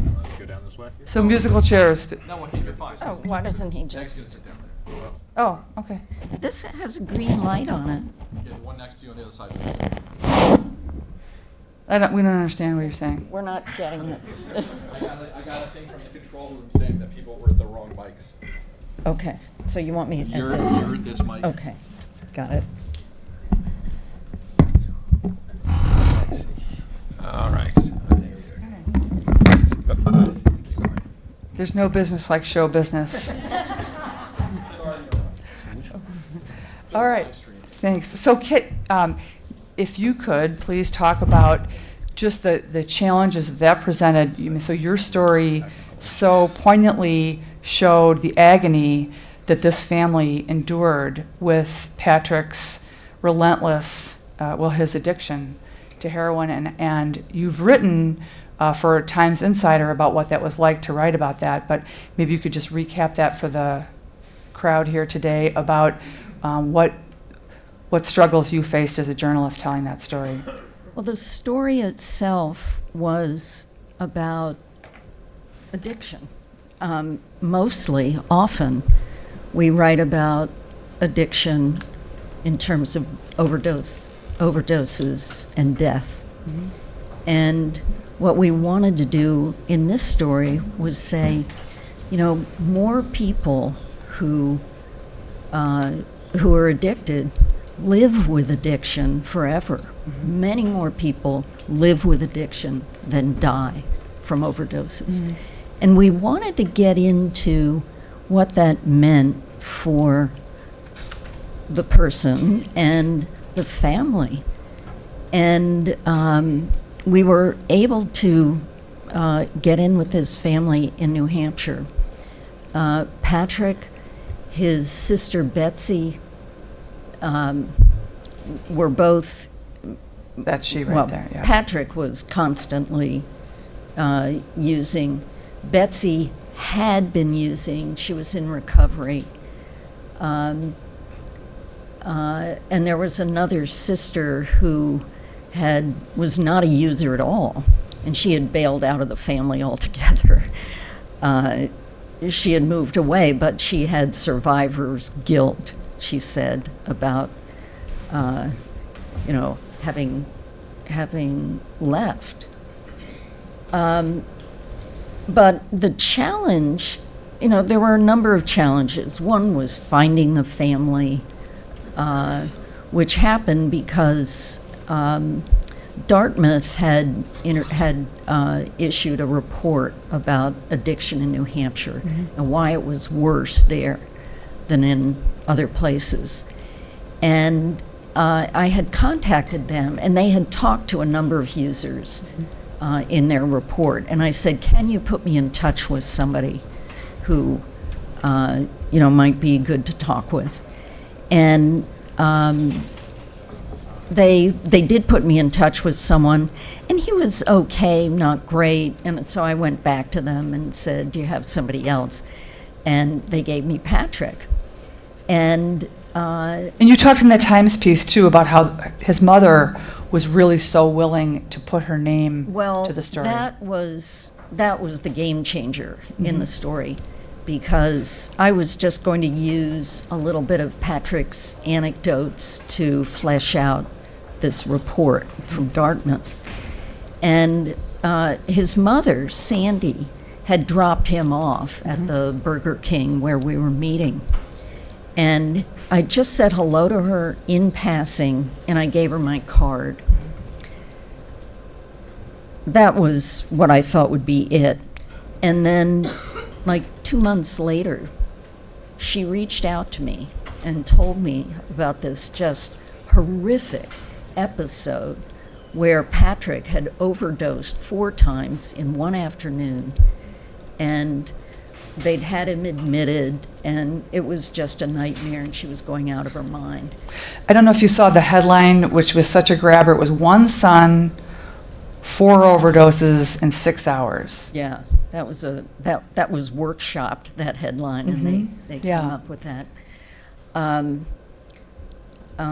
So after she got in touch with me, we then were communicating for a while. It still wasn't clear to me what the story was going to be. Mm-hmm. But after a while, and after talking with Patrick and meeting them at various points, and after we were able to sit in on an intervention. Well, I was just going to ask you about that. So you sat in on the intervention, you and Todd, the photographer. Yeah, and I have to just put in a plug here for Todd. If you don't know his work, you should look it up. He is an extraordinary photographer, and was able to get this amazing picture and several others. And if you ever have the option of having a good photographer with you or not, take the photographer. But can you tell us what that was like as a journalist, to be in the room when the family is having this very emotionally, this very fraught It was discussion. excruciating. And I apologize for the blurry nature of these pictures, and furthermore, Patrick's father's head is cut off here, but you could see that there's a lot of emotion in this room. There's a lot of tension in that room. We just happened to be there. We were interviewing, we still didn't know what the story was at this point. We were interviewing a DEA agent maybe half an hour away, and Sandy texted me that, you know, they were all there and something Sandy was about was the mom. Sandy is the mother. And I read the text to Todd, and he says, "Can we go?" So I text back and say, "Can we come?" She said, "Okay." Classic photographer. And it was, you know, we were half an hour away. We got there in 15 minutes. And they were so involved that we really just melted away. I had my tape recorder going. Todd was discreetly taking pictures.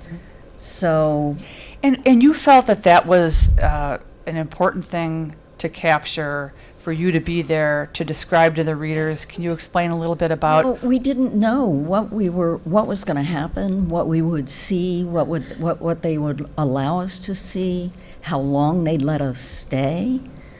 You know, they could have just at any point said, "We're done. You guys are out of here," and they didn't. So, Kit, I'm going to transition right now to the Mandy story because, Okay, there was just one Sure. other thing that I Yeah. wanted to say about the challenges of doing this story. I think for the journalism students in here, you might find this interesting. One of my biggest challenges was that Patrick was not a sympathetic figure. He'd been using for, I'm forgetting, 20 years. Overdosed at least 30 times. And, you know, just wasn't like, he wasn't trying. You didn't get the sense that this was somebody who was trying to get better and failing, per se. You just got the sense he was kind of blowing it off, you know, going through life. And this really troubled me because, as many of you know, these addiction stories have been written over and over again. And people look at them now, they see the headline, they see what the story is about, and they don't want to read it because they know the story. They think they know the story. That, you know, here's some sad sack case, and it's going to have a bad ending. And, you know, it's hard to get people to read these stories. And so I really wanted people to be more sympathetic toward, I wanted Patrick to be a more sympathetic figure, a more compelling figure. And I was troubled by this, and I mentioned it to a friend, and she said, who's a reporter, and she said, "Why don't you ask him why he's not sympathetic?" And I was like, God, you know, a light bulb went on it hadn't occurred to me. So I did. We were talking one afternoon, and I said to him, you know, one of the problems I'm having with this story is that you're not a sympathetic figure. And I wrote down, I included in the story what he said. I'm going to read it to you. It's very short. He said he knew he was not a sympathetic figure, that people may look at his life and wonder why he cannot pull himself out of this hole, especially with so much family backing. Quote, "I feel like I've got nothing to offer," he said. "I'm depressed all the time, and I'm isolating myself. I don't really know what sober people do." Wow. His eyes welled with tears, and he scraped them hard with his open palms. Quote, "I don't want people to pity me," he added, "but I don't want to lie to people about my past either. I have a hard time asking for help.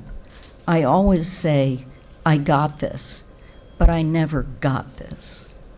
Wow. And so many people told me later, they said, you know, I didn't really think he was sympathetic until I read that line. That is a great piece of advice. Ask the person right herself, you know, and let them tell you. Ask them head on. That was the reason, the lesson I came away with, you know, by addressing his lack of sympathy head on, he became sympathetic. Right. And people read the story. I know it was a very, you know, well-read story. Right. So that segues us then to the Mandy McGowan story, which is, I don't know if you in the audience are familiar with this, but this was the woman who overdosed, and we're just going to show a little clip, like, trigger warning here, people. This is a lady actually overdosing in a grocery store with her toddler crying, and we're not going to play the whole thing, but we're just going to give you a little snippet here. Oop, no, we're not. It said spacebar, right? Nope.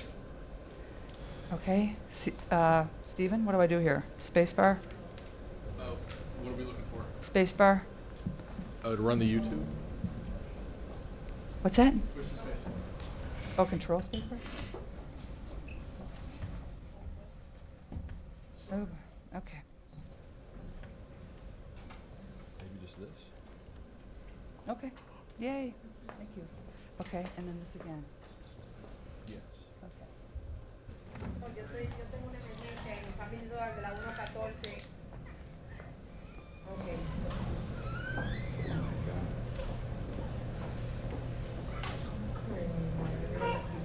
Uy, también tengo razón. ¿Qué dicen ellos? Transfiriendo y transfiriendo.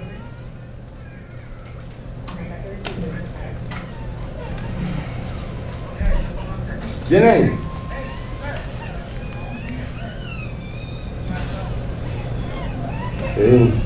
¿Qué?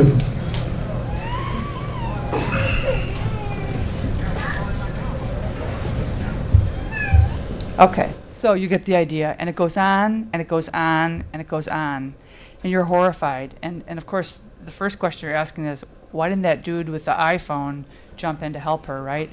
But you ultimately do see somebody come by and tell her. But talk about writing about that. Okay, And, yeah. This was a woman in, actually she also lived in New Hampshire. She had gone to a dollar store and passed out in the aisle of the dollar store with her daughter. And I mean, I find this unwatchable. The daughter is tugging at her arm. She's in her little pajamas, and the store employees are standing around taking video of her lying on the floor. Nobody is helping the little girl. Nobody is helping Mandy. So what we did was we found some other people who had also been videoed while they were passed out somewhere, a parking lot or, you know, street somewhere. And it took me 2 years to make contact. Well, I initially made contact with Mandy, but it took me 2 years, thank you, to convince her and get her to talk to me about her experience, because this was, as you can see, so completely humiliating. And she was really struggling. She was given 6 free months of treatment. But then when she left that treatment place, she'd been drinking one night. She never used drugs again, but she was drinking one night, violated her parole, got sent into jail, was out in a group home, was raped. She just had a series of wretched things happen to her. But in the course of that 2 years, we found some other people who also had been videotaped, and we decided to do a story on what it was like to try to come back after you've been just humiliated in front of the entire world. And the problem with these videos is, they're up online, they go viral, and then everybody in the world comments on what a loser you are and you should be dead, and why is anybody bothering with you? And just the comments are the most vicious, often pornographic for women, sadistic, just the worst kind of stuff you can imagine. So part of the challenge here in talking with these people is getting them to expose themselves all over again. And after they've lived through having been the target of comments like this, how do you persuade them to consider? And not just how do you persuade them, but should we persuade them, and why do we do that? So why do we write about the people on the extreme end of the spectrum who are very ill and who have been so greatly traumatized? How do we do that without adding to their injury? Right. And I think this, in a way, answers the question about one of the questions raised by Patrick's story about getting people to see these people as real people struggling with real problems. So in Mandy's case, I had a million questions. Would she keep our dates? Would she relapse? Would she kill herself? Which she was contemplating several times. In the course of your reporting, had she said that she had felt suicidal? Yeah. And so that you were not sleeping very well at night while you were working on that story? Right. Neither was she. So in the end, but my biggest fear in the end was going to be the blowback online. Was she, was this double jeopardy for her? Were we going to make her twice a victim? That was my real concern. And, I talked to her at length about it, trying to prepare her and saying, you're sure you want to go through with this? And she did, because, and this just was, remarkable strength within herself. But she was really doing the hard work of trying to stay clean, help other people. She had become sort of a leader in her group home.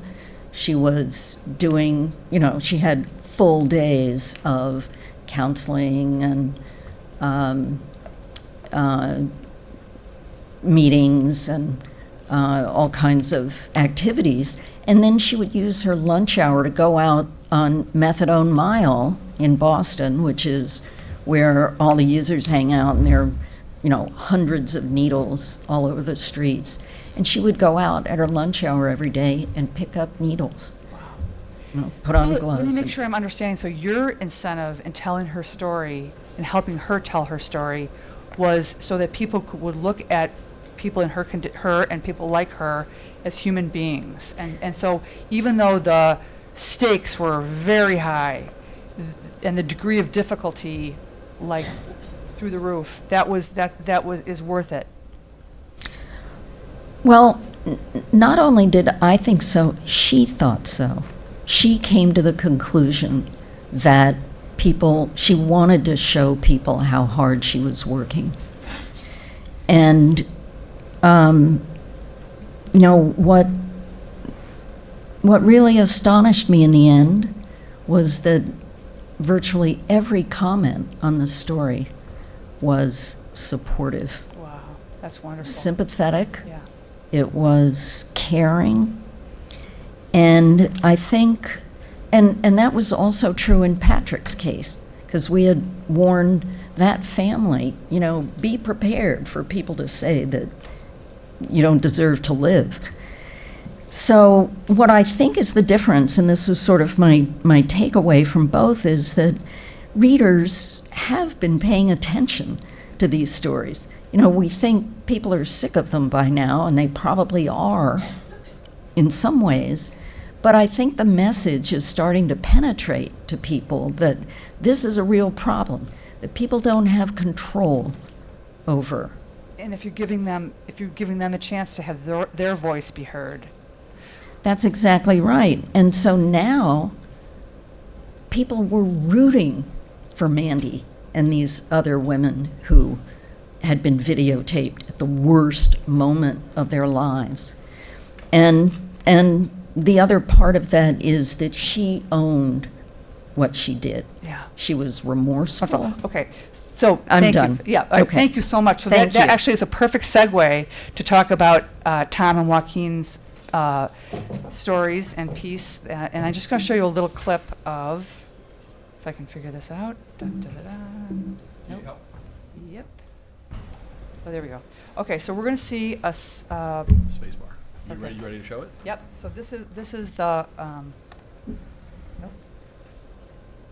Go back this way. Ready? Okay.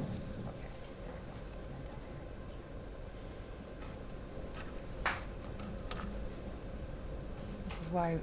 Yep.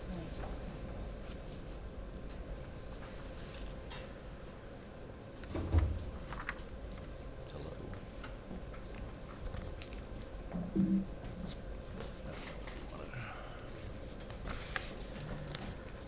anyone know how to sing here? It's this one right here. Yeah.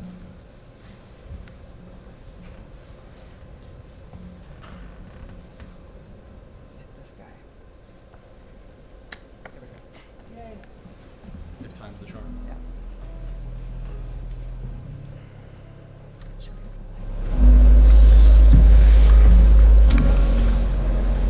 By the fourth year of the court settlement, Turn it up. only 764 people had been moved out of adult homes. Turn it up. More than 4,000 are eligible. Supported housing is premised on a resident's wishes.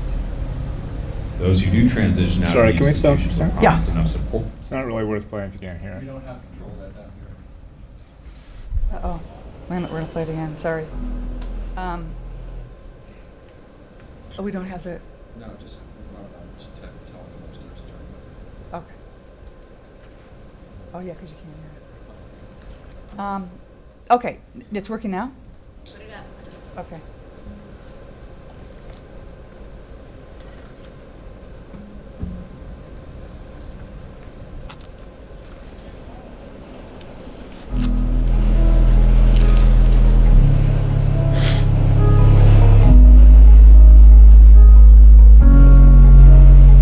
By the fourth year of the court settlement, only 764 people had been moved out of adult homes. More than 4,000 are eligible. Supported housing is premised on a resident's wishes. Those who do transition out of the institutions are promised enough support to live on their own. But our reporting has found more than 24 cases of people struggling or failing outright. All underscore the complexity of identifying the right people for the program and managing severe mental illness with home visits. How long were you in your own apartment? Maybe 3 months, I'm not sure. When did the help stop coming? I would say like 2 months ago. How did it go when you moved back? I cry. I don't want to struggle no more. Once an apartment is secured, the move is immediate. There is no gradual transition. I mean, basically, they said that I was gonna get a roommate, but I'm supposed to know what this person is like from a 5-minute meeting. For some, the new freedom can be too much. Some wind up on the street, some go back to the adult homes. People feel that when they leave, they get the apartment and they say, I'm cured, I got an apartment. God knows what they're going to do. Unchecked, a person can become endangered by their own circumstance. For Abraham Clemente, things went well at first. And then he started to refuse care.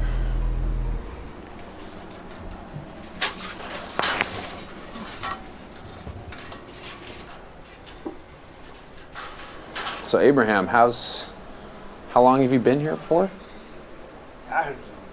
You don't know? For eternity? I don't know. I see people move in, people move out. It looks like you might have an infection of some kind in your finger there. Oh, because I hit myself with a surgical hammer. And I banged it and it swelled up. And then it started bleeding pus and everything. When was that? A couple of months back. It's been like that for a couple months? Yeah. It's going to take a long time to heal because I'm a diabetic. What's that? That's dog shit. The dog walked in here and took a shit there. Do you feel like you need somebody to help you? No. I interfere. I do it myself. I live in this building, but I'm scared. He put a chicken in the oven, and he totally forgot about the chicken. And it was a lot of smoke. I live in the 3rd floor, you know. Lucky I got a fire escape. He need a lot of help. He really do. A lot of people feel like, who are we to say you are not well enough? You shouldn't be living on your own. Who are we to infringe on somebody's freedom? Other people say, well, that's just a cop-out. Are you giving me my right to fail, or are you letting me cling to my right to be free to such an extent that it's going to be the death of me? Okay, so.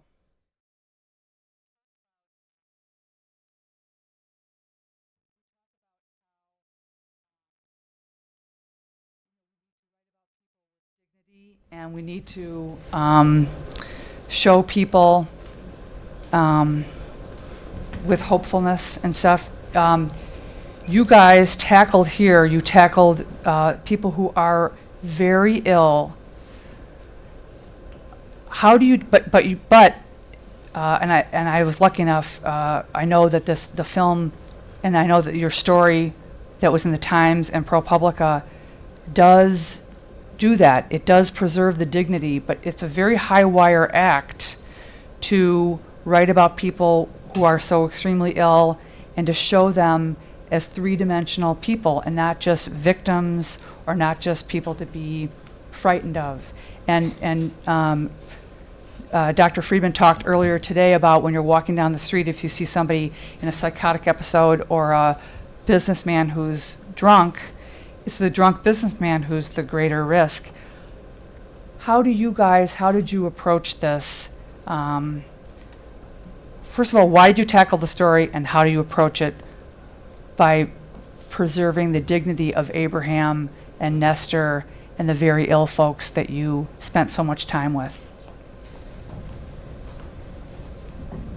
Yeah, I'll start. I think first I just want to give a little bit of context to what everybody just saw. What we have been focusing on for about a year and a half now is this transition that's going on here in New York City under a federal court order that has required the state to move out people with serious mental illness who live in what are called adult homes into their own supported housing apartments. And this, I should say, is all a consequence, really, of Cliff Levy's reporting 15 years ago, in which he exposed these horrendous conditions inside these group homes that are scattered on the outskirts of the city. And so we really felt that it was important to look at the alternative that was proposed and whether it met the promise that was offered to these people who were moving into this very ambitious program. People like Abraham and some of the others that you saw in that clip had spent many, many years living in these very regimented environments where there was very little psychiatric care, but they became dependent on what services were in place and this very rigid structure that was in place in these facilities. People did not have to do their laundry. They did not have to cook for themselves. They did not have to use public transportation. Their lives were really confined to these buildings. And so it is an extremely difficult thing, as you can imagine, to transition from that into an independent living situation. And we wanted to see what that was like for people. And certainly there's a number of folks who are really thriving, but we also found a lot of people who were struggling in really devastating ways, like Abraham. And so to get to your question in terms of how to handle the sensitivity of this, well, first, we actually consulted you early on, and we found those conversations to be really encouraging, because your sense was that no matter how compromised these folks were, they deserved the chance to tell their own story. And so we took heart in that, and we had a lot of conversations throughout about consent and whether people were in a state in which they could sort of coherently give their consent. And those conversations changed depending on the circumstances and the characteristics of the individual we were talking about. And then what we did also was to go out and do reporting and go and get a lot of extensive documentation on the conditions that these people were living in through their own social service and health records, as well as talking to other sources, whether they were social workers or therapists or counselors, or, as you saw, a neighbor who could kind of speak to the experience of the people who could sometimes be unreliable narrators of their own life. So I'd say that's how we approached that. Yeah, and you are very clear about that, about how they cannot always be reliable. None of us can really always be reliable narrators of our own lives, and so you do have to go to people around us, family members, friends, neighbors. Tom, can you talk about the filming, because these images are searing, and I mean, I've probably seen that clip maybe like 10 times, but it gets to me every time. As a filmmaker, what special challenges did you have capturing these images? Well, I think it's just, I love Kit's gone, but I love Kit's story. Maybe she'll hear me in the stratosphere. But I think that the experience that she had going to that intervention it speaks to me as a documentary journalist, because I think it's the power of immediacy, and that's what I always try to find when I'm in a film and doing a story.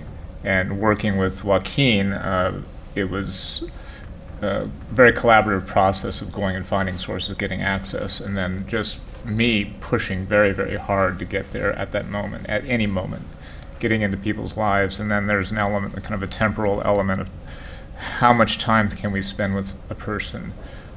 This scene is after about a month of working with Abraham, I think, and then it goes beyond that in the film, in the full film. So the amount of time that you spend before you get a camera out is really important. Establishing a relationship, establishing consent, establishing parameters that he would have, and getting a level of comfort that he actually didn't have with many, if any, other people. Yeah. It's a matter of just establishing trust. Yeah, and we talked about this a lot as you guys were putting this together about, so this is not a happy film to watch, and it's in many ways very disturbing, but it's also so important. And did you feel that, so Joaquin, you talked about the importance of getting people's voices heard all along the way, that was worth it? the degree of difficulty that you guys had to execute to tell this story,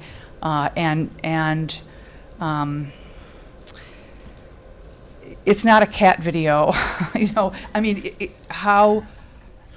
are you glad that you did this story, and why is it important? Well, absolutely. I'm glad that we did it, and the most rewarding part of it for me was the day that we published in the Times. The judge called for an immediate examination of the services that people were getting in supported housing, and the way in which government is overseeing those services and the incidents that take place among people who make this bold leap to live on their own, and that's really why we do this work. So impact. So no, that was absolutely worth it. The film is, will come out in February 26th, and we'll see how it's received. But I think it's going to deliver a really powerful message, the same way that the print stories did. Well, it's very important work, and thank you so much for talking to us about it. So now we're going to move to Mark, and Mark is going to talk about his work and his ideas on how journalists and how we can tell our stories in good context. Yeah, right? Yeah. So, thanks, Meg. Sure. I'm an AV specialist. Great. Always use your help. Great. All right. Thank you. So, as Meg mentioned, I'm a psychiatrist. I'm also an epidemiologist. So we've been hearing about individual narratives. And in my world, I work... can we hear? Can you hear? As I say, we've been hearing about some compelling individual stories and individual narratives. And I'm an epidemiologist, and so the world that I work in and think about has to do with broad patterns. And so it's asking you to sort of frame shift a bit. But I wanted to begin with a quote from a great and famous Supreme Court justice from the last Gilded Age, Louis Brandeis, who once famously wrote, "The publicity is justly commended as a remedy for social and industrial diseases, and sunlight is said to be the best of disinfectants." And I chose this because I think there's a character or an element to it that is relevant for investigative journalism. That is, and it's sort of that Meg gave us a capsule summary of, and we've seen illustrations of this idea that there are salutary effects from digging in and uncovering hidden harms that are buried in everyday occurrences and practices and patterns and policies. And so, and in a sense, that's part of the mission of journalism. And so I thought I would take a few minutes to share with you some reflections on how well I think our journalists are doing on a few of those areas related to marijuana and its relationship to opioids. So I thought I'd show you, I don't know how well this shows up, but you can see that we're, over the last decade here in the United States, we've undergone a real change in use of marijuana. The rates of people, when you ask adults, have you smoked marijuana in the last month, the percentage who say yes has doubled over a relatively short period of time. And underneath that, or behind that, we've had also very substantial changes in attitudes, public attitudes about marijuana. These data don't go quite as far, but they're nationally representative, so they tell us about the nation. They tell us that, at least as of 2014, half of adults thought that smoking marijuana was harmless. Well, I can tell you as a psychiatrist that that's not true, and that we've known for a long time that regular heavy use of marijuana is related, it puts you at increased risk for a variety of harms. Automobile accidents, emergency department visits, vulnerable individuals, there's an association with psychotic symptoms and so forth. So you would think that this disjunction between public attitudes and what we know from medical research, that there would be an area for a journalist to shine some sunlight on. But if you thought that, you'd be wrong. You can see here that the proportion of stories and these are stories that appear in major print media, so they don't capture the internet, where I know a lot of people get their news. that leave positive impressions of marijuana has tracked pretty well with public opinion. So it's an example of where, in my view anyway, there's been a lost opportunity, or journalists haven't done such a good job of shining light and using sunshine as a disinfectant, as Justice Brandeis in his theme. And I thought I would dig on this theme a little more deeply into an idea that's gained circulation in the last couple of years, and it's an idea that has its origin in some studies, what are called ecologic studies, that have been done looking at a state level at rates of outcomes related to opioids in relationship to medical marijuana laws. And so I'll zero in on one particular article that appeared back in 2017. And so this is a little wonky, but bear with me. It's done by a health economist at the University of California, San Diego, and her name is Yuyang Shi. And what she did is she looked at the proportion of hospitalizations that are related to these three different kinds of behavioral disorders in relationship to whether the states have medical marijuana laws. So if I can focus your attention on the middle panel. And so here what you see in the solid line are the proportion of hospitalizations for opioid use, or opioid dependence and abuse, what we now call opioid use disorder, the proportion of hospitalizations in states where they have medical marijuana laws. And you see in the dotted lines the proportion of those hospitalizations for opioid use disorder in states that don't have medical marijuana laws. Well, if you look at this, you can see that you have, first of all, you have higher rates in those states with medical marijuana laws, but also that they're increasing at a faster rate. So that if you were looking at this is directly from her paper, that's what you might conclude. Well, she didn't stop there. She did some very technical transformations of the data using a series of regression techniques where you control for various variables. I won't take you through it because it's rather arcane. But when you do that, you can what happens is the relationships flip. And so also, if you dig deep into the article, you'll see that over this 18-year period she's studying, that the probability or the likelihood of having these hospitalizations for the opioid use disorder is actually in the model, not in reality, in the model that adjusts for all these things you see in fine print, it's actually lower in the states that had medical marijuana.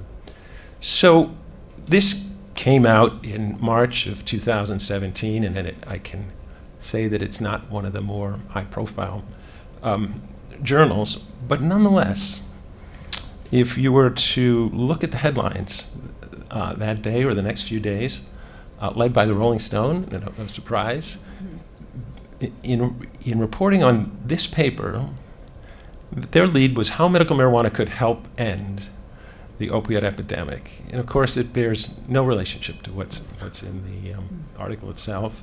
And you know, NBC and CNN and Reuters, they picked up on the story as well. And a little bit, their leads were a little more temperate. They kept the same basic gist. And the Journal, though, took a pass, and they found some other pressingly important news to tell us about on that day. So my point is, we've heard, I think, some wonderful examples of investigative journalism and digging into how systems have failed individuals and shining the light, the sunshine that Justice Brandeis had in mind when he talked about it having the ability to heal or to disinfect. But this is exceptional stuff, and there's a lot of journalism out there that is really just flowing with the currents of what they think readers want to hear and what they expect to hear. And so that's really the point that I wanted to make in my brief presentation this afternoon, and to urge you to really dig in. If you're reporting on articles, if that's the kind of work that you do, to dig into them, try to understand them as best as you can, ask tough questions, be skeptical. It's very tempting to write sensationalistic and exaggerating headlines, but I think that the trick is to maintain the interest of your readers by being honest about what the research actually shows, showing an awareness of the fact that in mental health science, as well as in health science generally, things usually progress sort of incrementally. Oftentimes things that we think are true are subsequently overturned. And also to try to avoid what's called the confirmation bias. And this is, the idea behind the confirmation bias is that all of us have a tendency to sort of select from the environment things that affirm or confirm our pre-existing ideas, and to sort of resist that and look with fresh eyes on the, if you are this sort of doing mental health science reporting, bring fresh eyes to bear on the work itself. And for that, a quote I thought I'd leave you with from Pascal from a long time ago. He's a famous French philosopher and mathematician and theologian. He wrote in his Art of Persuasion that people almost invariably arrive at their beliefs not on the basis of proof, but on the basis of what they find attractive. And so we need to fight against that tendency. So that's wonderful. Thank you so much. Thank you so much. I think we have time for a few questions.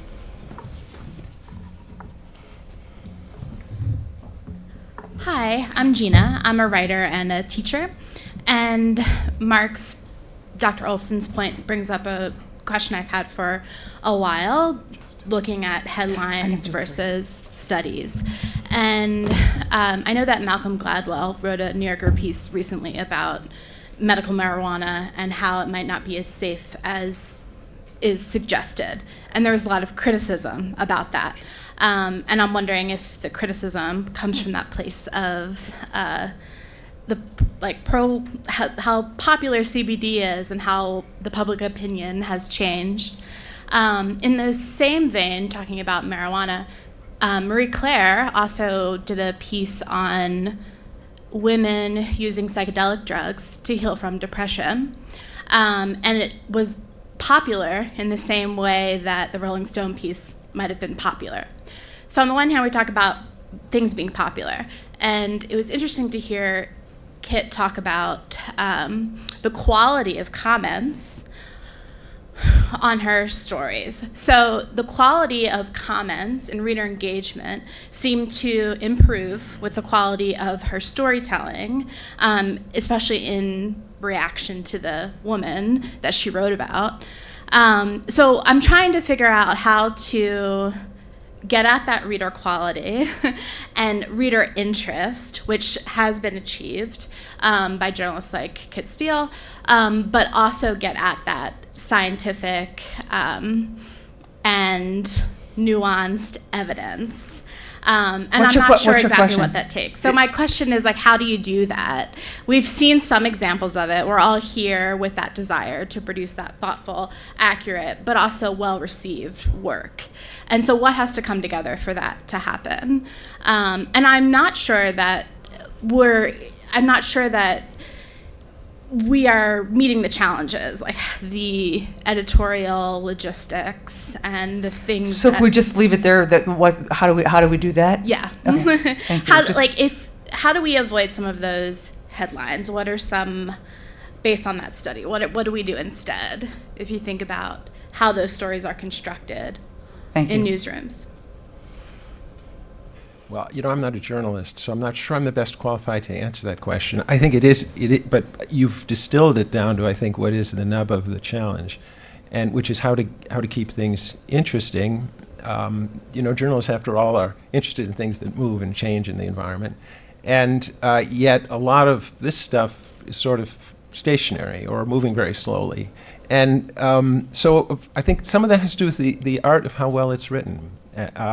And also, I think, keeping in mind, there's some issues like the issue of cannabis I mentioned. It's so closely tied in with people's ideas about what legislation should be, and people's thoughts about their libertarian rights of what we should or shouldn't be able to do, and the whole issues around legality. And it's very hard to write about the science of it, So I think separating those things out in that example is helpful, and so being clear in how the work is constructed, what aspects of this thing that you're actually trying to understand may be of some help. But it's quite a challenge. Thank you. Thanks. Thank you.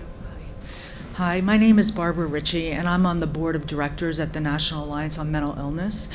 And I would like to thank Jacqueline for building on the work of Cliff Levy and reporting on the difficulties of transitioning from group homes into scattered site apartments. And you did balance out the reporting, saying that the vast majority of people are able to successfully live on their own. And I'll just make a comment in a room full of writers that might be heretical, but a picture is worth 1,000 words. And I'm looking forward to seeing your film, and I hope that you are showing some people that are doing well and thriving in supported housing. You didn't have those pictures in the article. That angel food cake was pretty horrific, amongst other things. But thank you for unearthing the challenges there. Not really a question, just a thanks. One more? Hi. Okay, so this is my thing is directed at you.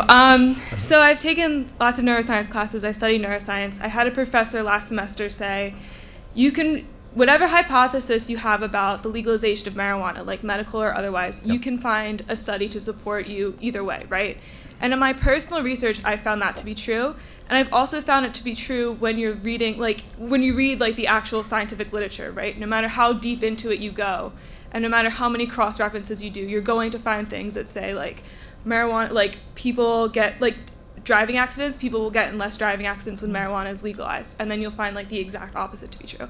And I also wanted to point out that as recently as January 4th, the New York Times did publish a piece called What Advocates of Legalizing Pot Don't Want You to Know, because Alex Burson is writing the book and everything. Yep. But my question is not, it's more just I don't think that the problem is necessarily one field or the other, but it's in the communication of the fields.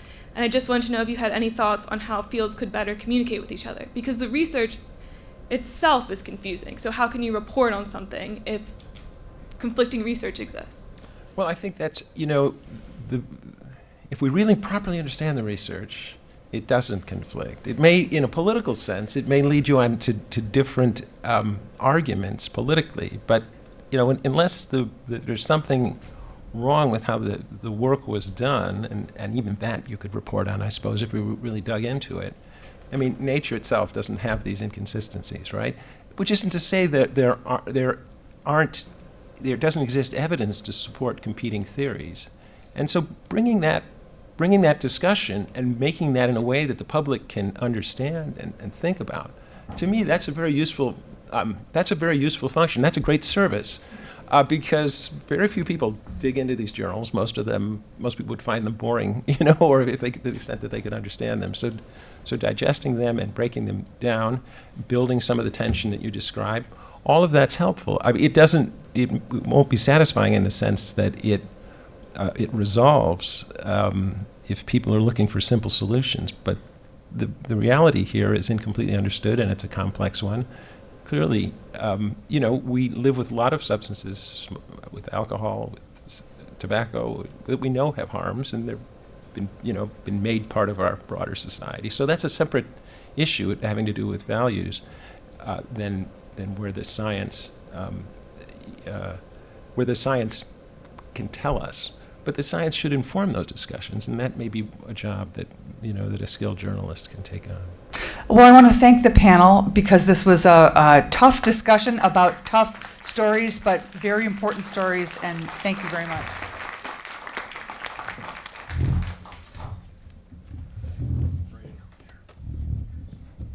As the panel goes off, I will point out one of the best things you can do is know an epidemiologist. No, because I do think when it comes to headlines, and I think I understand that, but I think sometimes the reality check of somebody who is not a source in your story, but is somebody who's good at doing a little bit of a reality check is a useful thing. It also, if you're in a fight with your editors, because the truth is that there are some journalists in this room who have had to defend headlines that they did not write by editors who they thought were really reductionist in what they said. And having somebody on your side doesn't always have to be Mark, but it could be somebody like Mark.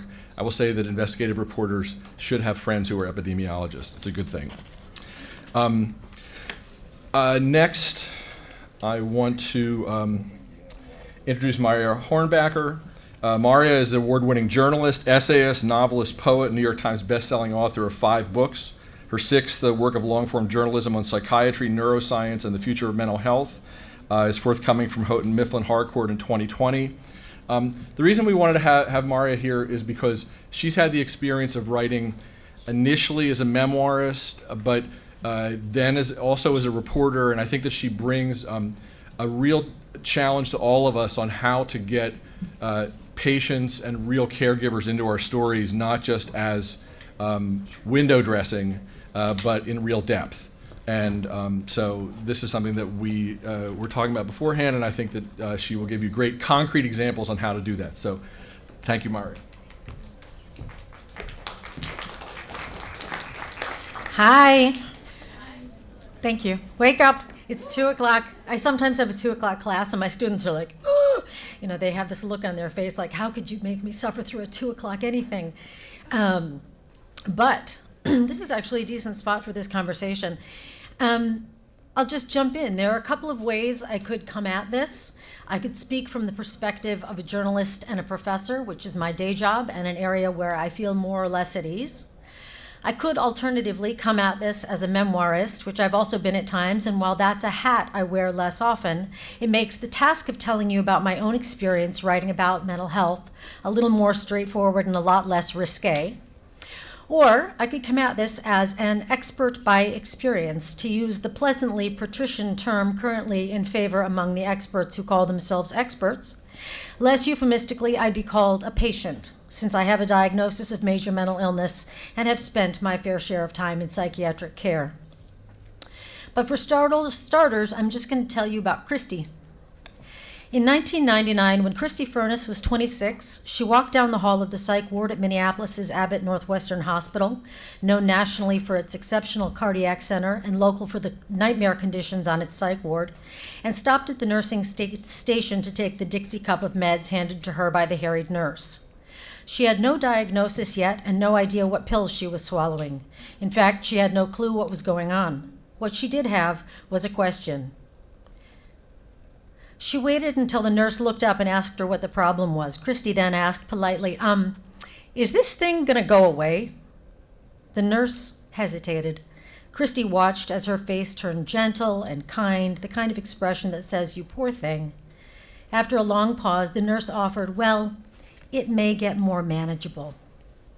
So, said Christy, who's a very funny woman, nodding, you mean I'll get used to it.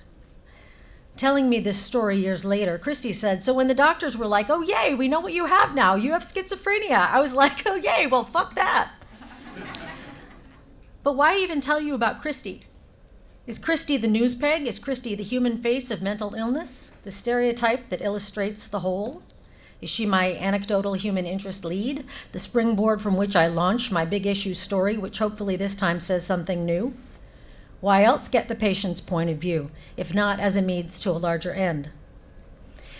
I am not a quantitative research scientist or a computational psychiatrist or a person to whom big data makes any sense at all. For that reason, I really don't know how many times I've read articles about mental illness that use not a single expert by experience, not a single mental health consumer, not a single psychiatric patient as a source.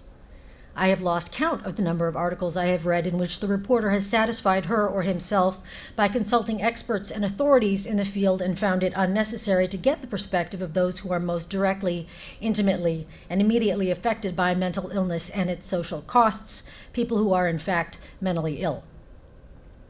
But any rational editor or devil's advocate would ask, are they reliable sources? Are they informed about the issues? Do they know of what they speak? Or do we doubt them before they begin? Is their story suspect right out of the gate? Do we trust their version of the facts, their interpretation of events, their perception of reality at all? Are they on or off their meds? Did they comply with relevant orders? Are they well-heeled, well-educated, well-behaved? Some are, some aren't. But they do know a thing or two. They know how often the word burden is used to describe them in the news. They know how disproportionately they are mentioned in the same article as the words shooter and gun instead of the words victim and crime. And they know how often, or rarely, we shed any light at all on the concerns that ruled their lives. Like a lot of issues with a capital I, mental illness goes through a pretty regular news cycle, moving in and out of the public eye with relative speed and ease, combining a bit of gritty detail with that power of the human spirit spin. There is a persistent fallacy that believes that if we could only grasp the plight of the mentally ill, generally speaking, en masse, we would be more sensitive or more understanding or at least more aware, but it is never clear what we would do exactly if we were more aware, or even what we are to be more aware of. Whether or not it is the place of journalists to actively seek to drive social change remains open to debate. But frustration with the media coverage of mental health is common to both people who work in the mental health field and people who cover this beat.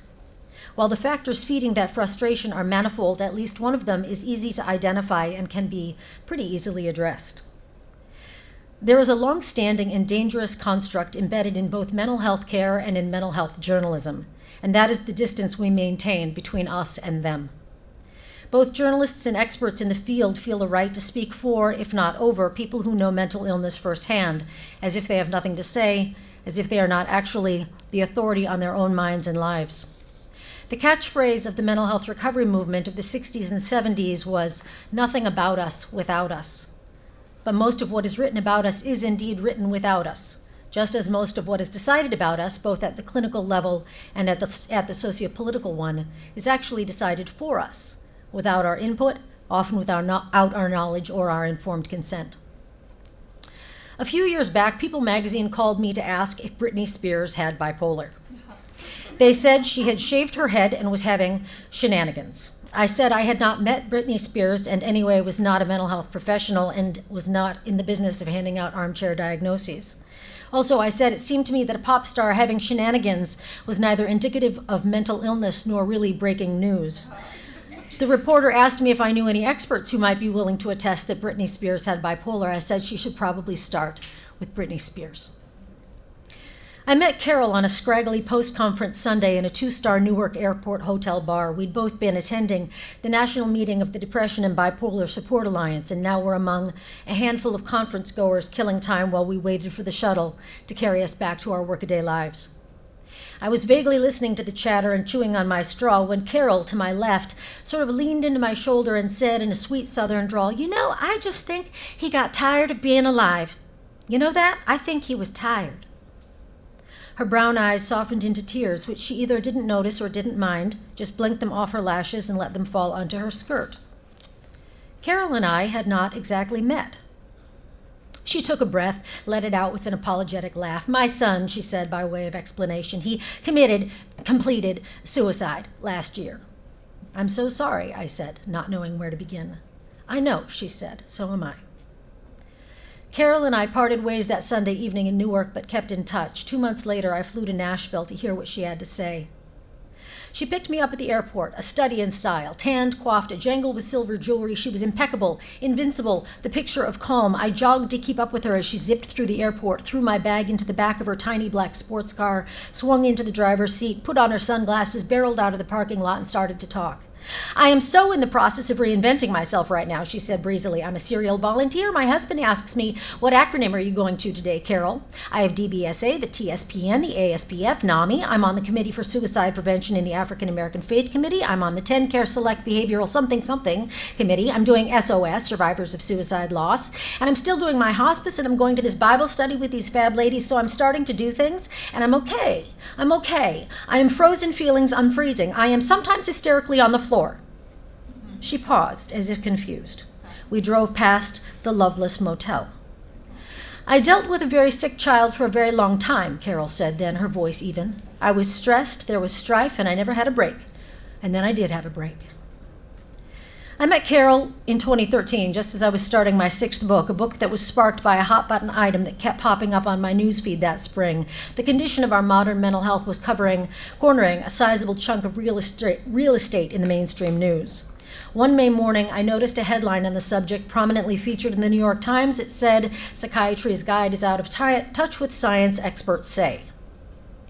The New York Times reporter wrote that the DSM-5 had, quote, "stirred unprecedented questioning from the public, patient groups, and, most fundamentally, senior figures in psychiatry, who have challenged not only decisions about specific diagnoses, but the scientific basis of the entire enterprise.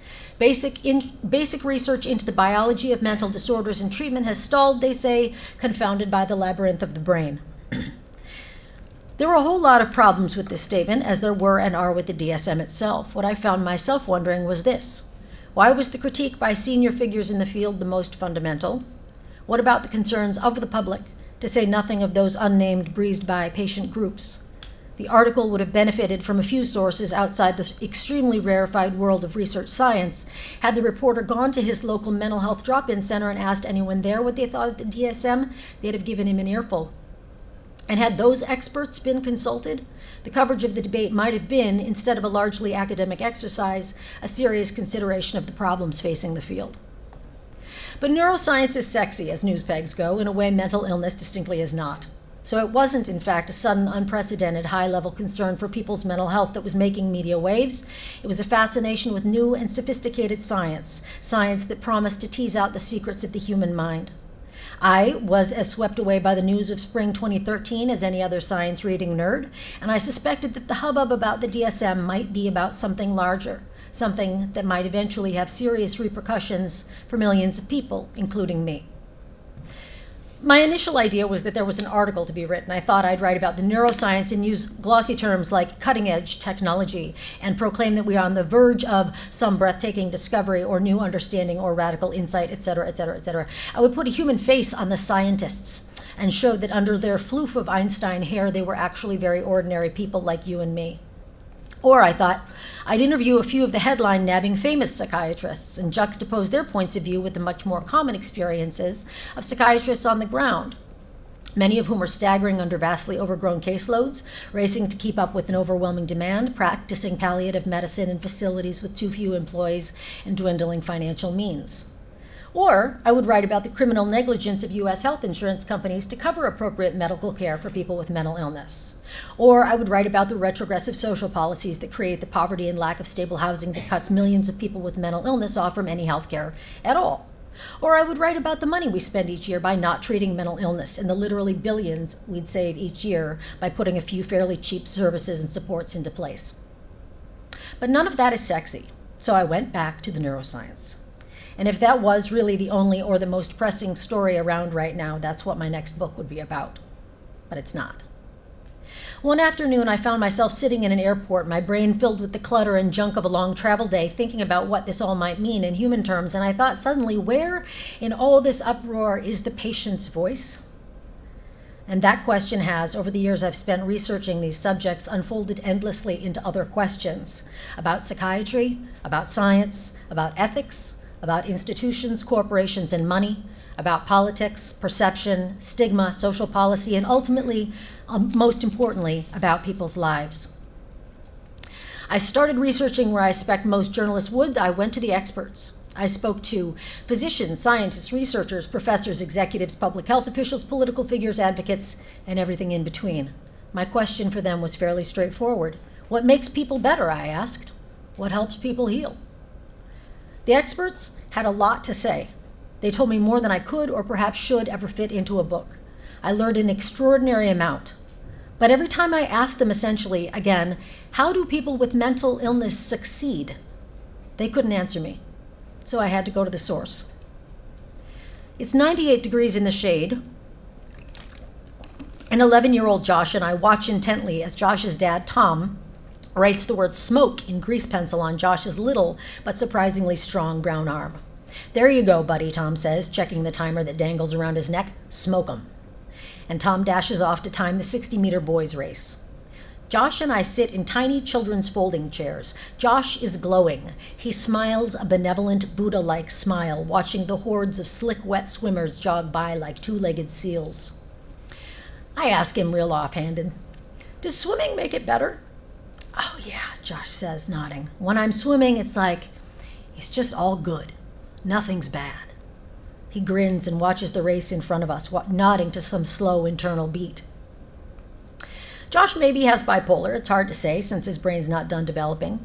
In an earlier era, he would have been called a problem child, but now, despite the controversy surrounding psychiatric diagnosis and treatment of children, it's becoming likely that Josh's problem is the biological roots of his behavior. And whatever you want to call it, it looks a whole lot like the problem that drove Tom, his father, to complete his PhD in 2 years. Tom drives us back to the house, where Christine, his wife and mom to Josh and 4 other tow-headed terrors, is making dinner. Tom is no piece of cake himself, Christine will point out, At one point, she put all the kids in the car and left him. When he got off the opiates he was using to self-medicate his manias and got onto antipsychotics, she came back. Now this tight-knit family is prone to yell, "Josh!" in unison whenever there's the sound of a crash. Josh and I sit at the table discussing his phone. He's avoiding his mother and his meds. Under my breath, I say, "Josh, I take my meds." I'm just saying. Christine comes by, holds out 1.5 Risperdal in her hand. Not looking at her or at me, Josh plops them in his mouth and runs off to look at the 3 medals he won at the meet that day. As he disappears, his voice grows smaller, triumphantly calling, "3 wins for me!" Every few semesters, I get to teach one of my favorite classes. It's just on the history of literary journalism. Invariably, we spend the first several class sessions and much of the semester discussing subjectivity. Literary journalism as a form hinges on the belief that objective journalism is, if not strictly a mythic beast, still not the be-all and end-all of journalistic ideals. Literary journalism argues that a subjective point of view can give the reader access to insights traditional journalism cannot provide. What may be lost to the impersonal point of view, that claim of objectivity, universality, and unmediated fact, is gained in the analysis, interpretation, and contextualization that a subjective narrator can provide. As my students and I wade through the history of participatory or activist or narrative or literary journalism, whichever term you like, this is what I ask them. Does the claim of objectivity in traditional news reporting lend it a sense of authority? Does the reporter's implicit claim of authority and his use of other authorities to support his claims present an argument in favor of one view of reality over another? And if so, does that privilege one voice over others that we might hear? Point of view, perception itself, are critical considerations when it comes to any conversation about mental health. The language we use to discuss mental illness is ineffective and inexact.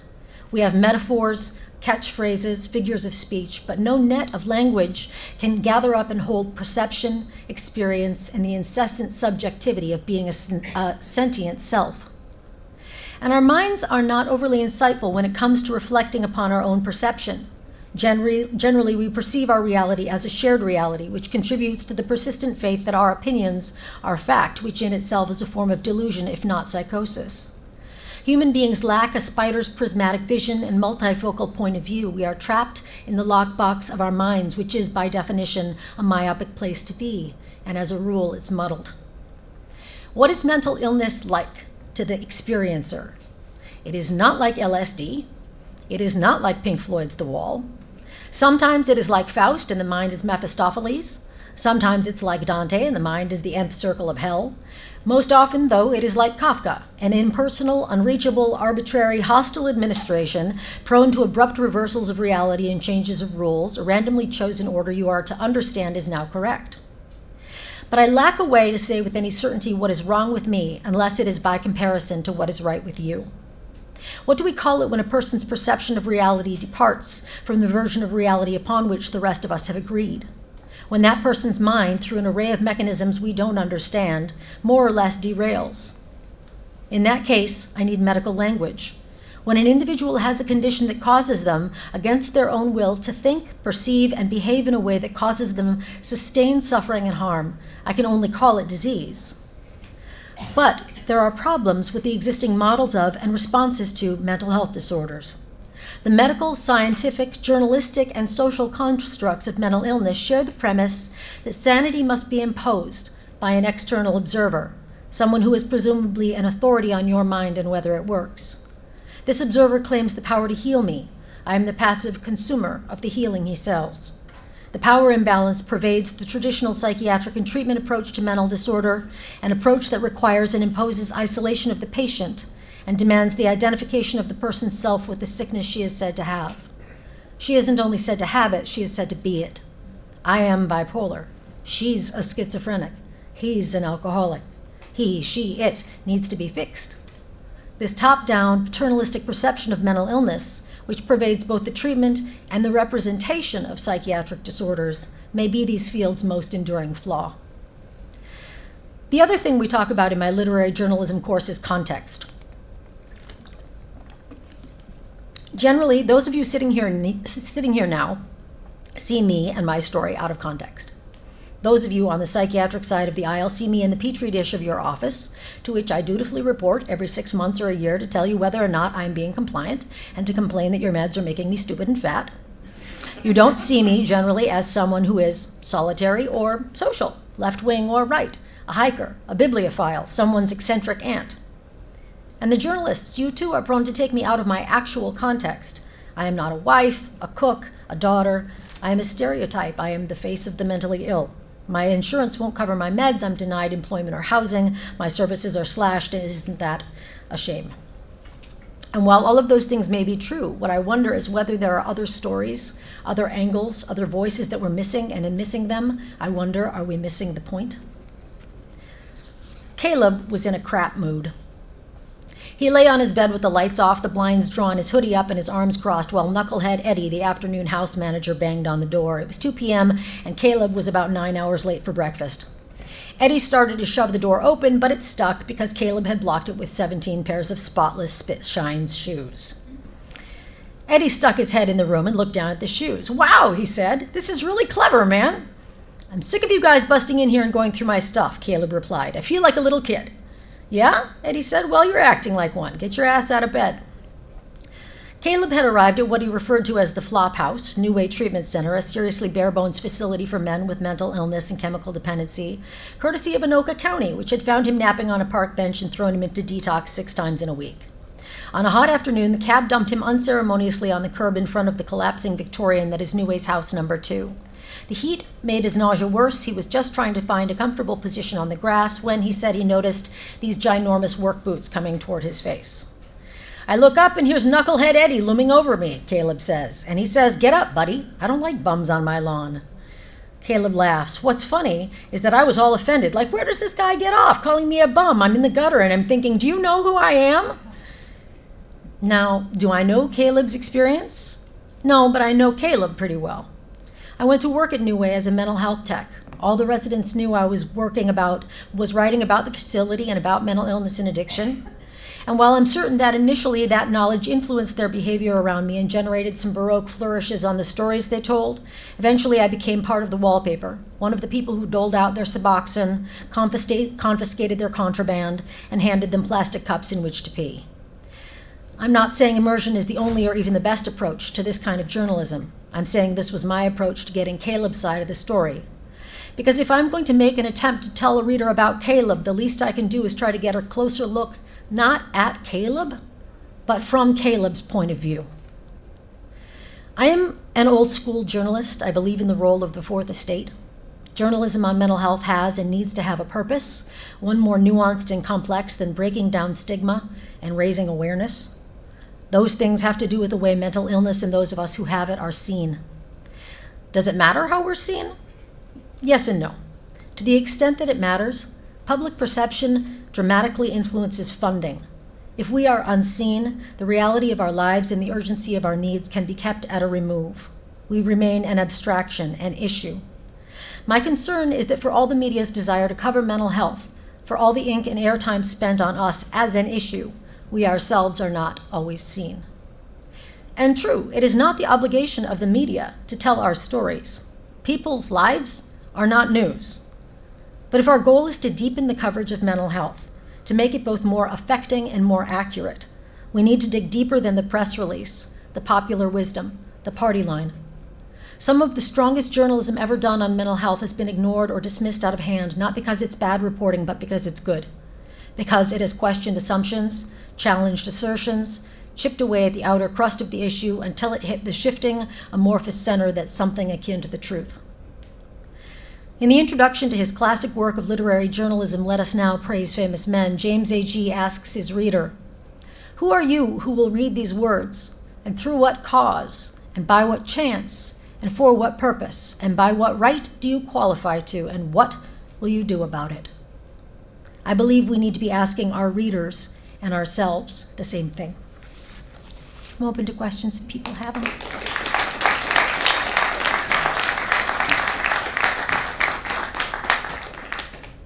Do we have time for questions? Does anyone have a question? It looks questionless. It looks question-free. True. I have a comment. I just want to thank you. That was beautiful. Thanks. you, Joe. I have a question around how journalists should pick individual stories. Yesterday, I saw maybe 12 patients, and the first 4 had all been on Zoloft. The first one, I think probably Zoloft saved his life. He went from not being able to make a phone call to running New York, basically. The second one had gotten agitated on Zoloft and really had had a very rough course. Another medicine had helped. The third had gained 40 pounds on Zoloft, and on and on. 4 stories of patients with the same diagnosis, with the same treatment. And based on people's implicit biases, those stories get used. The loudest stories we hear are when I make a mistake. Right. What doesn't get reported often are when I hit a home run. Right. And how are journalists supposed to sort through that, especially in this modern milieu where it feels that data in the public mind can be ambivalent about things like SSRIs? Given you can tell either story, or you could tell both stories. Most stories, yeah. How does a journalist do that and make a compelling piece? I think, I mean, there are compelling stories just in what you're saying. That story of 4 case studies, that's a 4 case study story. That's an easy story to write. It's like, and it shows the diversity. The story there, the peg is, we don't know. And if news journalists and psychiatrists would team up on the idea of we don't know a whole lot about a whole lot of things, we might get some accuracy out there. Yeah. I agree, but when I'm in my office and someone's looking at me, yes, they want me to know. And as They much do as I want say you to know. it's not so knowable, I'm going to give it my best guess, then that begins to feel to the public like, what do they say? I'm throwing darts at a bullseye. Right. And maybe I'll get it right. Maybe. But the fact is, the meds we have are imprecise. And the knowledge we have is imprecise. And I think it's fine and would be better to acknowledge, here's our range of knowledge. It's a spectrum of knowledge. We can try and pinpoint spots on it that are going to be right for you, but we're just getting to like genetic assays that'll make something more effective rather than a little less effective. We really are in a fairly emerging field, you know. And so I know your client wants you to know, but I want you to tell your client the truth. And I want the journalists to tell the reading public the truth also about what we do and don't know. Does that make sense? Thank you so much. It was just literary poetry and art and science and all in one, and my ears and soul are singing. Oh, good. Thank you. My question piggybacks on Drew's. So I love the ontological questions you asked, or what underlined what you spoke about in terms of the nature of reality. And I was a doctoral student here a while ago, and we are so trained to think in a post-positivist framework that there is an objective reality. And I'm a constructivist and a humanist, so I was really struggling in my program. And I'm wondering how, as you talked about, the leaders of the field being trained in these post-positive mindsets, how we can have more, case studies, subjective presentations in the clinical peer-reviewed literature and make that salient in top-tier research universities. I would love to see more. I mean, like JAMA and New England Journal of Medicine have case studies every issue. Not all the psychiatric journals do, not all the psychological journals do, not all the social work journals do. If they did, we'd see a lot more case studies. I mean, even in the professional journals have a role where they could be providing those case studies right there in the reading that the professionals in the fields do, and getting a more diversified view of who are the clients, not just who are the clients here in New York City, but I live in Minneapolis and Nebraska.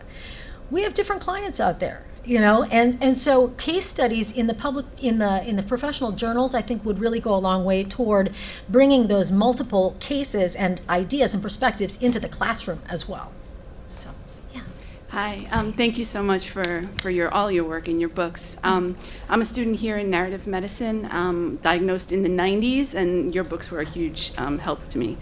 My question is, the narrative that I often hear and that I heard back then was sort of you have to recover first, then you can do everything else.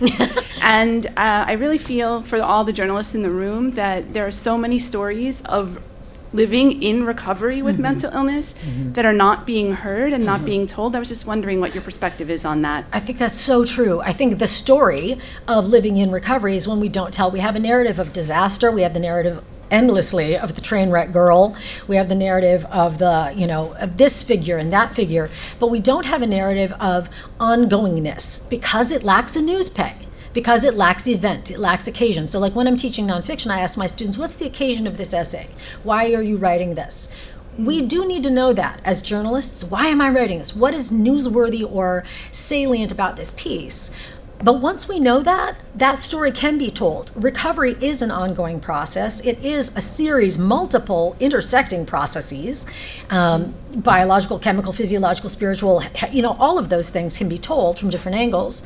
And I think that's a story that has not been told yet, just the story of recovery as journey. You know what I mean? From a journalistic point of view. Yes, thank you. Yeah. Hello.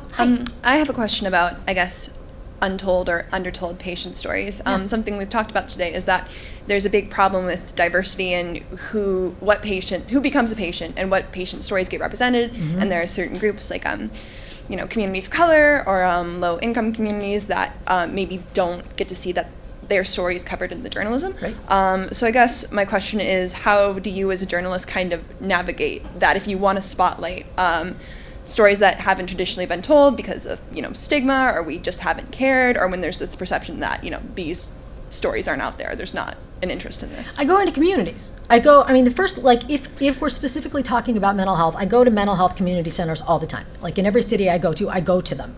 And I just talk to people, and I let people know I'm going to be there, and I'm like, I'm going to be sitting in this room for the next 9 hours. Come tell me your story. If you want, ignore me if you want. That's fine too. But that's how I gather.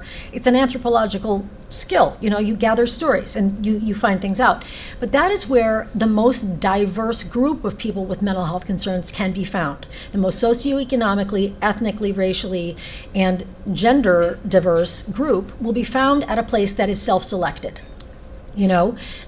A doctor's office is not self-selected ultimately. It's people who have access who go to a doctor's office. Asking doctors for sources might be useful in some cases, but ultimately you need to get out into the community. Go to Fountain House. It's down the block. They have 3,000 members. It's amazing what you'll find if you just get into the community. So, thank you. Thanks, everybody. I really appreciate your time. Thank you very much. I will point out to your question, Drew, that if a journalist wanted to do a story on those 4 patients and your treatment of them, you're talking about months of work to recreate even that one day, and permissions up the wazoo. No, but all I'm saying is I think that those kinds of projects are fascinating. They would take incredible amount of cooperation, but maybe one of the things you hear from what we're hearing today is that the case study maybe is something that we need to be funding. Because in reality, a lot of those stories just about an individual case that a journalist would spend a lot of time on and really dig into, the places that would publish those kinds of stories, there are less of them. But it doesn't mean that there is less need for them. And as we look in each part of journalism in terms of what nonprofit journalism should do, and this has been true in all different kinds of nonprofit journalism, when it comes to mental illness and addiction, one could make the argument that part of what we should do is prioritize just individual case studies by writers who really can dig into them for no other purpose but to tell those stories in depth and show they have to be in depth, because otherwise the only people we do case studies of are famous people who take their own lives. And they shouldn't be the only people that we dig that far into their stories. But it is because of the marketplace of some parts of journalism, but not the desires of the journalists and the mental health professionals who want to write this kind of work. So it's something to think about. We're going to make a change in order here only because Kay Jamison has to catch train.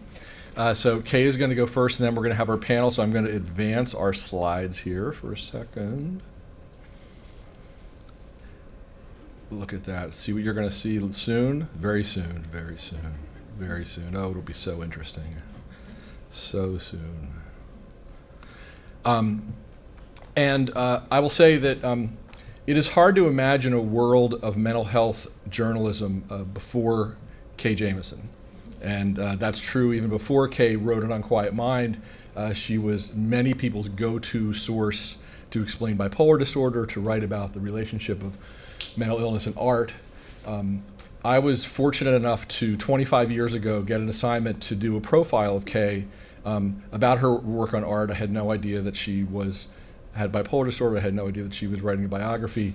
an autobiography. And I was lucky enough, because I was working for the Washington Post magazine and because Kay's from Washington, that she decided that she would first talk about her bipolar disorder in this story right before An Unquiet Mind came out, which was, in my young career, a shocking turn of events. And just one of the most amazing things, and just makes you realize that in any interview, you don't know where it's going to go. So I always tell students and veteran reporters, no matter how much you think you know what a story's going to be when you pitch it, be open to it being something else. And what I would say is I've been honored to have Kay as a source and a friend for a really long time, and the journalistic community owes an incredible amount to her. When you listen to Andrew Solomon talk about what he did in his work, it was in fact allowed because Kay and the people who were inspired by Kay made sure that writers like Andrew got the information they want.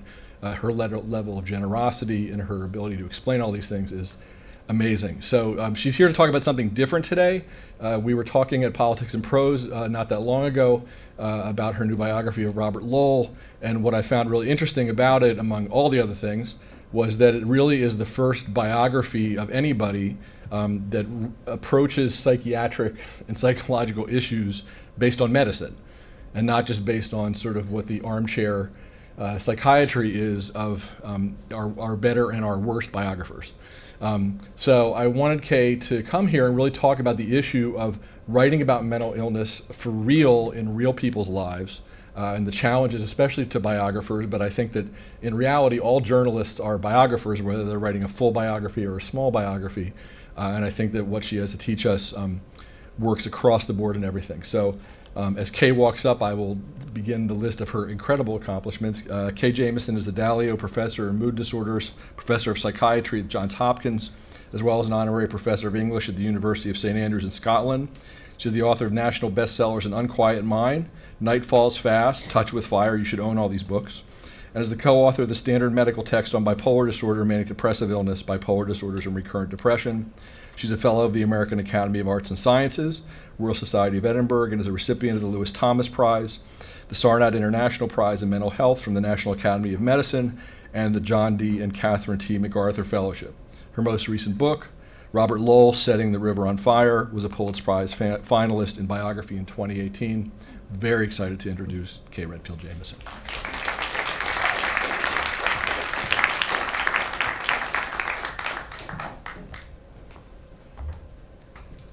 Thank you. I'm delighted to be here. I am always impressed if a journalist calls to try and track down something from me or one of my colleagues, how much work has to go into how much learning has to go into a very short period of time. And because you're not super specialists. I mean, I think the advantage of biography, or the advantage of a profession that is just very super specialized, is that you have the time to go into it in great depth. Whereas my experience with journalists is that curiosity goes so far, and then you've got deadlines, and you've got a lot of work to put together. And I think that's a tremendous challenge. So when Stephen asked me if I would talk, I said, I can talk from the point of biography. I can certainly talk about from the point of view of being somebody who has a psychotic disorder in a medical school, in a major medical school in the United States, and what that gets you in terms of a lot of response from a lot of very disturbed people that distribute themselves across the United States.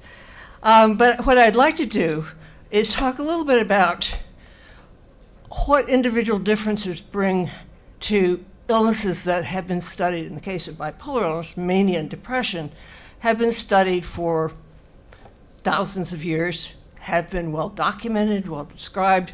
There are 60 doctoral dissertations by 16 or 1700 on mania alone. This has a very long history in medicine and in science and in literature. So what I'd like to do is talk a little bit about what are the things that keep people going. One of the things that draws me to Robert Lowell, and I have to say in terms of diversity, when I talked with Knopf, my publisher, about writing a book about Robert Lowell, I said, I realize he's a male, he's a WASP, He's straight, and probably most idiosyncratically, he's a poet. And he lived off a trust fund. So how generalizable is that? It turns out, in fact, because he was such an astonishing writer and actually so interested in trying to make a difference in how to make people experience what it meant to be manic, what it meant to be out of control, to be terrified at the future, to delight in some aspects of it that might be positive, that actually he's very relevant indeed. And when I was 17 and I had my first breakdown in high school, when I was senior in high school, my English teacher gave me 2 slim volumes of Robert Lowell and said, you know, I think you might find his work interesting. And it's one of those things where I was living in California at the time. I went down the Coast Highway, and I can remember exactly where I was when I read 2 of the poems. I mean, I just thought, okay, whatever it is, there is a violence, there is an astonishing sweep, a broad canvas, but he's brought it to its knees with art. I've never forgotten that, and I've used Lowell in my teaching. I've used a lot of writers, but I've used Robert Lowell's descriptions of mania and his descriptions of depression to teach residents and medical students ever since I got my degrees.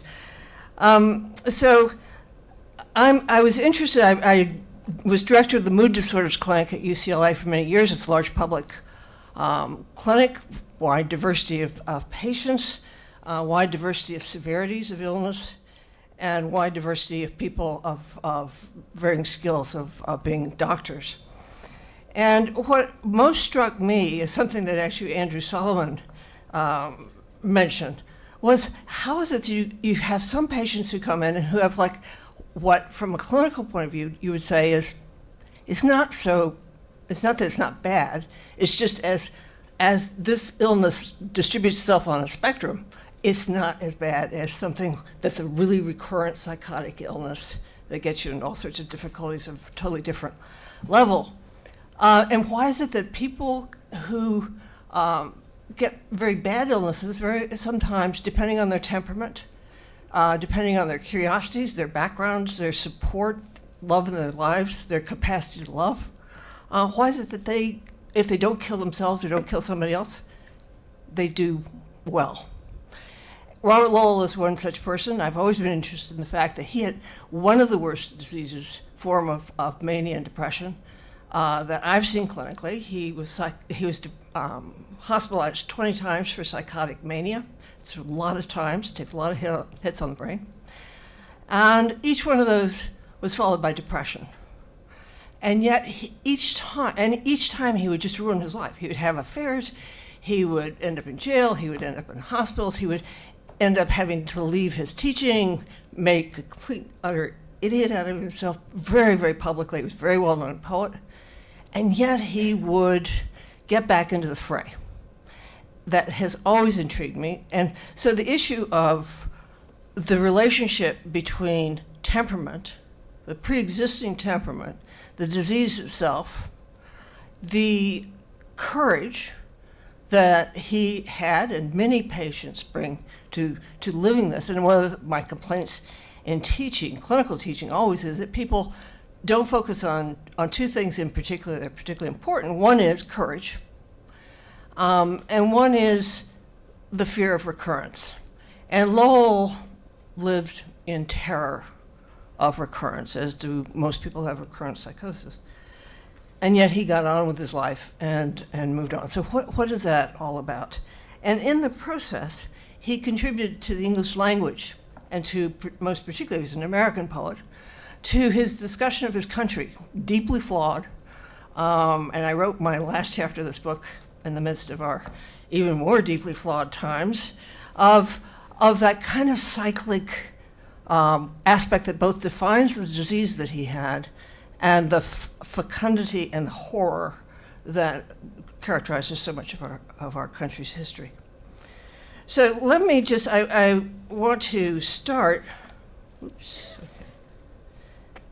by talking a little bit about general issues that come up in biography that are, I think, overlap. They're certainly not synonymous with the issues that come up with journalism. I wouldn't pretend to know them if they were in front of me in the way that you all do on a day-to-day basis. But I think the issues of biography do come up, and like Stephen said, there's this tremendous overlap in terms of the kind of questions you ask. It's in writing biography, you just have a lot more time in which to try and deal with them. So this is Lowell in Paris in his mid-40s. And so some of the general issues I wanted to talk about today were, these are issues of, the diagnosis of mania and the diagnosis of depression were made before Hippocrates. And actually, if you look at the criteria that he laid out, very much with mania, they are very similar to the ones today. The clinical description at the time, and certainly in the first century of mania, is indistinguishable with how one would describe, except we have got a lot more boring jargon, but the actual behavioral changes, mood changes, and so forth. The family history, bipolar illness in particular, but certainly autism, schizophrenia, have a very large genetic component. As we speak, there are thousands of labs across the world working on this program, on this issue. So it has very real issues for biography because it's not just the individual himself or herself who has an illness, but they have the shadows of many ancestors. And Lowell was obsessed with his ancestors in many different ways, but one of them in particular was the traveling together in his family line of genius and accomplishment and insanity. The issues of treatment, I think, are so much more subtle than anybody can write about in newspapers unless you write about them for 2 years. Because anyone who treats individuals with psychiatric illness, particularly people with psychosis or with suicidal depressions, will know that there are just a thousand complications to side effects, interactions, what works well with one person, not with another. I focused, when I wrote my book about myself, I spent a fair amount of time talking about my initial, how should we say, resistance to the idea of taking medication, which was unequivocal disaster, and I finally changed the error of my ways. But, my husband, who's a cardiologist at Hopkins, is always saying, you people in psychiatry whine endlessly about people not taking their medications like it's some sort of special thing about psychiatry. Try being a cardiologist. Try getting people to stop smoking, lose weight, exercise, take their statins. It's medicine. And that's, of course, true. Any chronic illness has that problem. But it's an issue that doesn't tend to get addressed, particularly if you're reading biographies or accounts of people. Are people taking their meds? Why are they not taking their meds? What can you do to make a persuasive case, or should you not try and make a persuasive case? So I'm just going to... in the case of Robert Lowell, an issue came up, which has come up in a few biographies, I think, certainly. I was talking... Harriet Lowell, his daughter, was kind enough to ask me if I would like to track down Lowell's both medical and psychiatric records. Now, with somebody who's been hospitalized 20 times, and over a period of time from the time he was 15 to the time that he died when he was 60, it was just an unbelievable, difficult sort of thing to do. Medical records, at Hopkins, you by law only have to keep records for 7 years. So people, by and large, are not holding on to medical records from 80 years ago. So there are a lot of ethical issues that come up with that, and she and I talked many times and extensively. And I said, you ought to think about this, you ought to think about that. But issues of what do you do with psychotherapy notes? What do you do with all these matters of privacy, even in a standard admission letter? And the great advantage of psychiatry 40 or 50 years ago, before we had medications that were more effective, is that people stayed in hospitals a long time, and the admission notes were like 11 pages, single-spaced, and they really they had the history of the person, not just, you know, their illness, but what they did and so forth. So it's riveting stuff. So that question came up, and it's a great privilege to be given that kind of trust from a family member. She adored her father, even though he was really deeply disturbed at times. And she, I think, wanted it to be written that it was complex, that people did truly awful things when they're people do really awful things when they're manic. They often are violent. They're often very verbally abusive. They do terrible things. And the question is, what do you do with that once you've gotten over it? And in the case of Lowell, he did really terrible things when he was manic. But he also had remorse for it. So some people have remorse for it, and some people don't. And he spent a lot of time talking to people and really genuinely convincing them. And he was very deeply loved by his friends, despite the fact that he'd done a lot of things. So I was interested as well in, I think the issues in biography, very much like any story that you read in a paper that's an extensive story about an individual, is what's the overlap of character and ability and with illness. I mean, it's a person, I teach at Hopkins, and Hopkins, the first chief of medicine there was William Osler, and Osler always said it's not the disease the person has, it's the person who has the disease. Well, that's often true. It's not true if you have pancreatic cancer, obviously. It's the disease, really, that is overwhelmingly important. But it's certainly true in psychiatric illness. It's everything that people bring to bear in terms of history and will and resources. And anybody who works in mental health advocacy who has spent a lot of time trying to figure out how do you get people into insurance systems in this outrageously barbaric healthcare system that we have, know how difficult it is. It's, you know, I can get out there and say to somebody, get a second opinion. Most people can't get a first opinion. So that's just a starter in American medicine.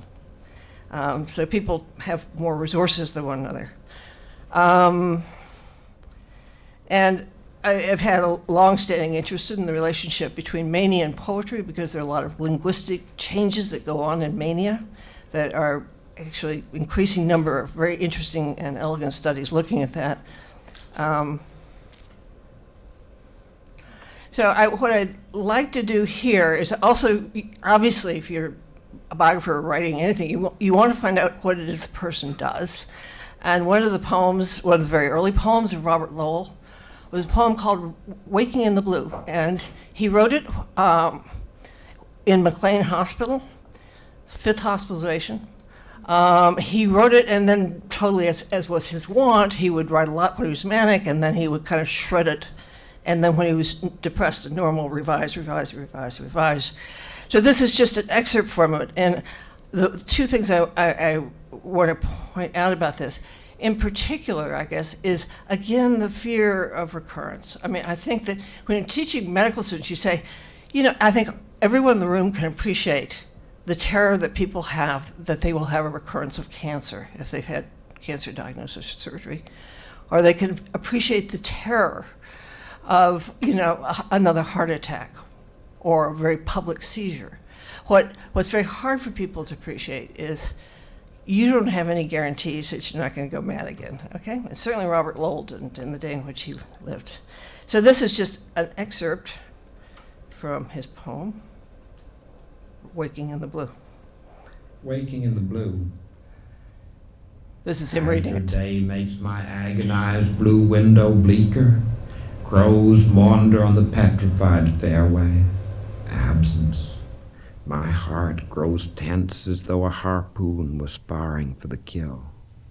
This is the house for the mentally ill. Cock of the walk, I strut in my turtle-necked French sailor's jersey before the metal shaving mirrors, and see the shaky future grow familiar in the pinched indigenous faces of these thoroughbred mental cases, twice my age and half my weight. We're all old-timers, each of us holds a locked razor. Waking in the blue. Whoops. Nope, I don't want to do that. As your day makes... Okay. I guess that's okay. And just acknowledgments here to my husband, Tom Trail, but most particularly to Harriet Winslow Lowell, who's just been put no conditions on what I wrote. I asked her to read it for accuracy, but other than that, nothing. And generous with her time, and other members of his family, friends, colleagues, fellow poets were incredibly generous in terms of cooperating. The medical records I've mentioned, those are tricky issues. The issue of what you use and what you don't use, I mean, most of the journalists that I know that I talked about it, and I have close friends in Washington who are journalists, who said, you know, I can't believe you didn't use the psychotherapy records. Because I'd written an appendix about the use, the ethical issues, legal issues, about medical records. And they said, how can you not do that? And I said, I'm a psychotherapist, I'm a shrink. I mean, at some point I drew the line and said, these issues are Mr. Lowell's. I'm interested in it. My field is the clinical science of mania and depression. So it's a call, and a lot of people feel very comfortable. I think what Harriet Lowell was very interested in was that somebody had some notion, both personally of the illness and what it felt like and the pain involved in it, but also that there would be an accuracy about reporting the illness, because he was always on the front page of some paper looking mad as a hatter and some sensationalist write-up and so forth. It was very, very painful to her to see her father, whom she loved in that way. So the usual kind of research sources, other than medical records, libraries, archives. His archives are all over the place, mostly at Harvard, but also in Texas, but London, you name it, Huntington Library. And then, of course, his writing, which was a great privilege to spend every day for many years in the presence of this extraordinarily complex mind. I've never been in the presence of such a complexly intelligent brain. It was a great privilege. And so just a little bit about some of the medical records. Here's very characteristic, not in this day and age with electronic records, but in that day and age where it was paper records and your medication records, in this case, Thorazine, and then medication to counter the Thorazine. Commitment papers, both voluntary and involuntary. He was hospitalized quite a few times against his will, and quite a few times, most of the time actually, as voluntary sort of thing. And in fact, the admitting doctor and judge make a point of saying he is very concerned that his illness is going to ruin his life again, as it has. So getting to the issue of family history, I think family history is one of those concepts in biography that's so interesting, because people have such notions of who their ancestors are from a social point of view, from an influence point of view, but also very much from a genetic point of view, you know, whatever illness you've got. Lowell was interested in all of these things. He was interested in his family, since he was from Boston Brahmin background, so Lowell is New England, and he was interested, it was metaphoric to him, the Lowell family, but it was also, he was very, very interested in trying to trace exactly where it was that the madness and the poetry came in, which in fact came in from a very specific place and set of parents, grandparents, from Orkney and the Scottish Islands, and then the other side contributing from the Lowells, and probably one reason that kind of mixture gave him such a bad illness, a severe form of it. It's Lowell House at Harvard. Lowell's had been at Harvard since before the Revolution. His cousin had been president of Harvard. So there's this long line, and Lowell got out of Harvard. He spent 2 years there. He said he was bored to tears, restless as a cat. He wanted to go where poetry, where the poets were serious. and he did. But then he ended up back at the end of his life teaching there. But it's a wonderful family symbol of, he talked throughout his life of how do you restrain these wild forces of thought and mood and behavior. And the Lowell, having the hand around the arrows is such a wonderful physical thing. So this is another kind of medical record and another kind of looking, and this is more typical of what do doctors do when they are drawing up or family histories in office. And so this is, his mother was in psychiatric treatment, and this is her psychiatrist writing out family history here. And then this was, what I got very interested in was tracking down the actual letters and the source of these. And what's quite wonderful is that in his family, not only did they go mad on a fairly predictable basis, and certainly profound melancholia, but they also wrote like the wind. And so these descriptions of melancholia, which can be so boring and so tedious, particularly the clinical ones, but I mean patients as well, they tend to get very predictable. These letters on his ancestry side are just beautiful descriptions of the dark night of the soul. I started the book actually with his great-great-grandmother, who lived in what's now the president's house at Harvard, and being taken off in a carriage to, this was McLean Asylum for the Insane, and she died insane, and was also an extraordinary woman, very interesting woman, very talented woman, very bright-eyed, bushy-tailed, lively, poetic, musical, and quite disturbed.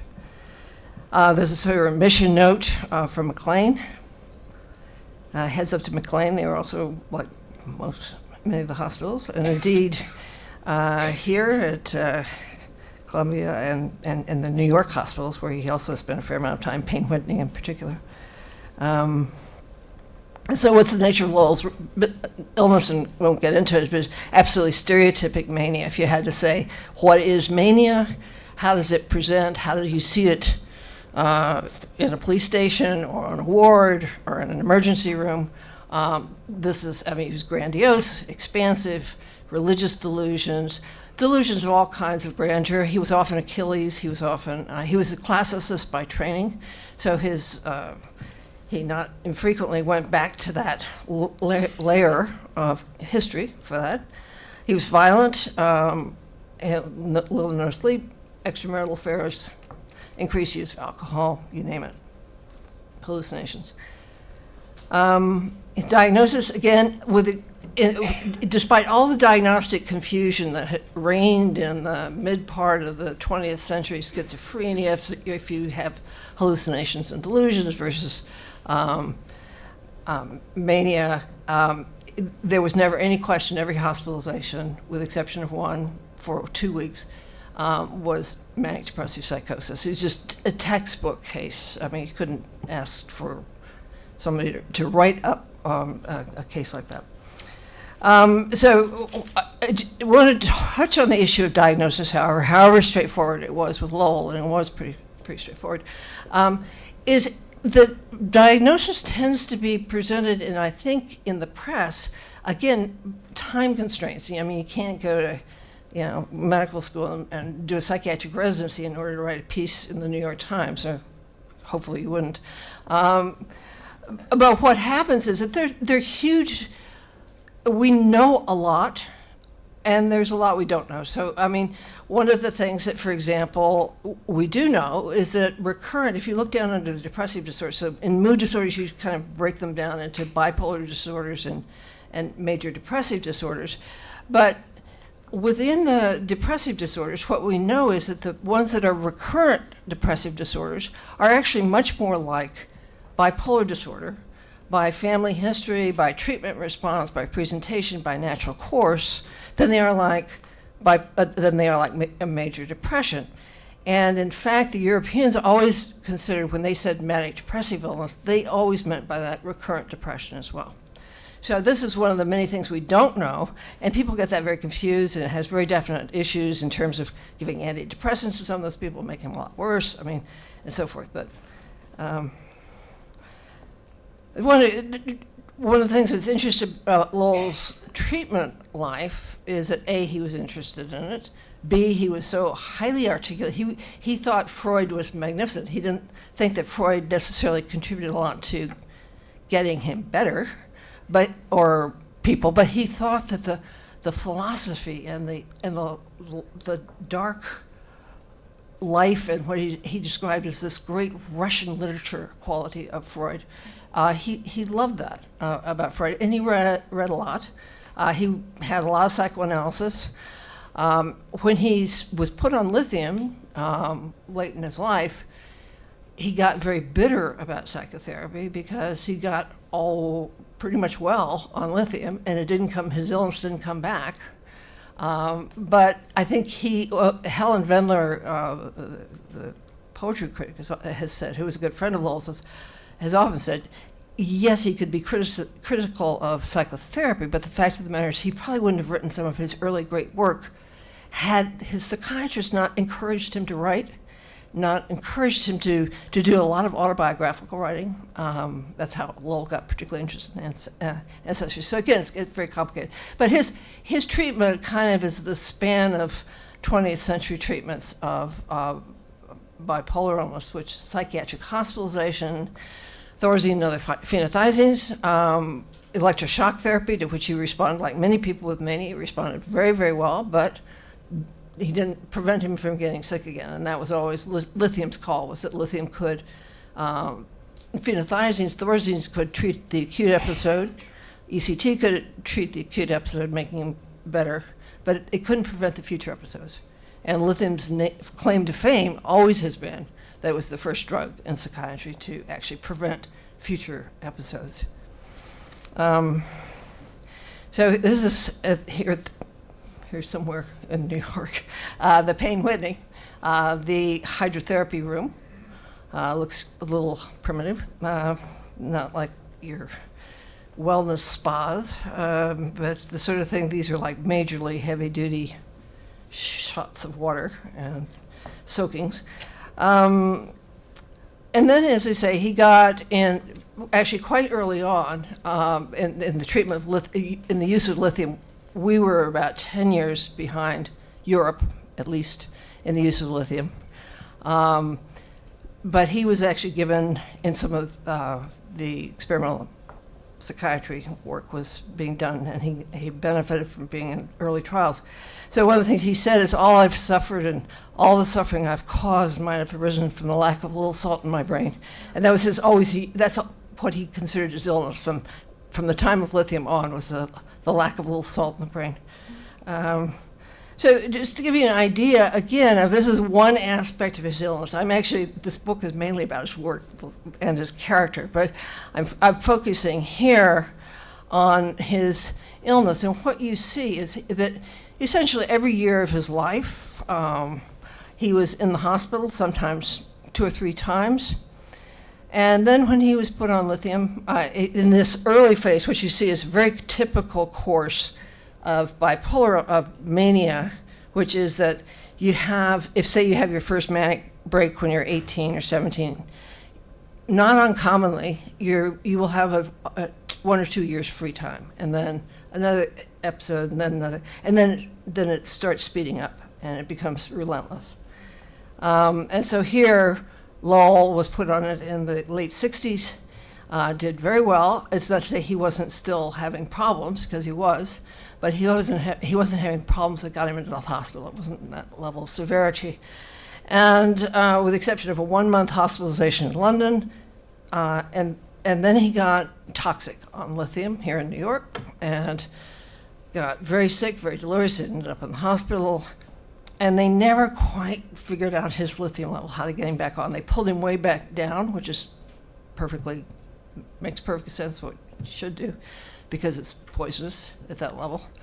But they never quite got him sorted out. So the last year of his life was pretty awful. I mean, his marriage was falling apart, and his illness had come back.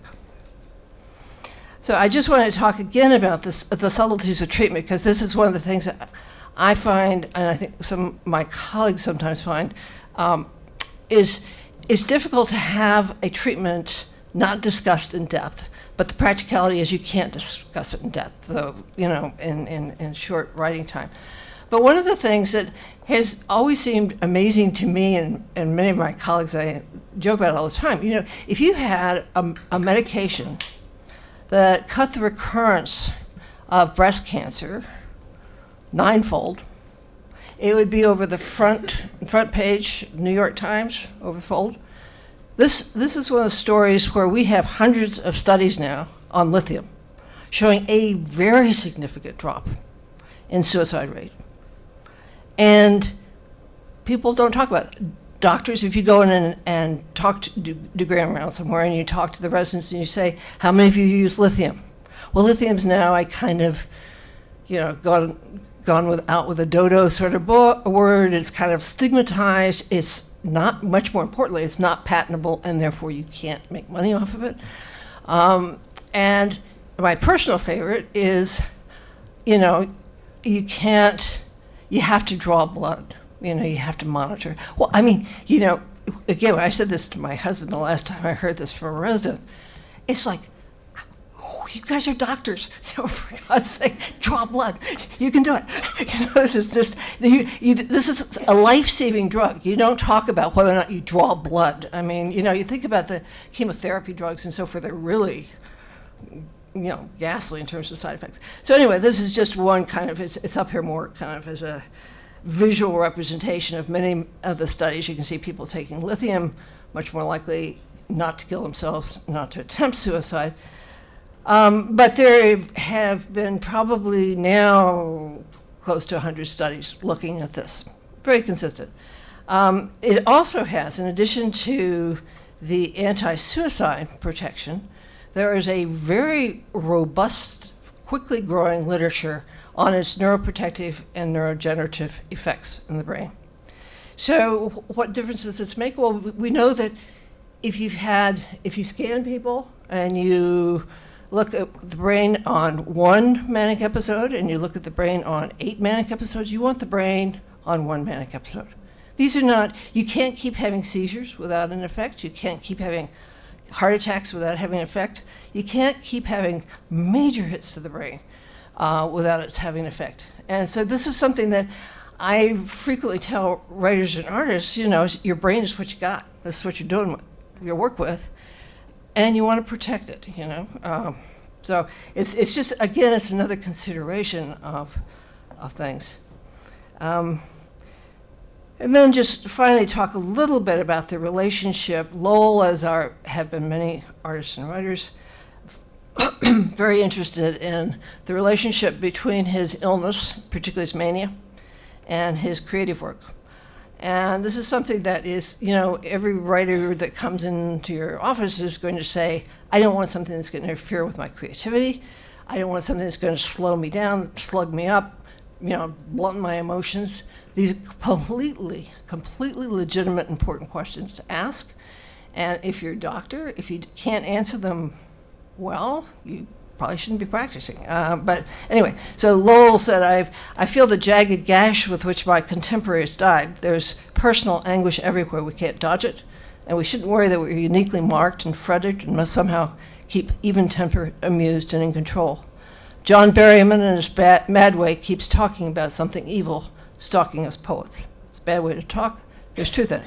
And it has to be said, that means it's a very complicated field, controversial. Nobody wants to romanticize bad diseases, and particularly those of us who've been around a lot of suicide and a lot of psychosis. On the other hand, if a relationship exists, a lot of patients have very interesting lives and do very, very interesting things, and you don't want to overlook that. You don't want to not encourage it.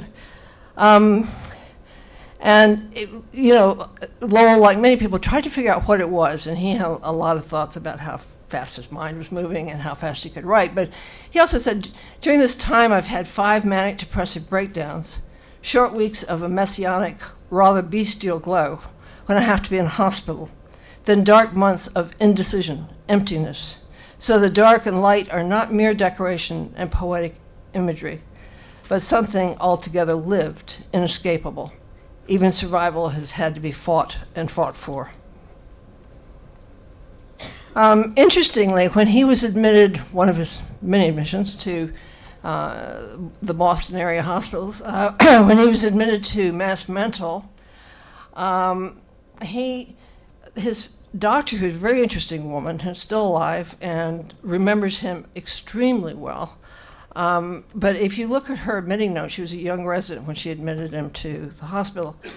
She said he's almost explosive in his outbursts of energy, always accompanied by verbal hyperactivity, sometimes to the point of acute breakdown. The immediate manic illness is in the light of a great stint of poetry.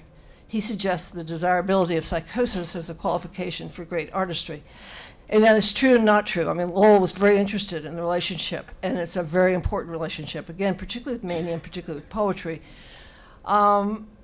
But he was the last person to in any way romanticize his illness. He would have given anything not to experience what he went through. I mean, it was really completely devastating to him and to the people who loved him and whom he loved. So it's not a question of romanticizing, but he felt, as did many people, and as does the literature suggest, there was a relationship. He said, "My trouble seems to be to bring together in me the puritanical iron hand of constraint and the gushes of pure wildness. One can't survive or write without both, but they need to come to terms, rather than narrow walking." He's a great writer, and I think that, when I recommend to the residents that they delve into writers, and particularly Lowell, there's a clear-eyedness and the ability to just see through human nature, through, in, and around, including their own. That's quite wonderful, however ill-bought. So I just want to end with a couple slides that summarize some of the literature. There's a huge literature now. I was just reading a quote, one of these rampant meta-analyses in our field, but of about 250 studies that have looked at the relationship between creativity and mood disorders, and particularly with bipolar illness, just very, very elevated rate of bipolar illness in highly creative people. So here you can see on the left the expected rate of depression and mania in the general population, and then in the studies looking at artists and writers. And likewise, suicide rates, the expected rate in the population is generally about one person in 100 will die by suicide in our country. And you can see this very much elevated rate of suicide.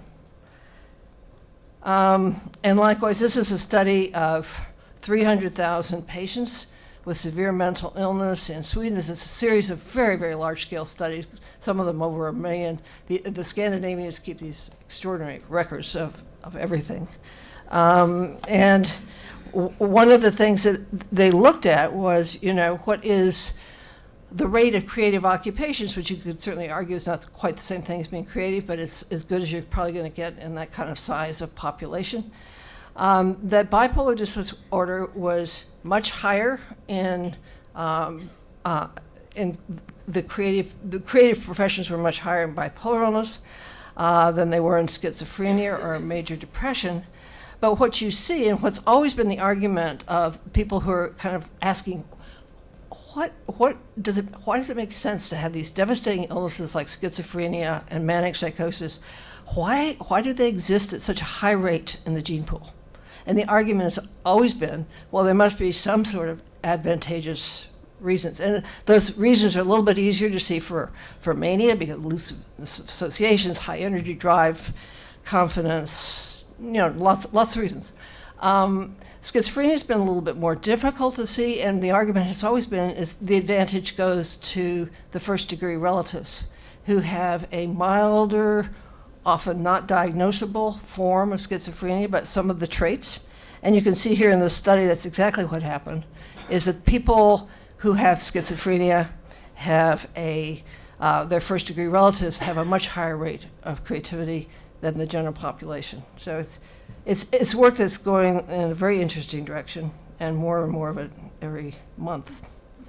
I just end with getting back to the patrician who, and I think that one of the things that, again, that has always attracted me to Lowell, other than most importantly his poetry, has been the fact that he gave back. He talked as a man and as a New Englander about his mental illness very, very openly. He wrote about it. He put it on the map. He was very supportive also of the poets who did. He taught Sylvia Plath and he taught Anne Sexton, both of whom held him in huge esteem and appreciation for his support for their work. And there's a humanity there of kind of giving back that I think you often see in people who've been through bad times, whether it's cancer or mental illness. I have a tendency, and it was often said of Lowell, that he would walk into a room and he'd always find the person whom he thought was depressed and go down and sit down because he sensed the vulnerability. So I'm just going to end with that and ask if there are any questions.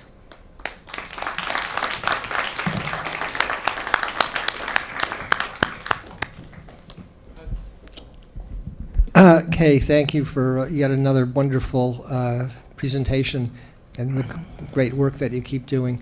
Because this is in the journalism school, I'm going to ask this question. So I think I saw from your graphic on the treatment that he received with lithium that he got it in the late 60s? Lithium? Yes, right. Okay. So before the FDA approved it, yeah. So Philip Graham had bipolar 1 disorder also, and he committed suicide never having received lithium, and Catherine Graham... And he didn't receive ECT either, which would have been the treatment of choice for suicidal depression. Right. Yeah. So I don't know. Do you have any insight as to why? Was it just that he was treated by the wrong psychiatrist? I think it'd be very hard to say. I mean, he actually I'm very close to his family, and so I'd be reluctant to get into it. I think by all accounts, all I could say about Philip Graham was he's highly imaginative, charm the birds off the trees. He'd walk into a room and people would just, be in his hands. And he had very, very severe depressions and very bad manias. And when he was manic, and this is all very public knowledge, when he was manic, he would do things like starting to strip in front of the, Society of Newspaper Editors and so forth. And one of the things that I particularly admired, I didn't know him. I was very close friends with Catherine Graham. And one of the things that was so impressive, it's always interesting in mental illnesses, who goes into advocacy, who tries to give back, who doesn't. And she was in a position where she could very easily have maintained her privacy.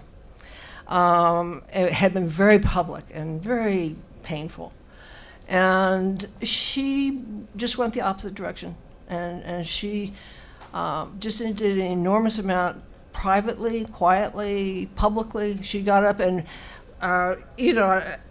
one of the things I said, we have this conference every year at Hopkins where we have a family member who's interviewed about what it's like, a patient who's interviewed, and then kind of catch up on the science time. And so I said, absolutely say no, but would you think about the possibility of talking about what it was like to be married so publicly to somebody who killed himself, that was all over the press? All over the press. And she said, of course. And she did, and she was so blunt. And anybody who's read her wonderful book, Personal History, well, no, she was really straight up about how difficult it was and how madcap crazy in love with him she was, but how really difficult things were. And she actually gives very, very wonderful descriptions of mania and depression both, and what it's like for a family member to go through all that. Yeah. Okay. I was so thrilled to see that you were going to be speaking at this, because the intersection of poetry and mental illness severe mental illness in particular is something that I hope to study, but Stephen told me to be brief, so I'll be brief. And just ask a quick question, maybe not quick, but you talked a little bit about the concern about not romanticizing severe mental illness. And I think I studied both poetry and journalism in school, and something that I worry about in thinking about writing biographically about the mental illnesses of poets is that a lot of literary scholars also in turn are concerned about reducing someone's writing to their mental illness. So I guess I'd love to hear your thoughts on that, and also, if it applies, your thoughts on that in particular for poets who may not have been as outspoken and honest about their experiences with mental illness. They may not have kind of identified them as what they were. I'd love to hear your thoughts. Sure. I think in the latter case, I mean, I think what you see is something that's very interesting with a lot of the 20th century poets, is that they wrote very supportively to one another in and out of hospitals. So Lowell would say, okay, so I'm out now. Life is in turmoil, but I'm beginning to get my feet back on the ground. I'm beginning to write. And he'd say, come visit me when you're out. You know, so there's this whole clump of writers who were in and out of hospitals for mania and depression, who were very supportive of one another, you know. And I think that in a funny sort of way, we go on and on and on about stigma, that in fact, in a funny sort of way, there's just much more straightforward discussion than when we got into all the illness stuff. And I don't know why that is. And the studies suggest that there's been, despite the fact the huge increase in knowledge about the brain and depression and so forth, there hasn't been much change in the fundamental question of would you want to be living next door to somebody who had mental illness. So I think that that's one aspect of that. So a lot of them were very aware. I mean, by the time you're John Berryman and by the time you're running down the streets naked and jumping off of bridges, it's a little hard to keep that. And so mania tends to be, by definition, as Lowell said, depression is an illness for oneself, and mania is an illness for one's friends. And I think that, there's a lot of truth for that, that it's acts on the environment. So I think that the issue of romanticization is a really serious one. I mean, it's one I've had to contend with. At some point, it's interesting because in the last 10 years, there have been these massive, really super elegant, tightly controlled epidemiologic studies that show, if anything, the earlier estimates for bipolar illness and creativity were low. So the science has actually been a little helpful along those lines. And I initially, years ago, with Vincent van Gogh, the whole, Van Gogh's been diagnosed as having everything, Meniere's disease, porphyria, it's this sort of a chamber game with doctors over the years of what did he have, digitalis poisoning, schizophrenia. And they had a conference, and I took heat and sorrow, as did a lot of people, for saying the suggestion, the family history is loaded with suicide, psychosis, history, on, that the most suggestive diagnosis, nobody knows, he's dead, it would be bipolar. Oh, no. You looked on the Van Gogh Museum, it was epilepsy. And then you say, yeah, but if you look at the diagnostic admissions in his hospitals, his doctors said epilepsy and mania, and in the 19th century, that was actually mania. And now they just say, okay, they had another conference a couple of years ago, which was very interesting because the attitude was completely different. And they had a consensus, and it was bipolar disorder. But these are issues because you don't want, particularly with art students. I mean, I spent a lot of my time on college campuses because the age of onset of bipolar illness is young. And one of the last things you want to do is say, oh, you don't want to interfere with this, that, and the other thing. But you do want to take people's concerns very, very seriously, and I think you can do both. But it's a real issue. We're gonna have to stop here. Unfortunately, we still lit up the panel. I'm sorry. I want to thank Kay Jamison for coming and giving an amazing talk.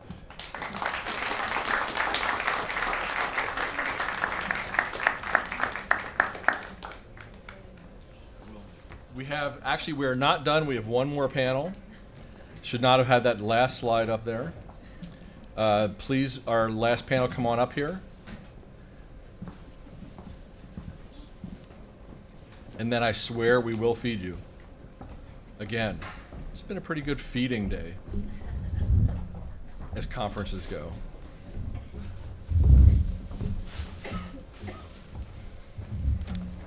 So, as people are getting up here, I will get started. So, this panel grew out of a conversation that myself and Meg Kissinger and Drew Ramsey have been having the entire time we were planning this conference.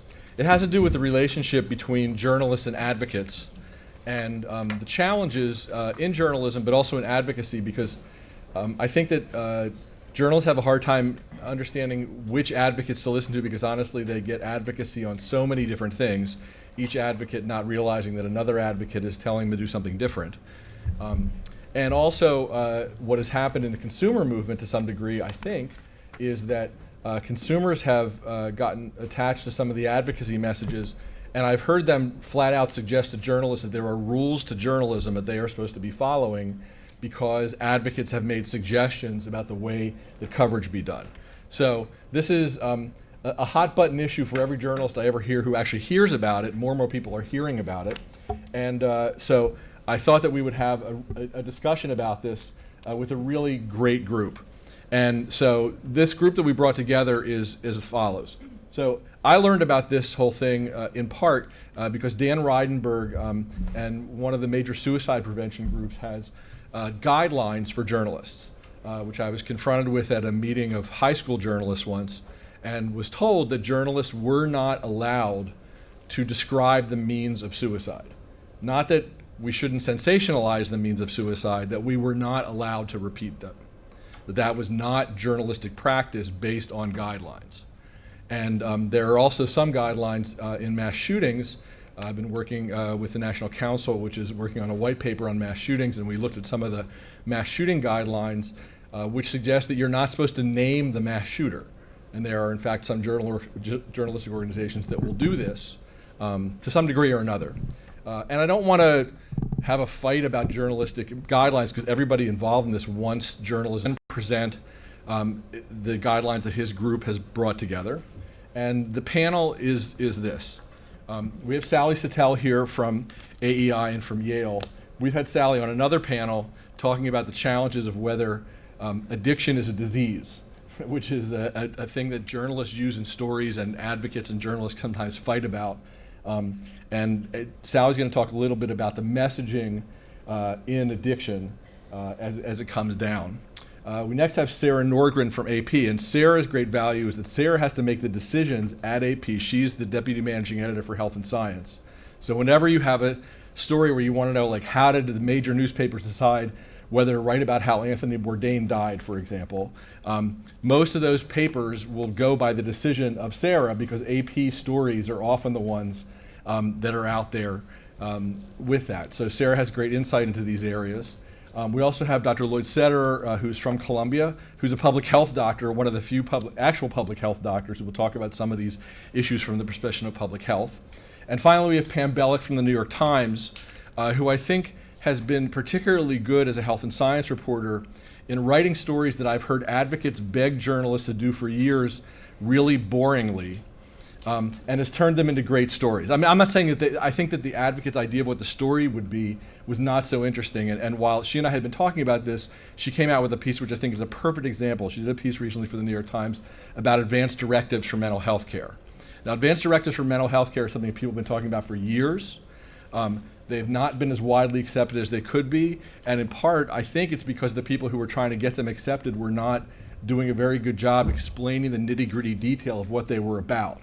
The fact that Pam decided to do a story on this where she actually dug into individual cases of what it will be like to have an advanced directive and really deal with the disease issues is something that I think is rare in journalism, but something that we really need to look to more and more. Because if we want to know why stories that advocates ask us to do and that we don't want to do them because our editor's eyes glaze over, in part our editor's eyes glaze over because neither they or we know how to do them interestingly enough. So even Drew's idea of having 4 patients on Zoloft, we have to be able to sell that idea, explain that idea, execute that idea. And I think Pam at the Times has had a really great track record of doing these kinds of stories, besides covering health and science generally. So I'm going to start with Dan, who's going to do partly the presentation that I saw him do when we first started talking about this. Do you want to come and run your slides? All right. Thank you. Thank you all for being here and for staying here today. And thank you to Stephen for inviting me. It's actually quite an honor for me to be on a stage with him and have him invite me to do something. I am a psychologist from Minneapolis. I wrote the best practices for media reporting on suicide and also on mass shootings and several other guides. I've had a number of patients that I've lost to suicide, family members and friends as well. And most of my work, I do 5 to 10 media interviews every week. It doesn't matter if there's a story in the news or not. Every week I do 5 to 10. The only time that really changed was last June when Anthony Bourdain and Kate Spade died, and CDC did a report in the same week. In 3 days, from that Friday to that Sunday, I did 78 media interviews from around the world. So it is a big issue. And it started the day with, how do we all get involved with this? Just quickly, many years ago, I was contacted by a reporter from the LA Times who said to me, I want to do a story about Elian Gonzalez and what the separation was between Elian Gonzalez and his parents. I said, great, I'd be happy to talk to you about that. She went on to interview me for about an hour and a half, and then that next week a story came out, and the story started with me in the title, and the whole story about what happened in my family with my parents when they separated. I was one of the early children to be given custody to a father very long time ago, and then they went on to actually put a picture of what they decided was me and my 2 parents in there. Story never was about Elian Gonzalez, even though he was referred to throughout the story, and you can see different pieces of that in here. That was a big part of my interest in this. One other quick side note, excuse me, was the Rolling Stones contacted me and said we want to do a story about helping women and teens get out of prostitution, and I told my mom about this story coming out in the Rolling Stone because Johnny Cash was on the cover, and she thought that was going to be great. She was going to be so proud of her son. And then this is the story that came out, and she was mortified that I would actually be included in that story. These are the kinds of things that are very powerful and impact the media. When it comes to suicide, the World Health Organization has identified through lots of research from around the world these main areas that we have good science to tell us if you enact and do things around these areas, you have a good likelihood of reducing the burden of suicide. As you can see in the blue area there, responsible media reporting is one of them. And while we're not going to talk a lot about the research around this, there is a wealth of information about this. Kay was just up here talking about hundreds of studies around lithium. There are now over 150 peer-reviewed published articles from around the world, including from probably the world's leading expert in contagion around suicide who works here at Columbia. A couple of her articles are in here, talking about this issue around how media and entertainment portray suicide really impacts whether or not another could occur. All of this led to very early on a report on media reporting on suicide and some guidelines, and they were not well accepted by the media at all, and they weren't adhered to. So many years ago, I convened people from around the world, experts in mental health and suicide prevention, and the media, and this was really the first time that media were brought into the conversation. And ultimately, these were the set of best practices that came out of this. I have trained probably close to 1,000 journalists from around the world on the best practices and the important pieces in covering suicide. The main section, which you might be able to see in here, is about instead of doing it this way, doing it another way. I'm going to give you one quick example of that. But these guidelines were designed to very quickly help a journalist writing a story try to do it in a way that might be a little more responsible from a mental health or suicide prevention perspective. The idea was to take what the literature was telling us about the frequency and the rate and the coverage and try to reduce that in different communities. There's pieces in there about how to offer and educate hope, because we know new data in the last 5 years tells us that if any story about a suicide comes out and there is some message of hope, it's called the Papageno effect, we see a reduced number of suicides in that community.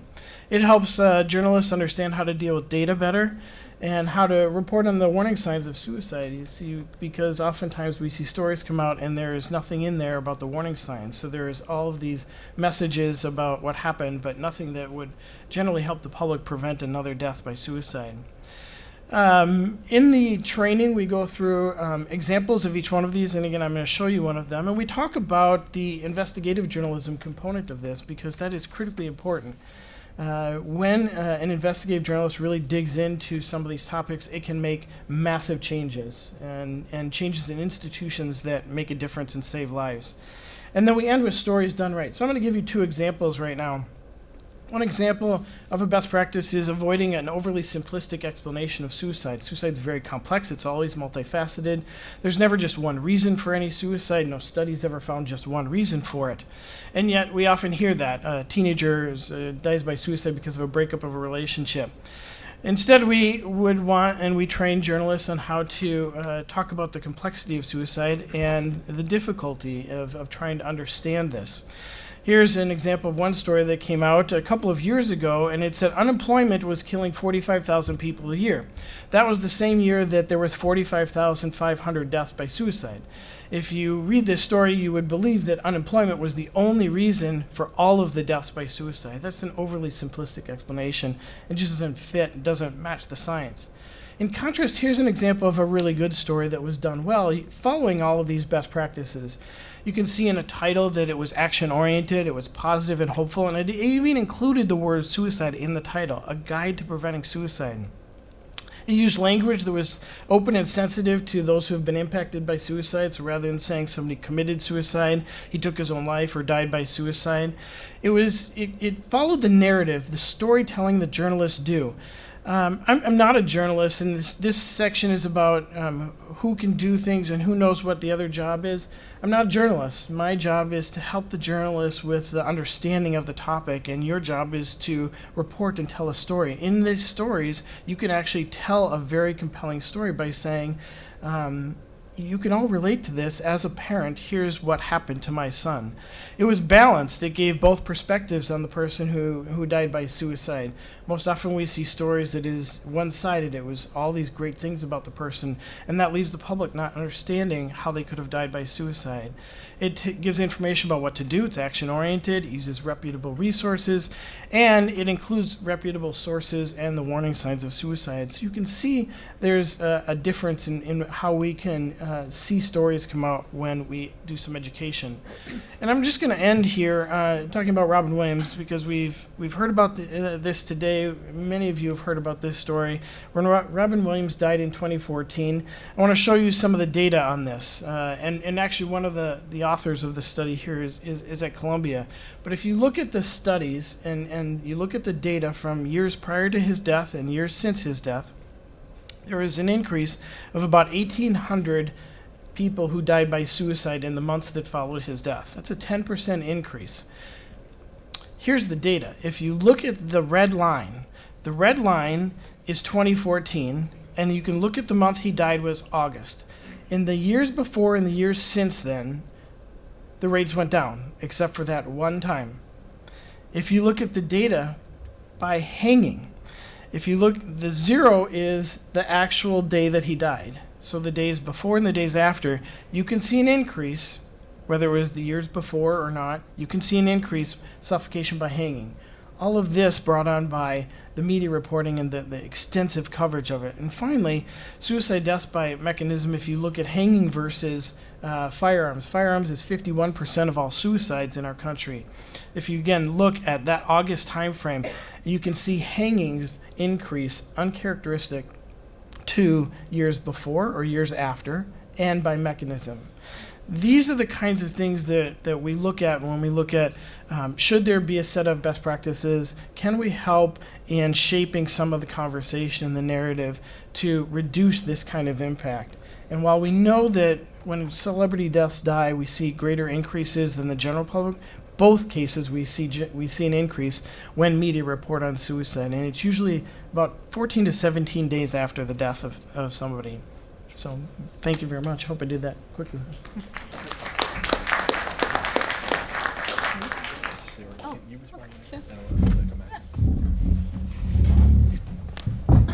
I'm going to switch the order here for just for 1 second. You don't have slides, right?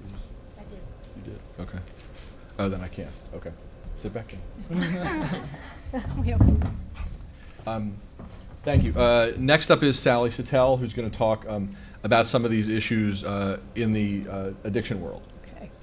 Give me a sign if I'm... I have your slide up. When to start. No, when to stop, I mean. Thanks. So the title of this panel is Advocates and Journalists. And I actually don't consider myself an advocate for anything, but as a psychiatrist, but good treatment, and as a resident scholar at a think tank for good analysis that either informs policy or just informs scholarship.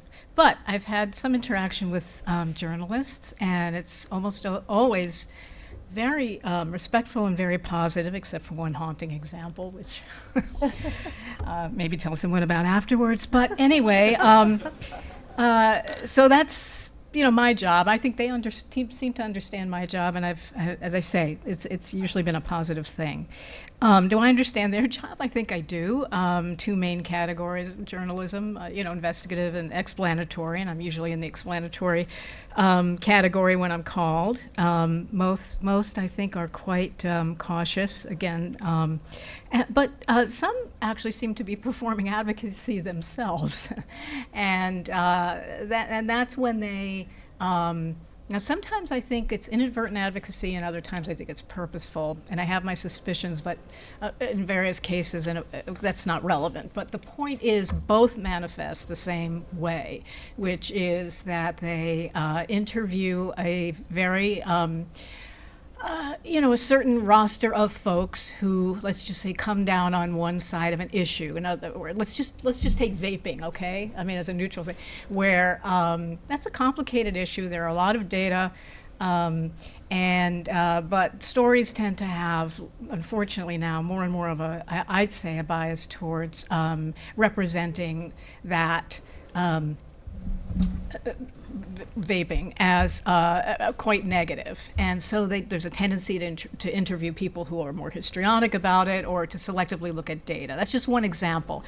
Again, how much of that is innocent, and it could be because those are the higher profile people, but then again, one wants to dig a little deeper, and how much of it is purposeful, that's a different point. But everyone knows that there are issues that have two and probably more sides to them. Mark Olson mentioned one with the relationship between opioids and marijuana. Then there's the marijuana legalization and how dangerous it is. And with Alex Berenson's book, that's been in the news a lot lately. The safe injection room issue is an obvious red flag this is a controversial topic. But what I wanted to talk about today is topics that people don't even know are controversial. And they don't even really know there's another side. And that's been most of my career, actually. I wrote a book a long time ago called PCMD, about political correctness in medicine. And I had the extra job of having to, when Kay Jamison writes a book on Lowell, everyone knows what Lowell is. It's a shared assumption. This is a poet and an interesting man and someone who is sick. But when you write a book on political correctness in medicine, you first have to educate people that it exists, and then you go into talking about it. And I've been doing a lot of that. So that's a spirit in which I approach these comments today. So if I am an advocate, it's for viewpoint diversity in some of these issues where you don't even know that there may be different ways of looking at it. And my specific example is addiction. You had mentioned, Steve, that your point about whether that I was arguing that it wasn't a disease is not quite right, but it's good because it gets people's attention. That's my job. Yeah, it's not probably necessarily a great debate to have. It's not that productive. For what it's worth, I tend to call it a behavioral condition, but these are just labels. But what I like to say when I do talk about addiction is if it is a disease, I'll just stipulate it is, and what kind of disease is it? And this is where you get into the other sort of parts of this issue that I think a lot of folks just don't don't pay much attention to, because almost everybody, I mean, honestly, you call up the National Institute of Health, not only will they tell you it's a disease, they'll tell you it's a brain disease. Almost every organization will say that. And to be honest, I get it. You want to medicalize it if your other option is criminalizing it, or if your other option is not treating it. So if those are my choices, when people ask me, is addiction a disease? What are my choices? And if those are it, or that the person who's addicted is, deserves to be punished, is a bad person, these kinds of things, then damn well I'm calling it a disease. But I prefer to get people to think somewhat more subtly about it. And so there are a number of what I call almost now filler language, but at least orthodoxies in the addiction world that people don't even blink, but I'm urging you to blink. And one is that addiction is a brain disease. And then I'll go through a few of them in more detail to say why, just to show you that there's more to it, not to convince you necessarily not to say it or write it, but to at least think of how much richer it is than the way it's written, as if it's just a part of the keyboard. Addiction is a chronic illness. Addiction is a disease like any other. We can't arrest our way out of this. I'm sure you've heard all these 100 times. We must fight stigma. Okay, so let me just show you what I mean, because you're probably nodding, well, what's wrong with these things? And I get that. So addiction is a brain disease. I can give a 10-hour lecture on this, so I'll try to be very brief. But basically, and I've certainly written about this, so if anyone wants to pursue it. But so just take that one. Well, what does that mean? It means, in fact, you go back to the 1997 paper in Science that actually introduced this new rhetoric or new formulation. It means that addiction changes the brain. Well, okay, certainly wouldn't argue with that. Of course, my talking to you changes your brain. You're going to have a memory of it, and maybe I'll even change your cognition of it. But then the question is, well, what are the significance of those changes, and what do they preclude and what don't they preclude? And there are brain changes, but and they're often told to you with a brain scan, which is real science. I'm not debating this. It's brilliant, actually. Brain imaging is utterly brilliant technology. It's all correct. It's all true. But the implication when you're shown that brain on fire is that the owner of that brain could not act in any other way. And we know that people who are struggling with addiction can act in many different ways. I'll just give you two examples, and I do have to rush through this a little bit, unfortunately, but one, for example, is people respond to contingencies. They respond to consequences. Even the addicted brain responds to consequences. Example, if I took someone with a more conventional brain disease, let's say Alzheimer's, and let's say they were at a phase where they could still understand me, and I said, if I'll give you $1 million if your brain, if your memory doesn't deteriorate any further, $1 million, or I say I'm going to shoot your dog if it does. It's a stupid thing to say. It's pointless. It's cruel because the person has no control. We say that to people who, a million studies. Carl Hart here did some excellent ones. We know that folks are responsive to contingencies.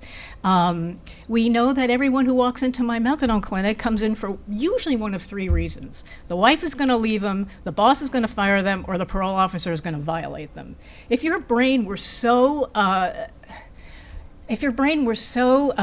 hijacked, in fact, that's part of the language, you would not be able to make that decision to get help or even stop on your own, which most people do, and that brings me to it's a chronic illness. Well, it's a chronic illness for whom it's a chronic illness. That's who we see as clinicians, the people who haven't gotten better on their own.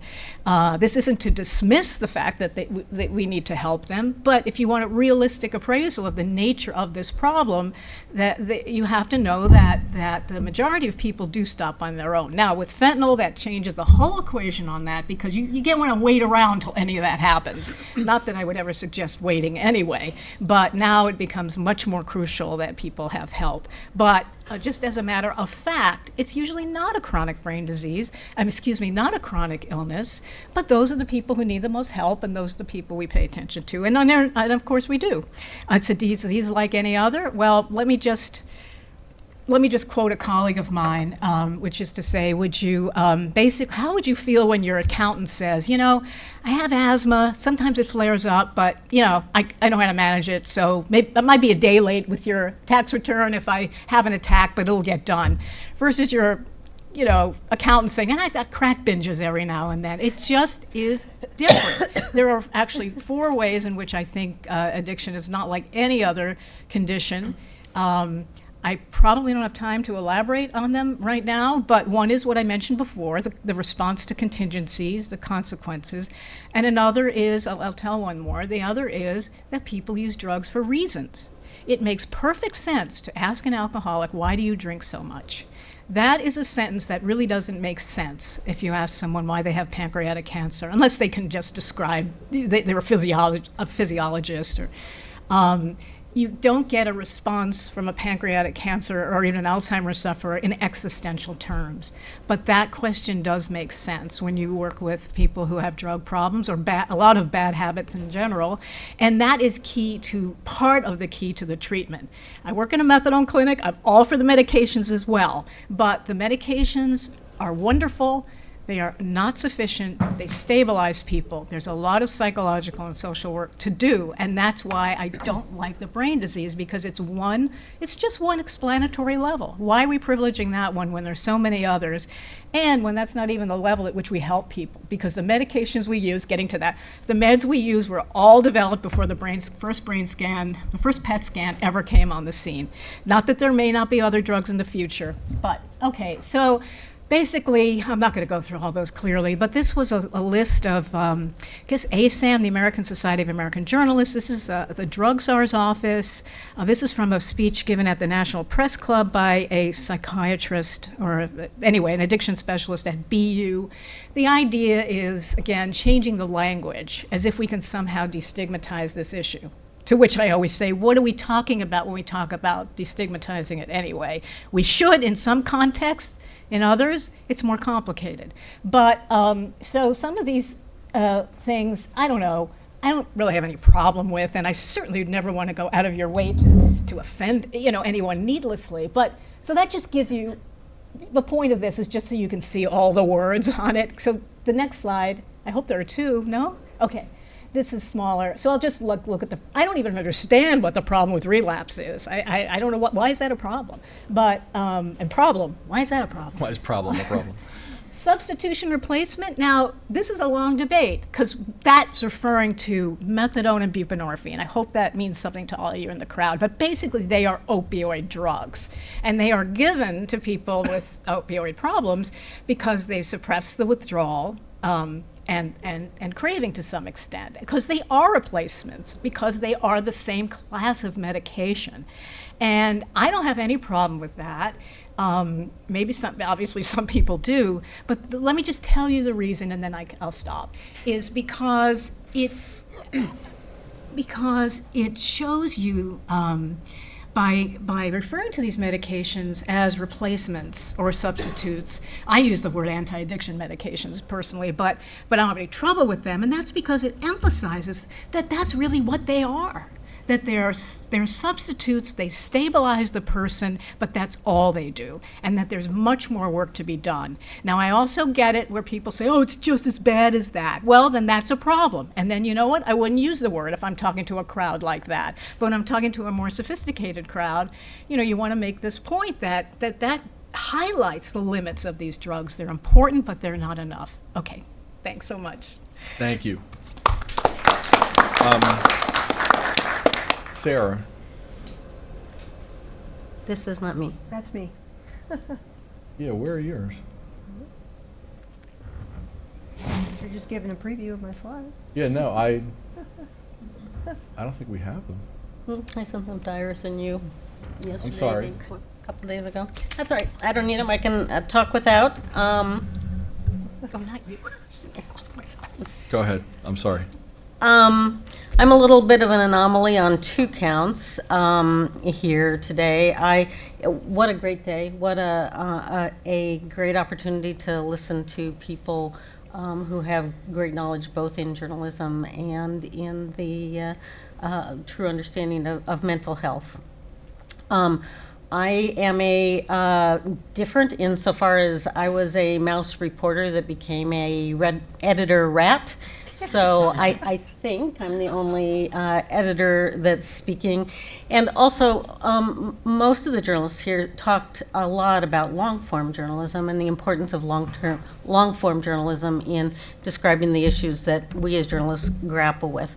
I come from the Associated Press, and we do some longer form, I wouldn't say long form journalism, but our sweet spot really is around daily journalism and talking to people about news that is happening today. And I want to put a little bit of a plug in there before I start, because I think that, it's very important I think we all would agree that it's very important for all of us to think about mental health and mental illness and how a broad audience understands those issues, and, not simply people who read excellent biographies and books. We want people to be working from a base of understanding, whether it's about violence or depression or opioids or wellness. You want some knowledge there.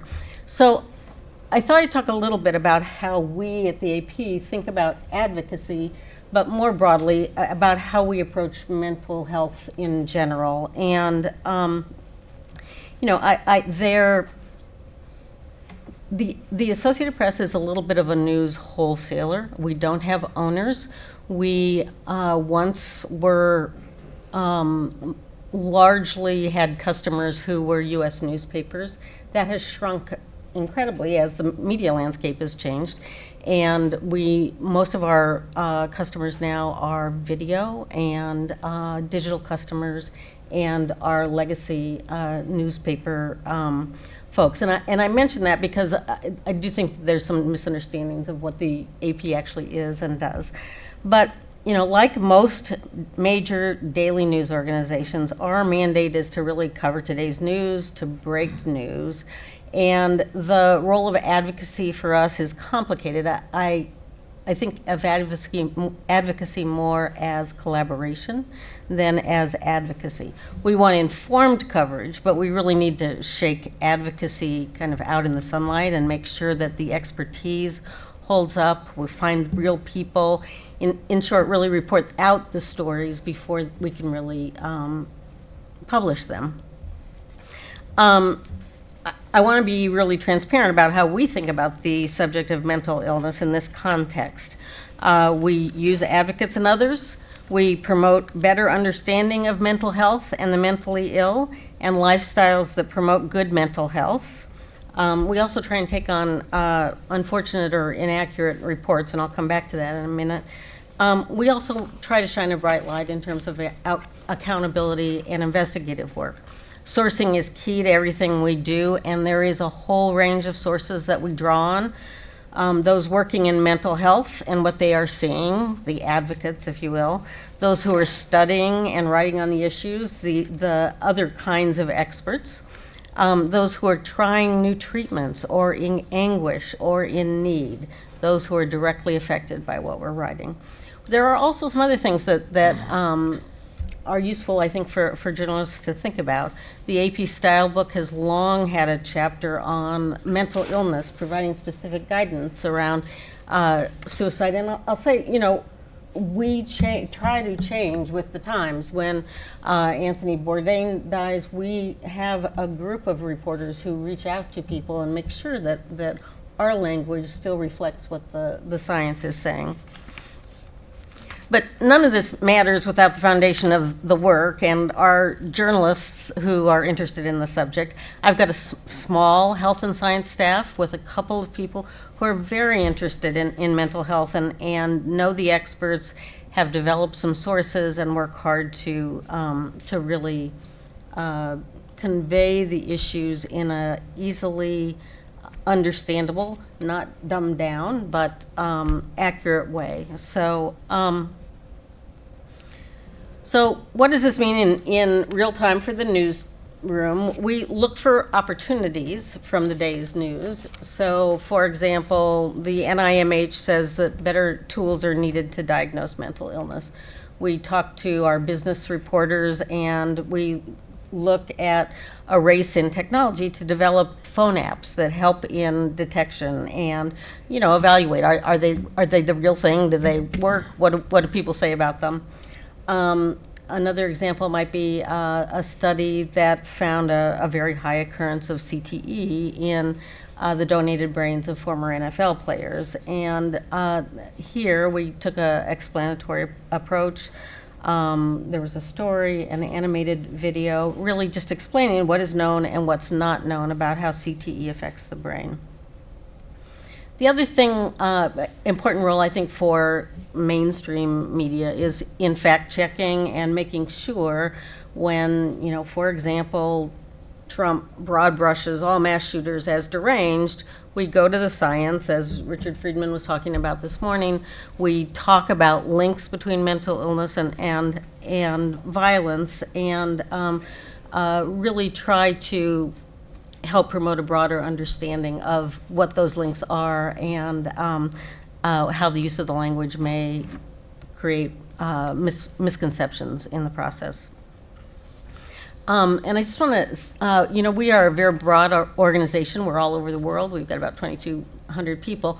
One of the other things that my staff does that I'm quite proud of is, you know, not every reporter that works for AP is an expert in mental illness and how to, or health and science generally. And my team really is our deep expertise for the organization. And people know that in the organization, that if they are stuck and don't know how to talk about these issues, that they've got a really positive outlet to go to.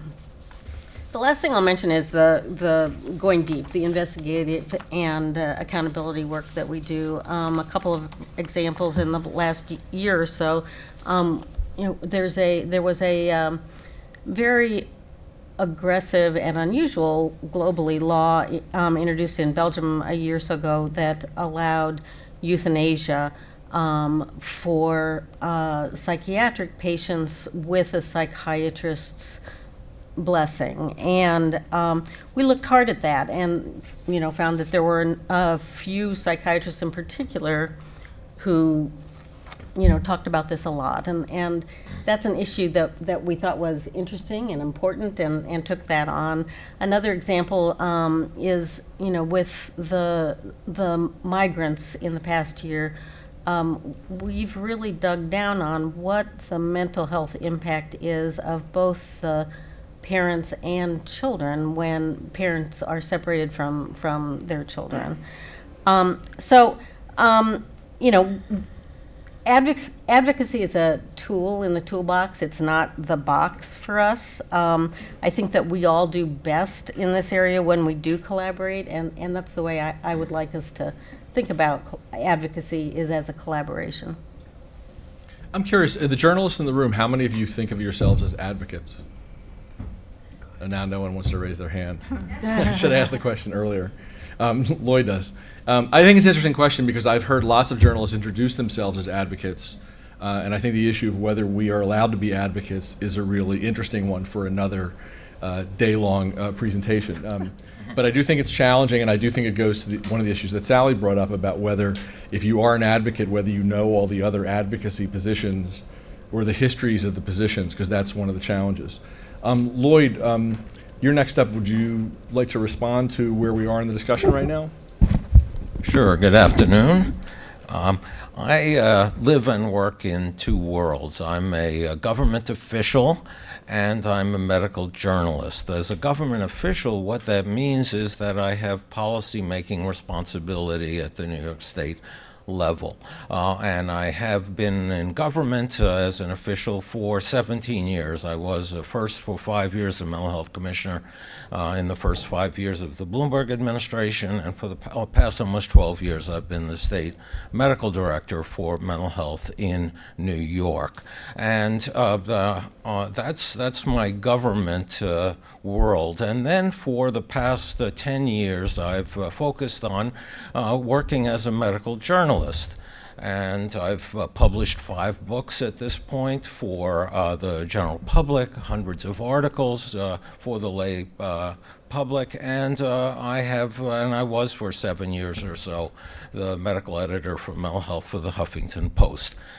So these are my 2 worlds, and I think that both of them insist on advocacy. And I define advocacy very simplistically in my mind as moving the dial, as pushing some thought or some policy or some practice in a direction that we're convinced will actually be helpful to those people who are affected. And as a government official, unless, and as a public health doctor, I believe that unless we do that, then we're just simply bureaucrats, and we have really very little utility. However, these 2 worlds are not compatible. For me, medical journalism is about messaging. And my experience in government is that government is interested in controlling the message.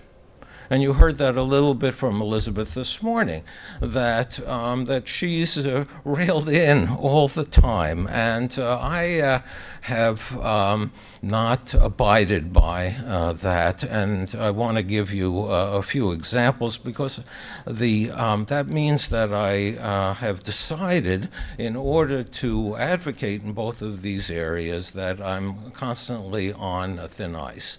And I want to give you 3 quick examples where I fell through the ice. And there were more than 3, but these are 3 short examples. And at each time, I almost lost my job, which I don't want to do, because I think my job actually can do some good. So the first time was I had a 1,000-word op-ed in a Saturday edition of the Wall Street Journal. And it was called The Tragedy of Mental Health Law. And my position was that the pendulum had swung too far in the direction of liberty and privacy. And it certainly was polar opposite to my experience when I was a young doctor, when we did whatever the hell we wanted with patients and with privacy. And now these have become, have reached such extraordinary thresholds or standards that, as has been said, people are dying with their rights on. And I had that in the journal, and on Saturday, and it was about law, and government is full of lawyers. And on Monday, there was all hell to pay. That was I am surprised I survived that, but I did. And I didn't learn from it. Then I felt like I had done the right thing and survived it. Let's put it that way. I also had around, I don't know, these were all some years ago.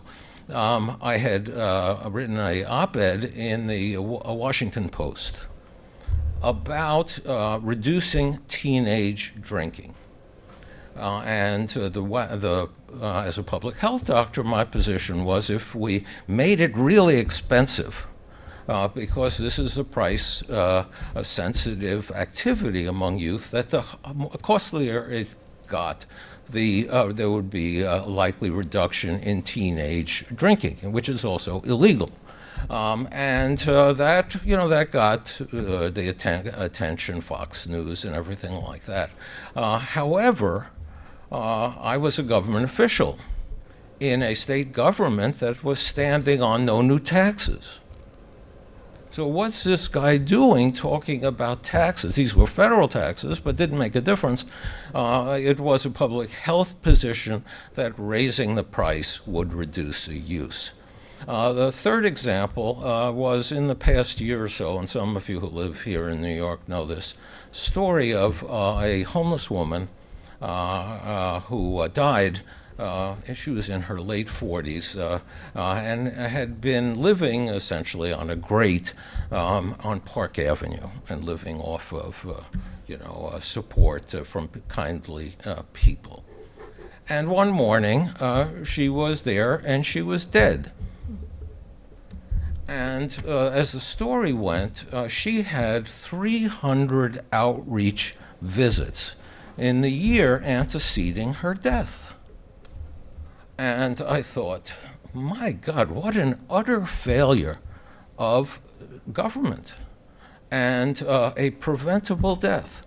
So I wrote a letter to the New York Times, which got picked up. I did not use my government title. I used my mailman public health title. But basically I said, this is an utter failure of city policy, and I also referred to what I had done to reduce this problem when I was a mental health commissioner, what we had done and which the current city administration was failing to do. Those are three examples. They're not the only examples, but they're, I guess, a call for having, for taking on things that people will fight you about or try to fire you about or will regard you as rogue or out of control. Because if you believe that these are written materials or video, doesn't matter, if you believe that they're going to move the dial, which I do, in the right direction, against enormous resistance, I think that's our responsibility.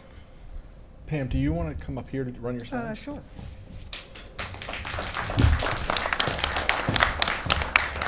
Spontaneous applause.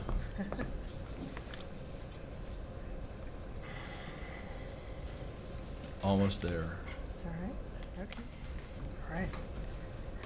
Well, thank you guys for hanging in here. I really appreciate it. Can you hear me okay? And it's really a pleasure to be invited to this excellent conference and to some fascinating speakers. So thank you for including me. So I'm going to, I guess first I just want to say I am not an advocate. I don't consider myself an advocate in any way except for honesty and fairness in what I write. And I have, it's been my consistent experience that if you write honestly, if you write fairly, to make an effort to reflect and respect as many relevant aspects as you can of a subject, that earns you credibility with everyone. Not always, they may not always love it, but they respect it, and that's kind of where I fall. I agree that advocacy is sort of one tool in the toolbox.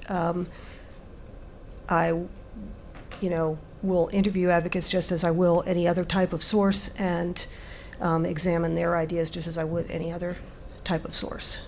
So I'm going to, just because it's been a long day for everybody, I'm only going to talk about, I'm going to skip ahead and just talk about the Psychiatric Advance Directive story that Stephen mentioned, which came out just last month.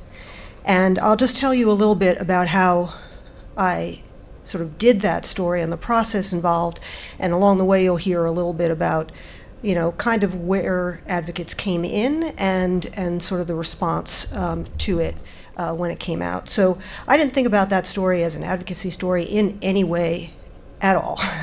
It was just something that seemed to me to be interesting, important, and somewhat surprising, and those are kinds of my thresholds for looking and considering stories. And it was actually mentioned to me, I think probably about 3 years ago, by a psychiatrist who I had interviewed for a different story, and just sort of as part of that other part of the interview, he sort of mentioned this in an offhand way, and I said, oh, that sounds kind of interesting. And he was a fan of Psychiatric Advance Directives, which, in case anybody doesn't know, these are legal documents that allow people, they're intended for people with serious mental illness, to basically sort of specify when they are in a stable state the types of treatment and approaches that they want and that they don't want. They can get very specific if they were to go into crisis and not be in a situation where they can articulate it for themselves. So it's sort of like a regular advance directive, but it's very, very specific, and I thought it was really fascinating that you're having somebody sort of ahead of time specify these types of things, down to which hospital they want to go to, whether they want ECT or not, how they want to be treated, what they want people to say to them, what they want to happen to their dog, all of those things. I thought it was just fascinating. So periodically, this psychiatrist would sort of email me, maybe a couple times a year, and say, what's going on? Are you going to be doing that PAD? They're called PAD story. And I always sort of had the same answer for him, which was, I still think it's really interesting, but the only way I'm going to be doing it is if I can find actual people who have PADs, who are willing to talk with me, willing to share their experiences, and willing to be fully identified. And that's something that I find, and I know others here today have spoken about, the value of having somebody who's fully identified, named, ideally photographed. It is just so important for allowing readers to empathize and connect and really understand what's going on, and and to hear and see the patient perspective. And I think it's important in any story, but it's especially important with an issue like mental illness, because there's still so much stigma, there's still so much misunderstanding. So I spent, off and on a while trying to find people. I talked to lots of people, not just advocates. I talked to some patients. Some of them weren't willing. Some of them didn't actually have PADs. I talked for a while to a man in Virginia who had a really interesting story, and his adult daughter. They were really interesting, and I had a great conversation with them. And then ultimately, he decided that because he had some sort of criminal record pending, some burglaries or things that he had done when he was in a manic state, that he didn't really want to take the risk of. So totally fine. So finally, and I'll just give you along the way. This is an example of a PAD. An outtake from a PAD from a patient, the only patient in my story who went only by his first name, a man named Andrew. And we included this and his story because he had just some marvelous, very self-perceptive, self-aware things that he was putting in, including, please let me know you're real by saying things like, we drove here, we did not warp here. And so we used that, and we read the whole last section of the story is about Andrew, but it would not have been enough in and of itself, because just not having the full person in there is not enough to bring this across to readers as a real thing, and real people are doing it. So gradually I found a bunch of people, mostly in North Carolina, where there is a big effort to try to make these things available and train facilitators. And I had, long phone conversations with several people with mental illness who had PADs. I went down and visited them. I went to a PAD clinic, and I met, there were a couple people there who allowed me and a photographer to watch them fill out their PADs. And my approach is really, excuse me, I have a cold, so I'm got a cough drop here. My approach is really sort of the same as it is for everybody else that I interview. Just doing a lot of listening, asking a lot of questions, refraining from any kind of sort of judgment or stereotyping, respecting people as they are. And I just found it was amazing how forthcoming they were once they realized, that I was really interested in what was happening with them and willing to spend the time. So Steve Singer, This is him with a levitation wand, which is one of his coping mechanisms. And there's a bit from his pad there. He disclosed to me that he was constantly, even while I was sitting there, hearing a female voice in his head saying, "Why bother? Why bother?"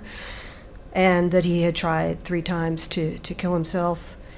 Ariel Wolf, she confided in just excruciating detail her history of cutting herself thousands of times. Harrison Pedigo, and this is his parents. He lives with his parents. He talked about things his parents had not ever heard themselves. They didn't know about. He told me, and they were there to listen, including some of his hallucinations, one of which featured a man wearing a suit of cardboard playing cards, which I thought was pretty creative. So when I wrote the story, it basically focused a lot on the experiences of the patients, but it also featured the counter-arguments to PADS. There are doctors at hospitals that are very wary of these things. They feel like it's going to force their hand, that they're going to be compelled to make, treatment decisions that sort of contradict their own medical judgment, even though legally they are allowed not to. And then I quoted, and went through some of the arguments in favor, such as there's some small evidence so far that just the act of filling out one of these things, and they're fairly detailed documents and they take time.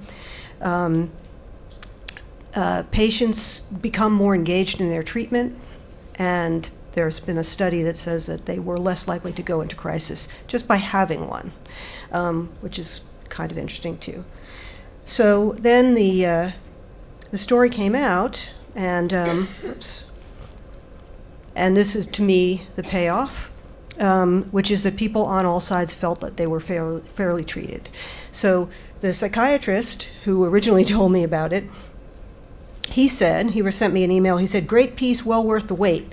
And then he said, although he started criticizing, there was one psychiatrist in there, several psychiatrists who were sort of skeptics, and he said, I'm gonna go after her. She's a downer, So, but it was a joke. But this director of the psychiatric hospital who I quoted, he was quoted as a sort of skeptic, and apparently he was getting a little heat for it. So he emailed me and he said, "You did a phenomenal job with this story. Admittedly, I wasn't thrilled with how my perspective was captured in the article, but I understood. The most important thing is that you captured the patient perspective and highlighted the value of a community working together to address a mental health issue. For that, we all owe you a debt of thanks." That's the kind of email I want to get. This one, I don't know if you can read it. This was an advocate, a mental health lawyer, who is just remarkably passionate and interesting. And she was actually the person who Andrew, with the pad that I showed earlier, she helped him fill it out. She said, most people can't or won't get it for whatever reason. I suspect the culprit is most often unintentional ignorance, but people also don't want to look to see, much less stop and consider. Somehow, serious mental illness seems too scary or ugly. You can go on and see the rest of it, but it just was sort of like,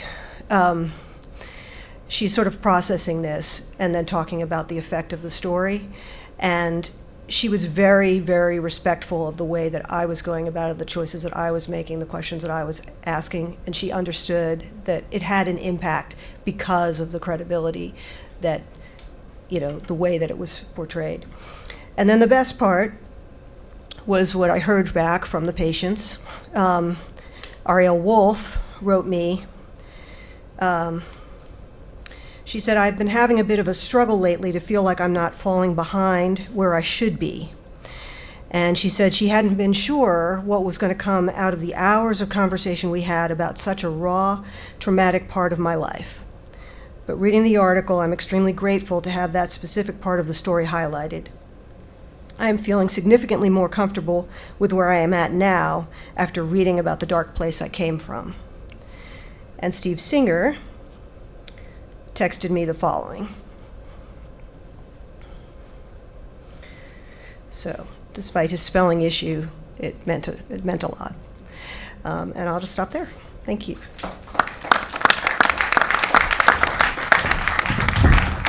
Thank you so much. So we are actually going to move this entire conversation down the hall because the journalism school needs the building, needs the room, and we. need to put in a quick plug. So, great day, but if you want even more, at 6:30 they're showing the film "I Am Evidence" in here, which is about rape kits and women.